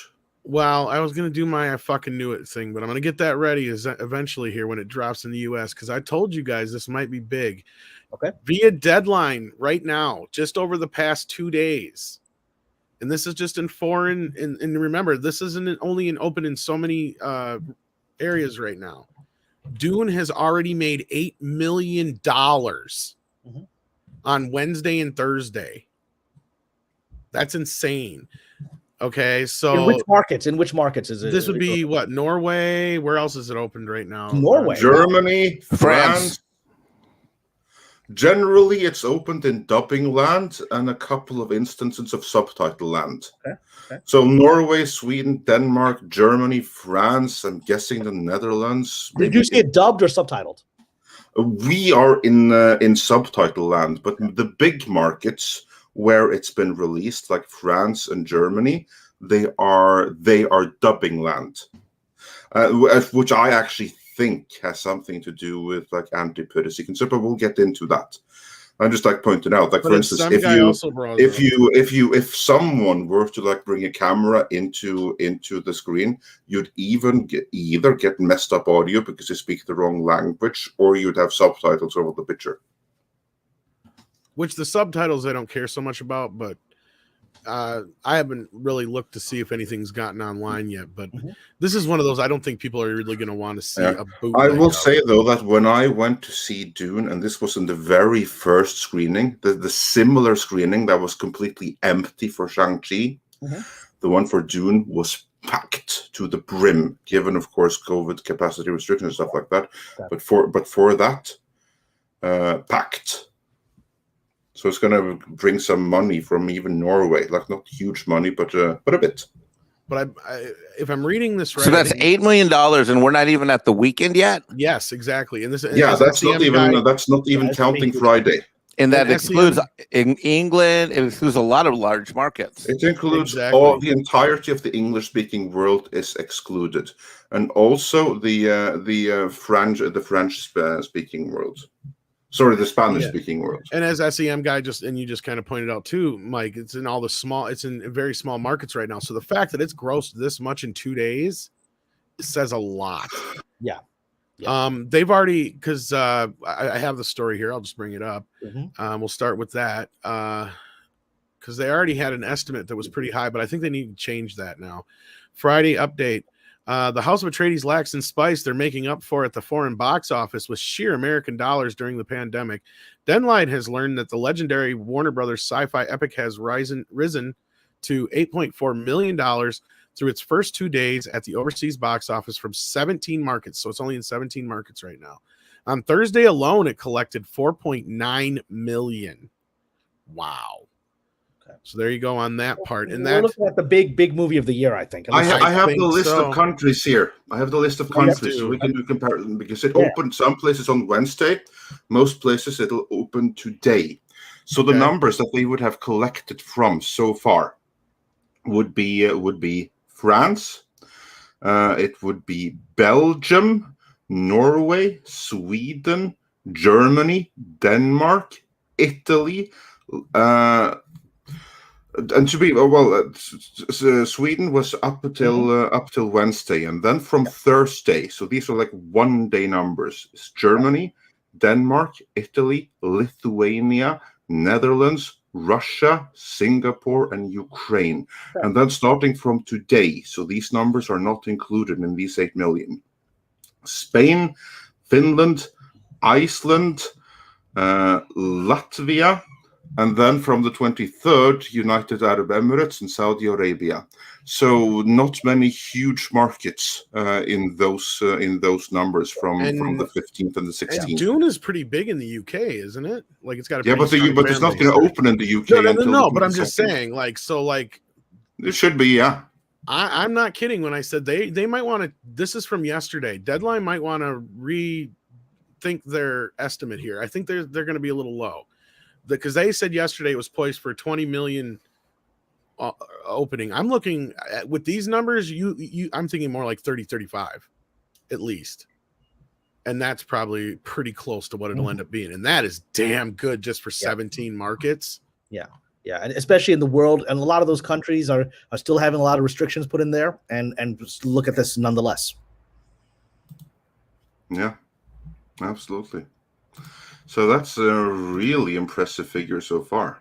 Yeah, as SAM, like that's what I was trying to say. Yeah, bigger markets with much larger fan bases. Exactly. And so, I know you probably addressed this in your review, but maybe we should address it here for the people watching. You didn't get you loved the movie. You didn't get the vibe that there was any kind of woke propaganda because people were concerned. No, I did address it. I did a whole section about it. Nope, it's not woke in any way, shape, or form. It's diverse. It is that. However, well, that's fine. It's the like. There's only been like done one like race and sex change. It was done in one character and not the most important character. And I happen to be a little bit aware that Denis Villeneuve was kind of like told you have to do one of the majors has to be a black woman, and if you won't do that, then we're going to do something else for you. Yeah. I mean, look, that kind of stuff. I was just having this conversation actually on my Ottoman Empire project. People, there was a brief moment where some people were saying, well, maybe you can do some stunt casting, like, they did with Anne Boleyn as, African or, African, whatever. And so I said, you don't need to do that on this project. You don't need to do that. I said, the Ottoman Empire, controlled the Middle East, controlled Eastern Europe, it controlled North Africa, it controlled half of Asia, right? The Ottomans themselves were originally Asian. They were more ethnically akin to Mongolians or Koreans. And then, so I was like, we're going to have a diverse natural cast here in the Sultan's palace. You don't need to do any of this, like making a white person black or vice versa or whatever, just for the game, right? And that they're like, really? Because they're like, oh, we can actually do this authentically. I was like, yeah, we don't have to play these games. We've got the authentic characters. It'll be diverse enough. But that was something I had to address. But yeah, I think that a big box office opening weekend like that might translate very well to the US and UK is what I'm trying to say. And eventually when like Australia and some other bigger markets open up too. Even though it's going to be on HBO Max, I feel like this might be one of those movies like Godzilla versus Kong where people are like, I'm going to go see it on the big screen. It may not get the second and third views like it should have. But so I'm gonna get that little clip ready. I hope I'm right. October 22nd it comes out here. So the weekend. To say I'm really tempted to go see Dune again. Do you really like it that much? Yeah, so that sounds good. I'm really frustrated that don't have this. Mike, you and I can't go see it this weekend. It's pissing me off. I know. I went to look up my pre-purchase in a local area, and I didn't realize that my ticket wasn't until like October 22nd. And that was another because thing you were like thinking like since Andre's seen this is going to be like the other day now. And this is something I know we wanted to address too, so we might as well while we're on the subject. Yeah, let's do. Why didn't Warner Brothers see the light and go, wait a minute, let's just open this, roll it out 45 days early everywhere, and then say, yeah, it's going to be on HBO Max in 45 days. That way, if people don't want to go out to theaters and they're all worried about catching something, that way we can appear, at least publicly, to be concerned enough, but saying, look, you only got to wait 45 days if you don't want to go to theaters, but we're putting it out now. Get it out there 45 days early. Because just this last week here, Disney announced officially now that they are no longer doing the day and date thing with Disney Plus going forward. So why wouldn't Warner follow suit? Now, Cameron, I know you know what I've known too for a while, and that is that Warner Brothers has been nothing but a clusterfuck. Yeah, they don't know the last, year and a half, 2 years now almost. And it's gotten even worse from what you're saying. Yeah, I mean, there's internal chaos. So I don't know how much of this was in any way a kind of strategy of any kind. I think it may just be people, getting, losing their jobs, getting fired left and right. Nobody knows who's in charge. I mean, literally, that's the clusterfuck is the phrase that was used yesterday on the call that I heard, right, when they're talking about Warner Brothers. So in the end, it may work out in that I think a great deal of expectation will have been built in the American market for this movie, but a month's a long time. We don't know who the president's going to be in a month. The world changes so rapidly now, right? So it's a little frustrating that this is this far out. Well, actually, it's more than a month. It's technically 45 days out in most markets, pretty much. Tom, what's the significance of the 45 days? Well, I believe that maybe something contractually connected to the Legendary thing, because we do know, at least from the numbers we heard now, is that Legendary got $200 million for Godzilla and Dune together. So that technically means, I guess you could look at it as, because Legendary paid for 75% of the budget on Dune, from what we heard. So I guess technically they've gotten $100 million in their coffers already for this film, but I'm willing to bet they had certain contractual obligations in certain markets, especially, you know, with it coming to HBO Max within 45 days, that they probably, you know, had to put it out that far in certain markets beyond the piracy issue. I wonder if it wasn't contractual in some cases. There may very well be, and some of the contracts may just be trapped in, you know, where they're trying to manage, you know, some of those contracts were done in a way that related to the medical issues that are out there right now, and you know, and so I'm sure there's a great deal of confusion around those contracts as well as to how they're utilizing them in this context. So no, but I think the bigger reason is, and that Andre touched on too, is that the piracy issue, because we saw how bad it affected Black Widow, right? Yeah. Black Widow is now the most pirated film in history. If we keep going down this road with day and day shit, that record's going to get broke every month. Yeah, you know? which is why they're you know, Disney's ending it, right? I assure you that had this been a simultaneous release, Dune would have smashed that record, that piracy record, in a way that, you know what, if I were on the accounting time. If I were on the accounting staff at all right now, I would be like, look, guys, we're seeing early trending here happening. We need to push this thing back like at least 30 to 60 days on the streaming, like ASAP. Sure. Because what we want from an economic standpoint, if I'm on the accounting and financial planning stuff inside the corporation, what I'm going to want to tell my higher ups is this. Listen to what Andre just said. One of his first reactions on his first 2 live streams was that he said that, you know, he might watch it a second time in the theater, but he will watch it a second or third time on the streaming. Now, what does that mean? That means then from a valuation standpoint, I want to put this property on the stream to add value later for rewatchability and for those that for whatever reason can't make it out in whatever they're at. But if there's a place, if the markets are open for whatever reason or not, we've got to grab up as much cash as we want and take advantage of the sentiment out there that people might want to go to this movie, and we want to maximize cash right here, right now, and in this fiscal year with a freaking bang. That's what I would do from an analytical standpoint. Well, and here's the thing, and people are pointing this out in the chat, and I know, Cameron, you have something to say too, but I just want to point this out, is I believe that, yeah, this is clearly them using Dune as a loss leader to sell HBO Max. And now after what you just brought up before with them being booted off of Amazon, they really need to do whatever they can right now to retain and get new people to come to HBO Max. But here's the thing. Once you sacrifice something to the streaming gods, we've learned from our reporting history that it's never a good sign of things to come. That's what scares me, because as we know from the whole history at Paramount, what has gotten Star Trek to where it is now, Andre? Well, many different things, but mainly being a sacrificial lamb to the streaming gods. That's one big one. Yeah, that's one big one. Yeah, and a streaming that nobody was watching. I mean, that's the thing, is it was literally a sacrificial lamb to a streaming that nobody even watched it before or after. I mean, the difference. And like you were just saying, Cameron, much like Warner Brothers, Paramount is in such fucking chaos right now. That they may even be in more chaos than Warner Brothers in some ways, because I mean, you got Jim Giannopoulos, who just got fucking ousted.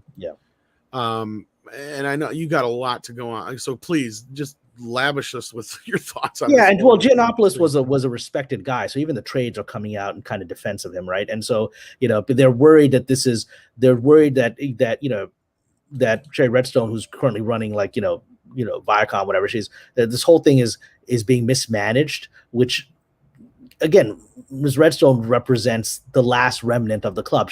What we're seeing is a lot of these places like Ann Sarnoff and Ms. Redstone, right? They are that final generation of the club that didn't create the club, right? Like, Ms. Sarnoff, her like grandfather was a major, producer, television guy, really set up modern television, right? So she was in the club from birth, right? Because her granddad had essentially created how modern broadcast television works. And then you have Ms. Redstone, who's Sumner Redstone's daughter. And Sumner Redstone was, I've got a biography of him. He's a really fascinating guy who basically, he started off with a small couple of theaters and created a global media, conglomerate that has control some of the biggest things like Paramount, whatever. So, but these are the kids of those people and the grandkids of those people. They're not the ones who started it. They don't have the same mojo and the genius that their predecessors, their ancestors had that started it. So you're having people trying to manage that without the decades of experience that their ancestors had in creating it. So you're seeing this generational mismanagement. The Chinese say the wealth is lost in 3 generations. The first generation creates it, the second generation spends it, and the third generation squanders it. And we're at the third generation squandering everything. So that's where the mismanagement is. Yeah, pretty much. And also on Sumner Redstone, like he's also, I think, the most successful burn victim of all time, because that's also a big part of his story. We did that. In our Star Trek Rights video, we cover his story with all of that. Guy. He's one of the, he's essentially one of the the last moguls of the old moguls. So yeah, and also like his sexual escapades are like all of them got laid. I mean, that was why they got into it, right? So that's how it works. So yeah. Dirk Cowan sends in €5, says, "Could you shout out the all-weekend charity marathon at Green Zone, maybe rated after the stream? It's for children with an incurable condition." Now, I believe I found the channel link. I think I put it in the chat, double checking with Dirkhan right now. But yeah, go ahead and head on over there, guys, and help them out with their charity stream. That'd be probably a very worthwhile endeavor. So do check that out. But yeah, did we have any other super chats we should probably get to, Andre? Yeah, we do. We have several. But any final thoughts then on why there is such a delay between the limited or relatively limited international release compared to the domestic and UK release? I think 5 weeks. What the hell are they thinking? Because yeah, fine, it's not good for the box office, but still, that's a lot of time for hype to be like lost and forgotten. Because even if the movie is a huge hit, 5 weeks later, that's not going to be so exciting. I mean, they did it with the Avengers, like the first Avengers, that opened a week earlier in many other places of the world. So the hype online was like, this is the best superhero movie ever. And I do believe that was a very big incentive to driving all Americans everywhere into seeing that movie, because the hype was just immense. You have to see this movie. But that was 1 week. Here is 5 weeks. And the world's going to change. We said 5 weeks. Could you remember what the world was like 5 weeks ago? Right? We're in an accelerated news cycle on an extreme level, and the world is changing, and there's big events happening nationally, globally, that are putting stuff out. And so in 5 weeks, I can't imagine people are still talking about how cool Dune is, which is a tragedy, because I definitely plan to go see it. But I think Tom hit the thing, hit it on the head with just one simple statement. This is a loss leader for HBO Max, and that's the wrong way to approach this. I mean, I think this whole streaming thing has been a disaster for these people. They don't know what they're doing. That's why it's really good, the Discovery, which has an incredibly effective. It may not be the largest streaming thing, but I'm telling you, guys, I watch it every night, and the people who watch it get addicted to it, right? And so they know how to run streaming. So hopefully they'll be able to fix this. But maybe Dune's gonna, not make the money it deserves to, at least in the U.S., based on this strategy. Indeed. And I think that's what scares me as far as getting a Dune 2. And I know Denny and the cast have been out talking about it, and I know there was a statement made about, the future of Dune rides on how how it's handled on, or how people perceive it or receive it on HBO Max. But I agree with you guys. They're shooting themselves in the foot. They're selling themselves short here. This movie should be opening like next weekend in the US, and the hype would be so high for it that I think it could actually get to that point where people are like, oh, the box office is back, baby. So yeah, but we have a ton of classic super chats to get to, so we want to get to those as soon as we can here. So let's do that, Andre. Yeah, first let's can you do the ones that are on screen? I can grab the ones on screen, and then we'll go back to the classic ones. We got Platonic Guardian, who sends in $5, says, Viacom announced this week they're going to bundle Paramount Plus with Showtime. No surprise. This may indicate 2 services will eventually be merged. We've been saying that for a while, because CBS All Access was a failure. Paramount Plus is pretty much a failure at this point. I would not be I surprised. don't know anybody who watches Paramount Plus. They won't even separate the numbers when they report it. That's one thing they've always done. They've always reported their streaming, whatever side, CBS or Paramount Plus, whatever they want to call it. They've never reported the numbers without Showtime's streaming numbers. Yeah, because it would be embarrassing. Yeah, exactly. Which because they'd be fucking embarrassing. But then Bama Grad sends in $20. Thank you so much. Says, I thought studio company, financial, and marketing accountants were to be impartial and let the facts, stats, and figures their reports to frame their reports to decision makers. Are they being bullied by SJW advocates? Well, I don't know if Mike is back yet. He's our accountant here. He was on a business call. Speaking of business. But I guess in his absence, I will say this, that look, you're probably right. This is where the political side of things comes in, and there's money involved, and there's a lot of money in politics. And when politics decided to get behind this movement, that's where all this money and influence is coming from. And so, yeah, I think Mike can give us a lot of insight into this because, from on the other end of it, the standard perception we have in Hollywood is that the accounting departments are there to cover the asses of the power structure, right? And to make sure that no movie is ever found profitable so they don't have to pay out profit points. I know, Mike, that you've done audits of this. So I think you've seen all kinds of shadiness where the internal guys are trying to serve as tools of the system rather than actual honest accounting. Is that fair? I don't think he's back yet, but I can speak from this much from just stories he's told me that you have that side of it. You have the money coming in from the political side of things, and then you have to hide that money. Sorry, I'm back. Okay, well, you're back. You can just answer this. Yeah, so here's the thing that happens with the numbers guys, and this is at most corporations. So you have the forecasting guys and the numbers guys, issue reports, issue analytics. But here's the problem, and this is true at almost every private concern. It's the marketing people, their voices and their popularity in the company, that if they have a strong enough case for whatever reason that they can make their case, the numbers guys get pushed to the side in the short term. And so what happens is that a lot of the tactical battles are, and this is going to echo what Cameron tries to teach us, what he's tried to teach us the last few months. So the numbers guys come in with the accurate results. The numbers guys throw these reports, but the tactical battles on a day in and day out basis are won by the marketing and the sales people. And they say, no, guys, we got to go this direction. We're going to go this way. We're going to go that way. And they drown out all the nerdy numbers guys. And so the nerdy number guys have to play the long game. Yeah. And then what happens then is that ultimately then when the market conditions change and the numbers back up the thing, then the marketing people are like, okay, fine. And then that's when the executives then shift. They're like, okay, wait a minute. The numbers have been holding this true to over number. And that's why a guy like Chapek is playing the long ball game. He's playing the long ball game. And you know what? When I look at the actions that he takes, I recognize an accountant. I recognize a finance guy. And that he's got to play long ball because these people, and you see this with these articles, that they drop. I think one of the things Cameron predicted a response to Chapek was going to be frivolous articles about his leadership and about him. And then boom, it ended up happening like a week or two later, like literally, like it was 10 days later, and then it happened. And that's all marketing trying to shut this guy out by creating. That's right. And so what happens is that, accounting people are generally not they're incredibly well read, not very well spoken. Yeah. And because we go on the numbers, we don't go off of the fluff. We go off of data. Data is boring. We don't have the fancy PowerPoint presentations typically in our presentations. We have lots of spreadsheets. And so the tactical battles are won day in and day out. But it's not about the battles. It's about the war.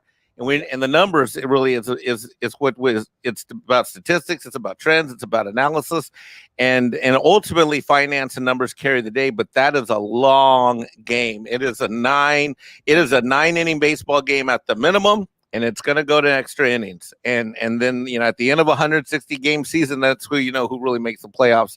In this case, that's how we're ultimately going to get what we want. And then the other side of it too that you've brought up before, Mike, is in the the ethical side of things where you've been asked to do things that you don't want to do because they're, against your morals and or you don't think they're right or legal in some cases. And so, yeah, there's all that kind of stuff too. So a lot of times the accountants aren't so much there to keep the books straight in Hollywood. They are as much as they are to just, make things right for what they want. No, what I was saying when you stepped away, Mike, is the perception that we have on the sort of artist side of this, whatever, in the industry, is that many people within the accounting systems of the studios are incentivized to cook the books to make sure there's never profit, right? And someone like you who audits them, I'm sure catches moments where there's been that kind of pressure. That's what I was getting to. Thank you. Absolutely. And one of the things that happened, an inside secret, a baseball secret, is someone says, you know what audit you get? You get the audit you pay for. You get the audit results that you pay for. Yeah. Kind of like the whole paired analytics thing too. Same difference there.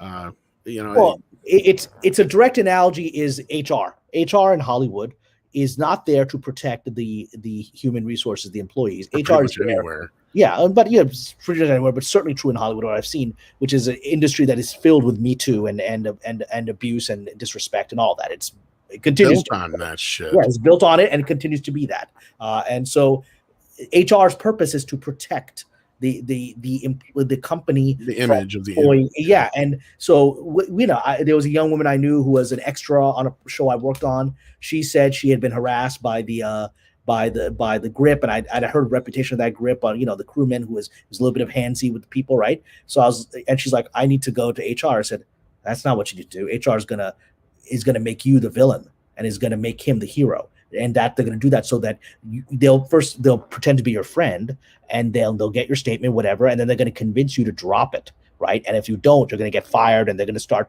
putting, while you're putting your HR case, they're creating a separate case against you to use against you. So that's how the system works. And there's definitely, my impression is that there are accountants who are doing their job, which is they're trying to do the standard accounting practices, and then there are those who are trying to make sure that the numbers don't add up so that they don't have to pay out the profit participation points. Yeah, I'm sure that's exactly it. That is exactly it. Mike would agree with me when I say that no honest accountant would ever make it in Hollywood. And that right there's the reason I shut down my Santa Monica accounting office, which was right at 5th and Santa Monica. Right. Happens to be down the street 1 block away from Hooters. It's literally up the street from me. But I just wouldn't do. I refuse to take money from these bastards and for the things they asked me to do. I said this story one more time. This is a true story. I was asked to categorize over $20,000 in literally bank cash withdrawals in a production company and just write it off as meal and entertainment production costs when I knew that they had taken that money and they had gone partying. If you know what I mean. They went to the strip club with the money. Exactly. Yeah. They went to Plan B down in Santa Monica. I not that I would know where that would be located. I've never heard of Plan B. I don't know what you're talking about. Oh my gosh, I don't even want to get into that conversation. But anyhow, back to the Paramount. Mike is an honorable guy. And even I have definitely never ever been there. Yeah, Michael Miller says Paramount was stripped of all IP and library. It was all sent to CBS. Paramount is going to make 2 low-budget Paramount Plus or sold. If you could send me something to back that up, I have no idea why they would do that. I haven't heard that. I haven't heard that either. Why they would ever do that. Yeah. But let's find out. That'd be a dumber idea than when they just separated the TV IPs. Oliver Closeoff says Marianne or Ginger. The debate continues. C, both. Yeah, I'm gonna go with C, both. Both together. But I will say Marianne is like I will say about every accounting group that I've known on any show I've worked on, they are hardworking professionals, but when it's time for the holiday party, they party. Am I right, Mike? They know how to. If you do not want to get drinking in the account. But Cameron, I'm just a humble tortilla farmer out here in South Carolina, just trying to get my books done and fend off the vapors because the vapors just. Well, see here I am in my new outfit here, Cameron. I got my Southern genteel. Is it Kentucky Fried Chicken? What was that guy? Yeah. Well, it's hard to get the good tacos. There's only one good taco place around here. So, we got to embrace the chicken. Got to live the chicken. We got to celebrate the rabbit chicken. The rabbit chicken. The only point I would make about Marianne is the accountants are like Marianne, the nice, innocent girl who's going to get wild when the time is right. So, yeah. Maybe, yeah. Well, we got some super chats to get through here. Rudy says we had not read any of his, but here we go. I'm going to read one right now. Sends in $5. Says diversity's been around for years. The first live-action Asian Marvel hero on screen was Japanese Spider-Man in '78. 41 episodes, and that's correct. And just to let you know, Rudy, we never leave any super chats behind. So do try to stick through the show as much as you can. If not, maybe check. We back never. One of the great things about Andre and Tom is we do not leave these shows until we nail every single one. Yeah. Because I know you got another one coming up here, but that's in due process. So Ram Bam 3000 sent us in 5 looks like pounds.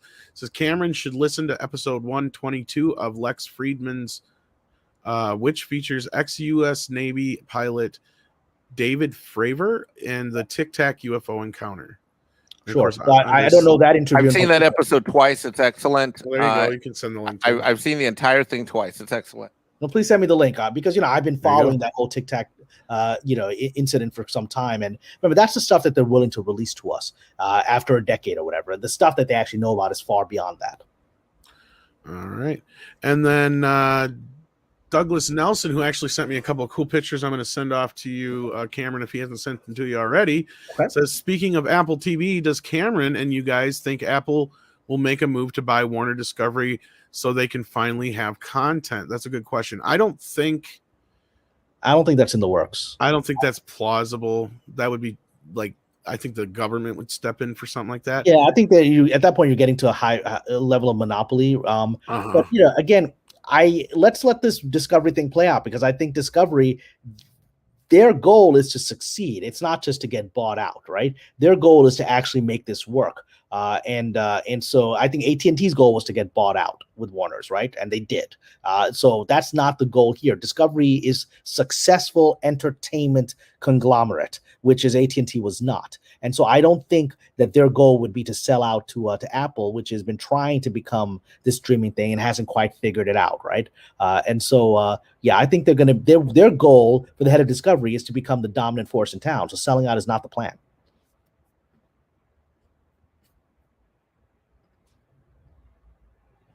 Exactly. Sorry. We lost you for a second. So good. And then Captain Vrag says, I was going to chime in on that too. As far as that goes, if anything, I think Apple will probably buy Sony. That's a smaller studio. Yeah, it would make more sense. It wouldn't be as threatening, like she said, to the antitrust guys. And also, I just think Sony would be open to it, whereas I don't think Discovery would be. Exactly. Yeah. All right, and then moving on, we've got Captain Vrag, who says it's always Duncan Idaho story. It was always Duncan Idaho story. I don't know about that. What do you say to that, Andre? I don't know how well you can speak right now, but if you're still there, I don't know about this. Yeah, I'm here. Okay. Well, he becomes much more important later on. That's true.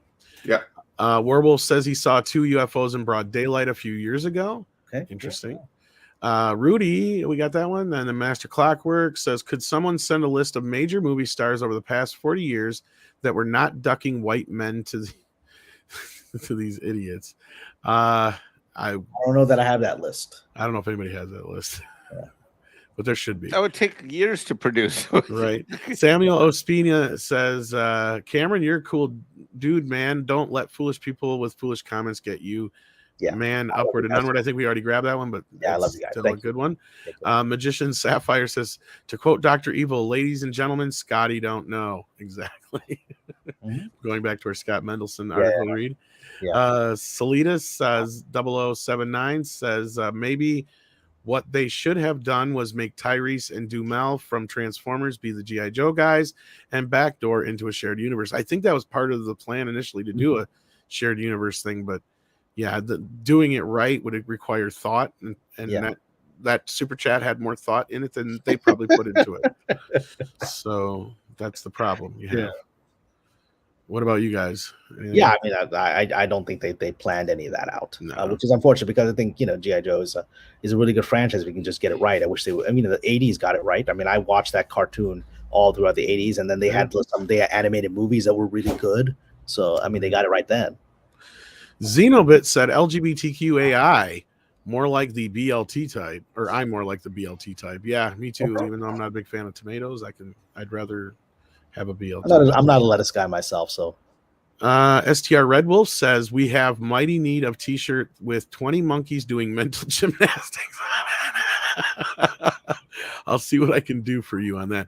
In fact, I've actually got some movement, and that's a very, very good choice of words on the Amber Turd sheets. Yes. We have to talk to the Popcast guys about that. So do remind me of that soon. So if they do sheets, I mean, Aquaman 2 is coming. He said, "Yeah, and thanks to the powers that be at Warner, those that have done such an incredible job at defending the studio.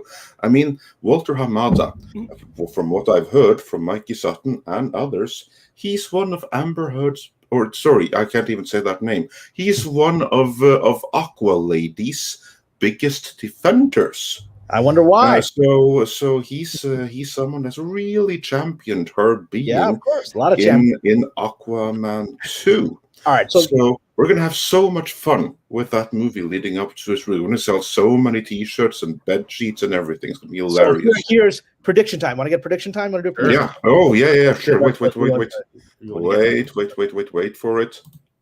time. All right. So here's my prediction on Aquaman 2.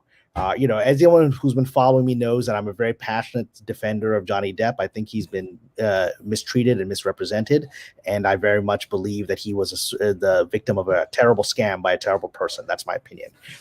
But so we've seen this phenomenon right now where Warner Brothers has consistently pushed, his ex-wife forward in this movie, despite exponentially increasing public outcry against her, right? Despite we had more than petitions. There's anytime you have James Wan post a picture from Aquaman on his Instagram, you'll have people come in and say, if you'd only get rid of this person, I'd watch your movie, and that will have like 10,000 likes, right? They are aware that the public doesn't want this. But like I said, this person seems to have very deep relationships with powerful people, right? Who seem perhaps compelled to protect her in some ways, right? So what's going to happen? Here's my prediction.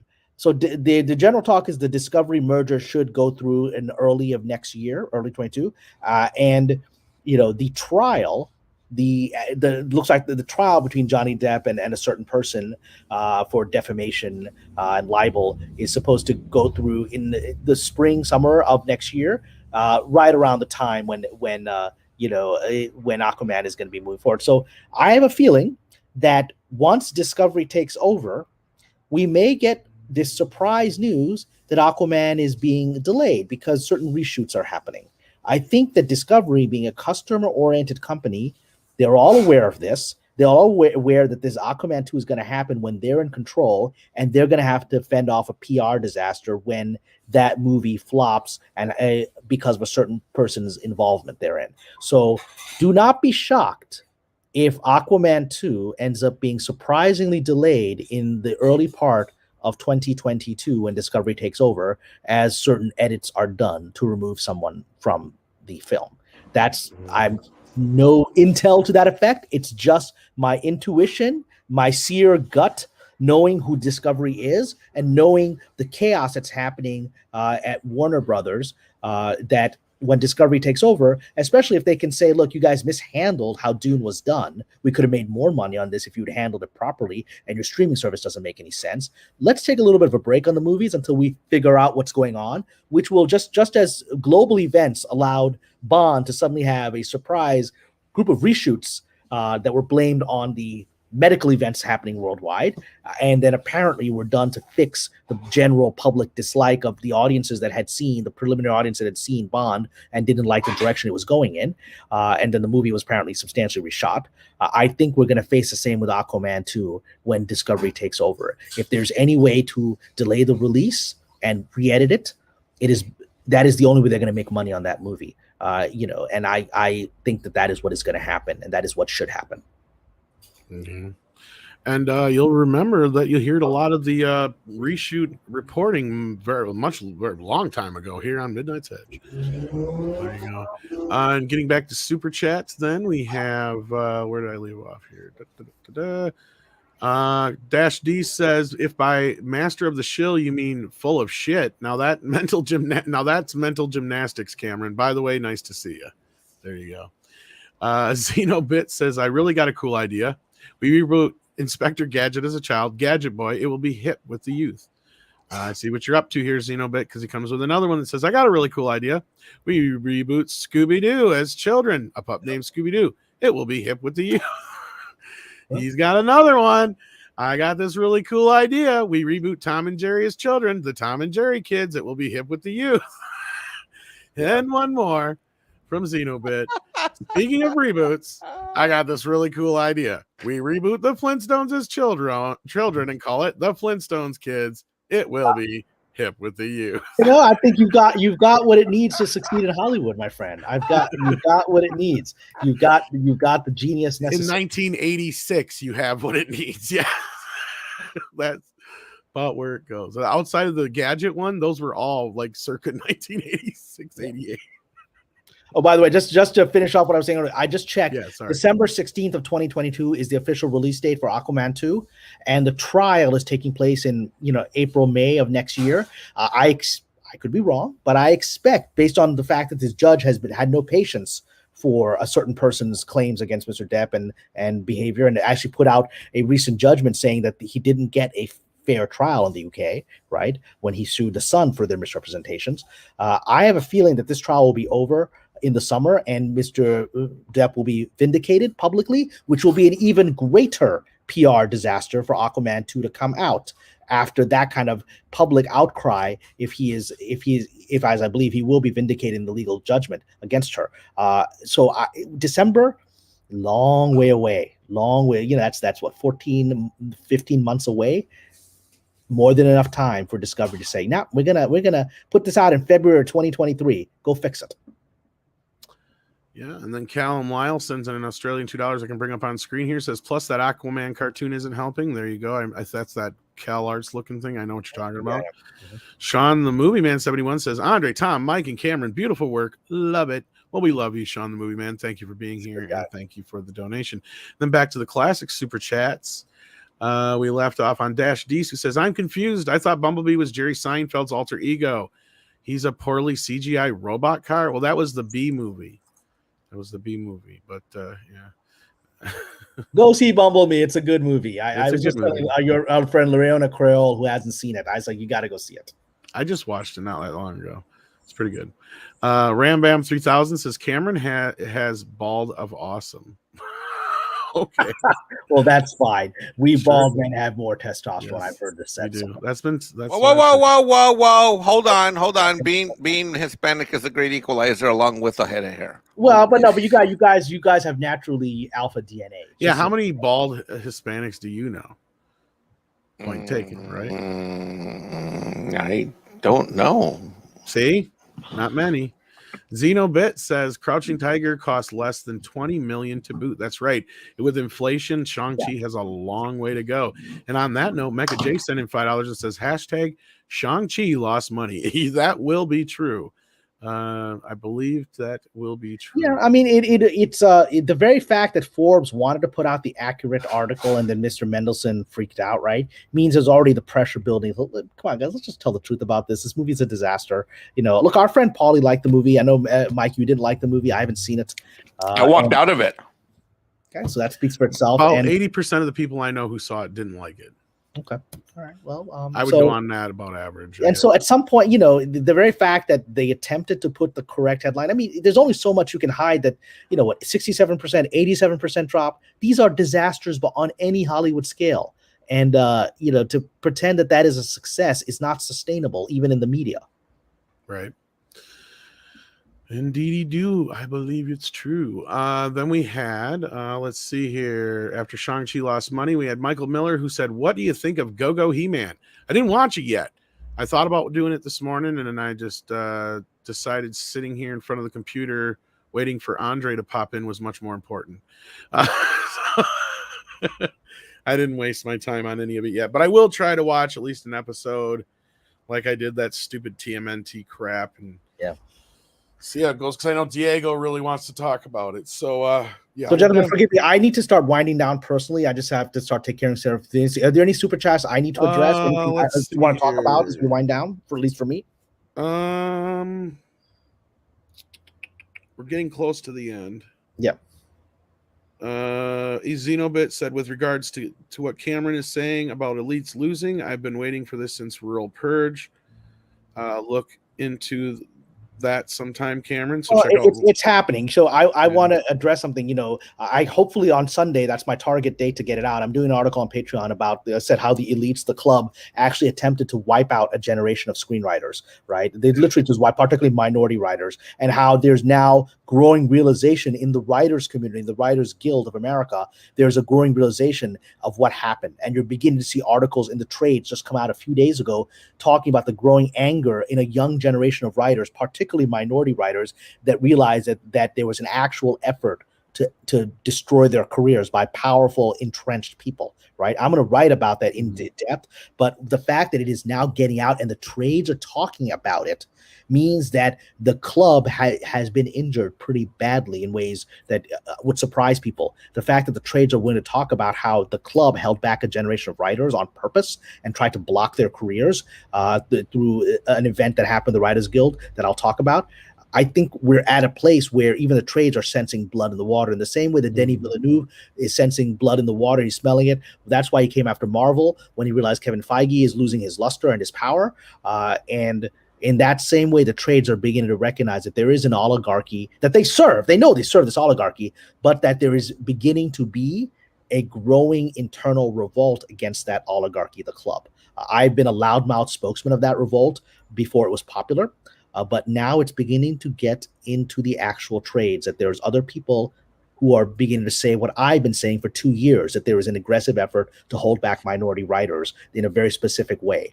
And now that's getting out. So do not despair. I believe the club, we still have a journey ahead, but it's been wounded and it's getting more wounded and the wound is getting bigger.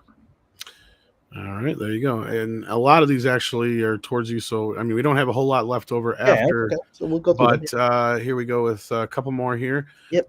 Shotgun Fringe sends in $4.99, says Fridays with Cameron are my favorite. If Feige is pushed out, who would be the next in line to take his place? Would it be Russo's?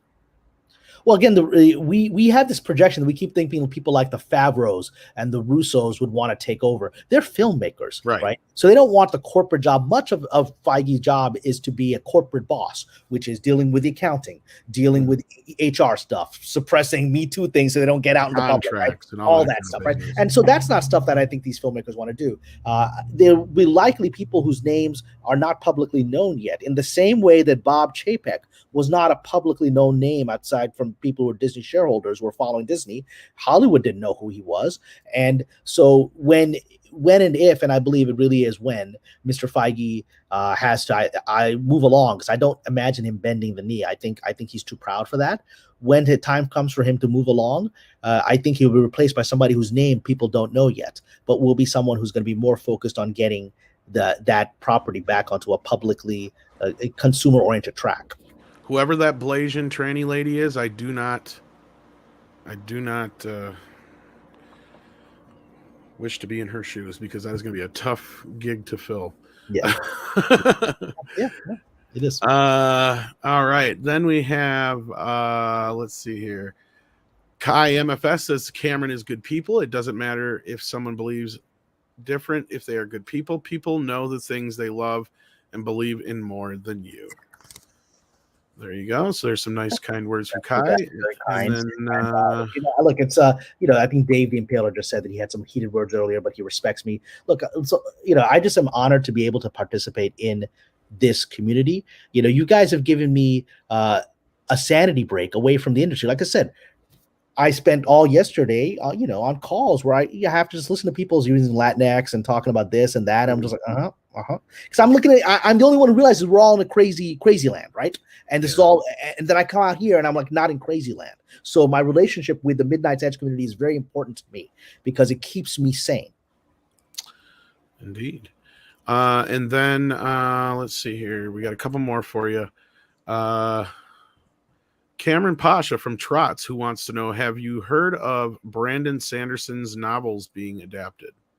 Forgive me, I'm not familiar with those novels, so I know you've paid graciously, but I'm not familiar with them. I'll look them up, but I won't be able to answer that question. Yeah, it doesn't ring a bell either on my end. Looks like he is known for things like The Way of the Kings, Mistborn. We're talking about like fantasy type of stuff. Yeah, it looks like Elantris. I have not heard that, but I'm going to look into them. I'm always looking at stuff that I might be able to potentially adapt. And so that looks. I mean, I'm deep I've in heard of the Mistborn, but like that's the only one that rings a bell. Okay, so let me I'm look. not even aware of what it is other than that. So okay, sorry we can't help you on that one. And then let's see here. Let's make sure we got. Louis the Plank says, "Hello everyone. Hi Cameron. I love the 13th Warriors. Such a great flick. I need to find a 4K version." So is there a 4K version? I hope there is. Not that I know of, but you never know when we could get one. Well, and I was talking to the screenwriters. What's fascinating about it is that there's a whole other element to this, which is the idea that primitive proto-humans continue to exist in the North, hidden away from everyone else, well into the modern time, right? And that to me is a fascinating idea. That sort of the last remnants of the Neanderthals or very early kinds of hominids would still exist and would be in conflict with human beings, and our understanding of our history with the Neanderthals is we essentially wiped them out. But if a remnant group survived into our modern era, even the Middle Ages is our modern era, if the remnant group survived, you can imagine that they would want revenge for what happened to them. They're essentially been subjected to a genocide, and the last remnant would of course come after the rest of us. Yeah, and then we got a couple more that just popped in here for you. Xenobit says, Cameron, Clownfish did a segment talking about how minorities now have trouble getting work because of the backlash on woke Hollywood crap. Minorities blame SJWs. Well, I mean, and I'm gonna have to go back to because I love Clownfish. But again, remember both the SJWs and the people in Hollywood are all racists, and so they've set up a situation to set them up to fall. Right. And so that's the whole idea. And it's the article that I plan to write for Patreon, which is about how that was done inside of the Writers Guild. And I said that to people, said these things you're doing, they're motivated by your deep racism and your desire to hold back a whole new generation of writers that you find a threat. And I said that for 2 years, and I was the crazy guy inside. I was actually attacked by other famous writers, some very famous writers, when I started publicly saying that these things you're doing are wrong. And I started saying that on Twitter, and I got publicly attacked by very famous writers who were very wealthy, who got threatened that minority guy was pointing out what they really were doing and their intentions. And I was on the fringe. And now Deadline is talking about it 2 years later. There you go.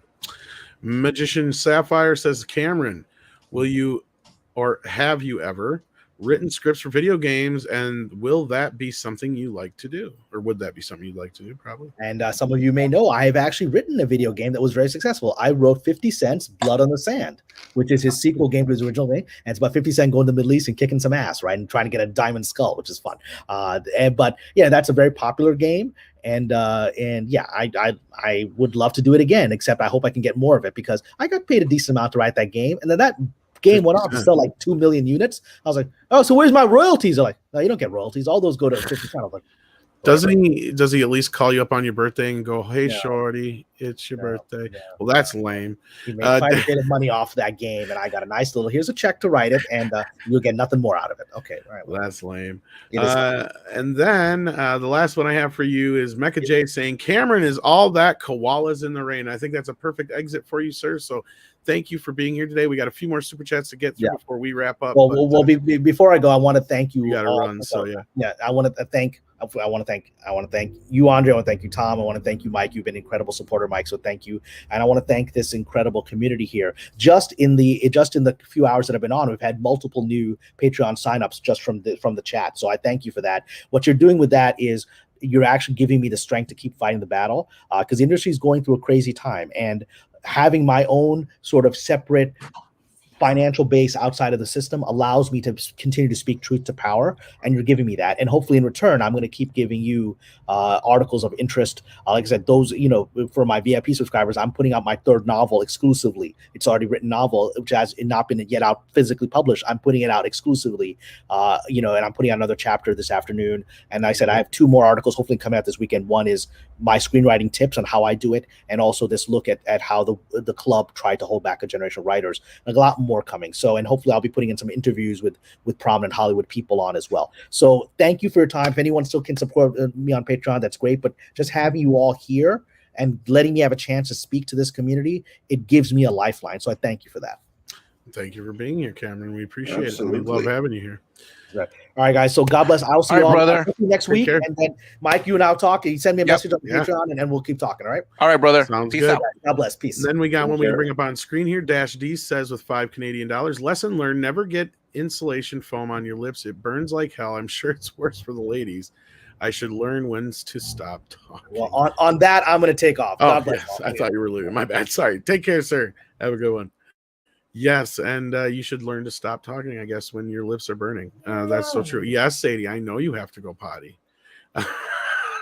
We got a couple more super chats to get through, and then I'll take you out. So be good. All right. So Xenobit, I saw the one video here, but he says, Tom, Jessica Alba DNA test. Oprah Winfrey wants to be Zulu, and Don Cheadle finds out Native Americans owned his ancestors. Yeah, I'm gonna have to get into this rabbit hole of actors who are upset about their DNA test. That sounds interesting. Then Rudy chimes in with $5, who says, much of Hawaii is Norwegian. In the 1800s, 600 Nords came over as slaves to work in the sugarcane fields. Years later, here I am, a Norwegian. I like that. That's pretty funny. Anything to say to that, Andre? He's probably not there. Melvin Balliard says, I agree with Mexican Iron Man. They call me every insult under the sun, but don't refer to me as Latinx. It isn't a thing, and it will never be a thing. There you go. And then we had, let's see here, Dash D's, who sent in $10 Canadian, who said, religion, politics, cults, hatred, or love don't really matter. It is like any weapon or shield. In the spirit of the heart, it's in the spirit of the heart of the wielder that matter. In the place you'll find the real truth. Yes, indeed.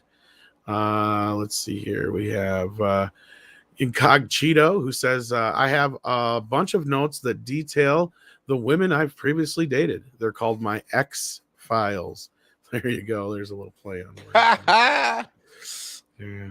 And then John Harrison wonders if England has any cool mythic gods. All I know is that we had druids and the Romans wiped them out when the dark ages, and then the Vikings came or something like that.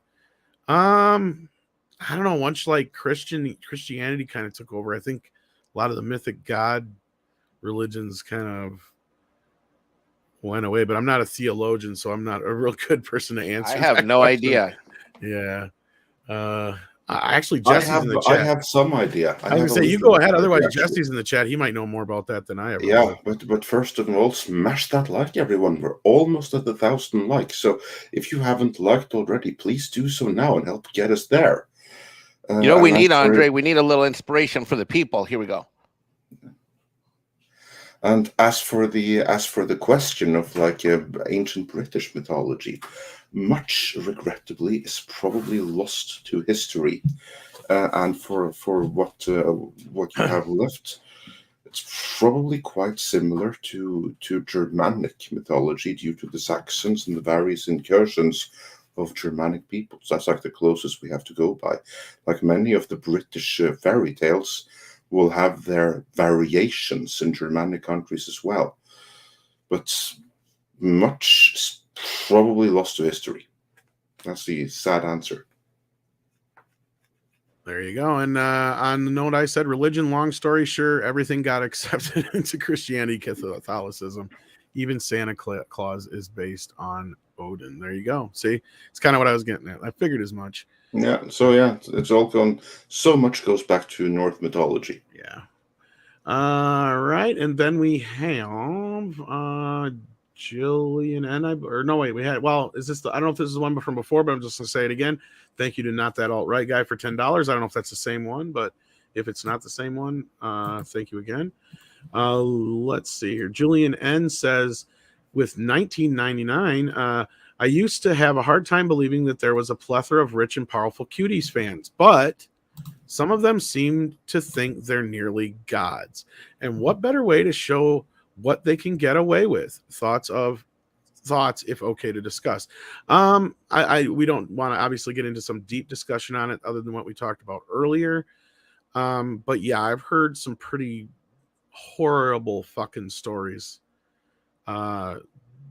come out of Hollywood and really just out of places that where power is king, right? Like Hollywood, politics, and big business, basically, in a lot of ways. And they are very often related with many of the same people pulling the strings in all of them. Not saying that's a good thing, but that's how it is. Basically, it's one of those things, and unfortunately, it's a tough thing to talk about without the Google monsters or the YouTube people coming at us, but there's several documentaries out there that cover some of that stuff. So if it's something you want to become more aware of, that's the best I can do as far as starting from there. I think can't remember what it's called. I wish I could now offhand. The word is do your own independent research. Yeah, no. But there's an actual movie, and I can't think of the name of it. It's a documentary, but I know. But again, independent research. That's it's like a dark secret or something like that. It's called. But anyway. And also, everyone smash that like. Less than 30 likes to go to 1,000. And then we had a super sticker from Grand Wazoo. It doesn't say what it was here, it just says super sticker, so I can't tell you what it was, but thank you for that. Sends it with €5, so it's fancy money. We appreciate fancy money here. Let's see here. Corey on the Witch Residence says in response to Dune, so you're saying I should book my good tickets now for the Canadian release? Probably. As long as they're refundable if they decide to close the theater on you. Just keep that in mind. And before we move on with the classics, two we can get up on the screen is Quran Witch in Residence says for $5 Canadian, British traditional Wicca recreates this religion. Check it out. All right. Guys, I apologize. I'm sorry. Go ahead. Yeah. And William Santiago says for $10, if you don't like tomato, have a block J bacon, lettuce, onion, cheese, and jalapeno. I don't know about that. Cool. But And also a super chat that we missed in there is Warwolf said for $2. The UK trial judge was a known friend of the Toad. So that was much of a sham, which luckily has been pointed out. And with that, and here we just got from there's Xenobit. A couple more here. Y'all can watch No Time to Die. I'll watch reruns of James Bond Jr. It was this really cool show where he was replaced by a T. Hip with the Teen is supposed to say yes. It was his nephew. I remember that show. Yeah, you referenced it before. Yeah. But okay, right, carry on with the classics. We only have a couple left. Eric Winberg says, gonna have to watch this from the start. Thank God it's Friday. Well, thank you, Eric Winberg, and thank you again for the other donation you sent me the other night for Mead Radio when it was off the air, and I appreciate those. And then we have one more that I have on my end anyway. Callum Lyle, who sent in $2 Australian. He said, I hope they'll save the Snyderverse, and that is in response to the whole Discovery thing. And, that's one thing that I can say this. I can't say that it will happen, but I feel like Laszlo will see that there's a fan base there, and he'll be like, why are you guys ignoring this fan base? And I think I think he's good for something like that. I think he'll be good news for the DC fans who want more Snyderverse. You know what I think he's going to do? I think he's going to see, okay, I've seen the demand for the Ayer cut. How much is it going to cost to release the Ayer cut? Then he's going to hear the figure, and then he's going to say, why the hell have you not done that already? And then he's going to do it. Yep. I think you're right, Andre. I think that'll be the first step, especially depending on how certain things are received. So with that, I think unless we missed any super chats, which I don't believe we have, if you want to double check, Andre, there might have been one or two in between there just in case, but I think we got them all. I got to go jump on a work call. I know you have to leave, Mike, so thank you for being here again, and we appreciate all the hard work you do, and we'll talk to you again soon. Take care, buddy. Thanks. Love you. Love you more. Bye, guys. All right. Anything else we missed, Andre, or are we good to go? Because this has been one of our... Give me 1 second here. And Sadie is like dying to go out. Poor girl. Yeah, and as Mr. Tickle Trunk says, 15 likes to get us to 1K. We got 15 people out there who probably haven't hit that like button yet. Please do so at this time. We'd appreciate that. Yeah, no, sorry about that. We are fully caught up here. Yeah, and DeGhost, you are right because Ayers already said it's pretty much done. It just needs a final polish, and it'll cost pretty much nothing. Yeah, a couple $1 million in the end. Despite the Snyder Cut essentially had to be recreated from scratch. This is not the case with the Ayer Cut at all. Nope. Our understanding is it would be a very, very cheap endeavor to undertake. And Jillian says, "Yeah, I'm looking for it right now." I thought we got Jillian's, unless there was another one we missed. Yeah, well, I will do a quick. So I used to have a hard time believing in the plethora. For Jillian's. That was is that the one you're talking about? The one with the Cuties fans? Because we discussed it for about another good 2-3 minutes. I'm gonna do a check now.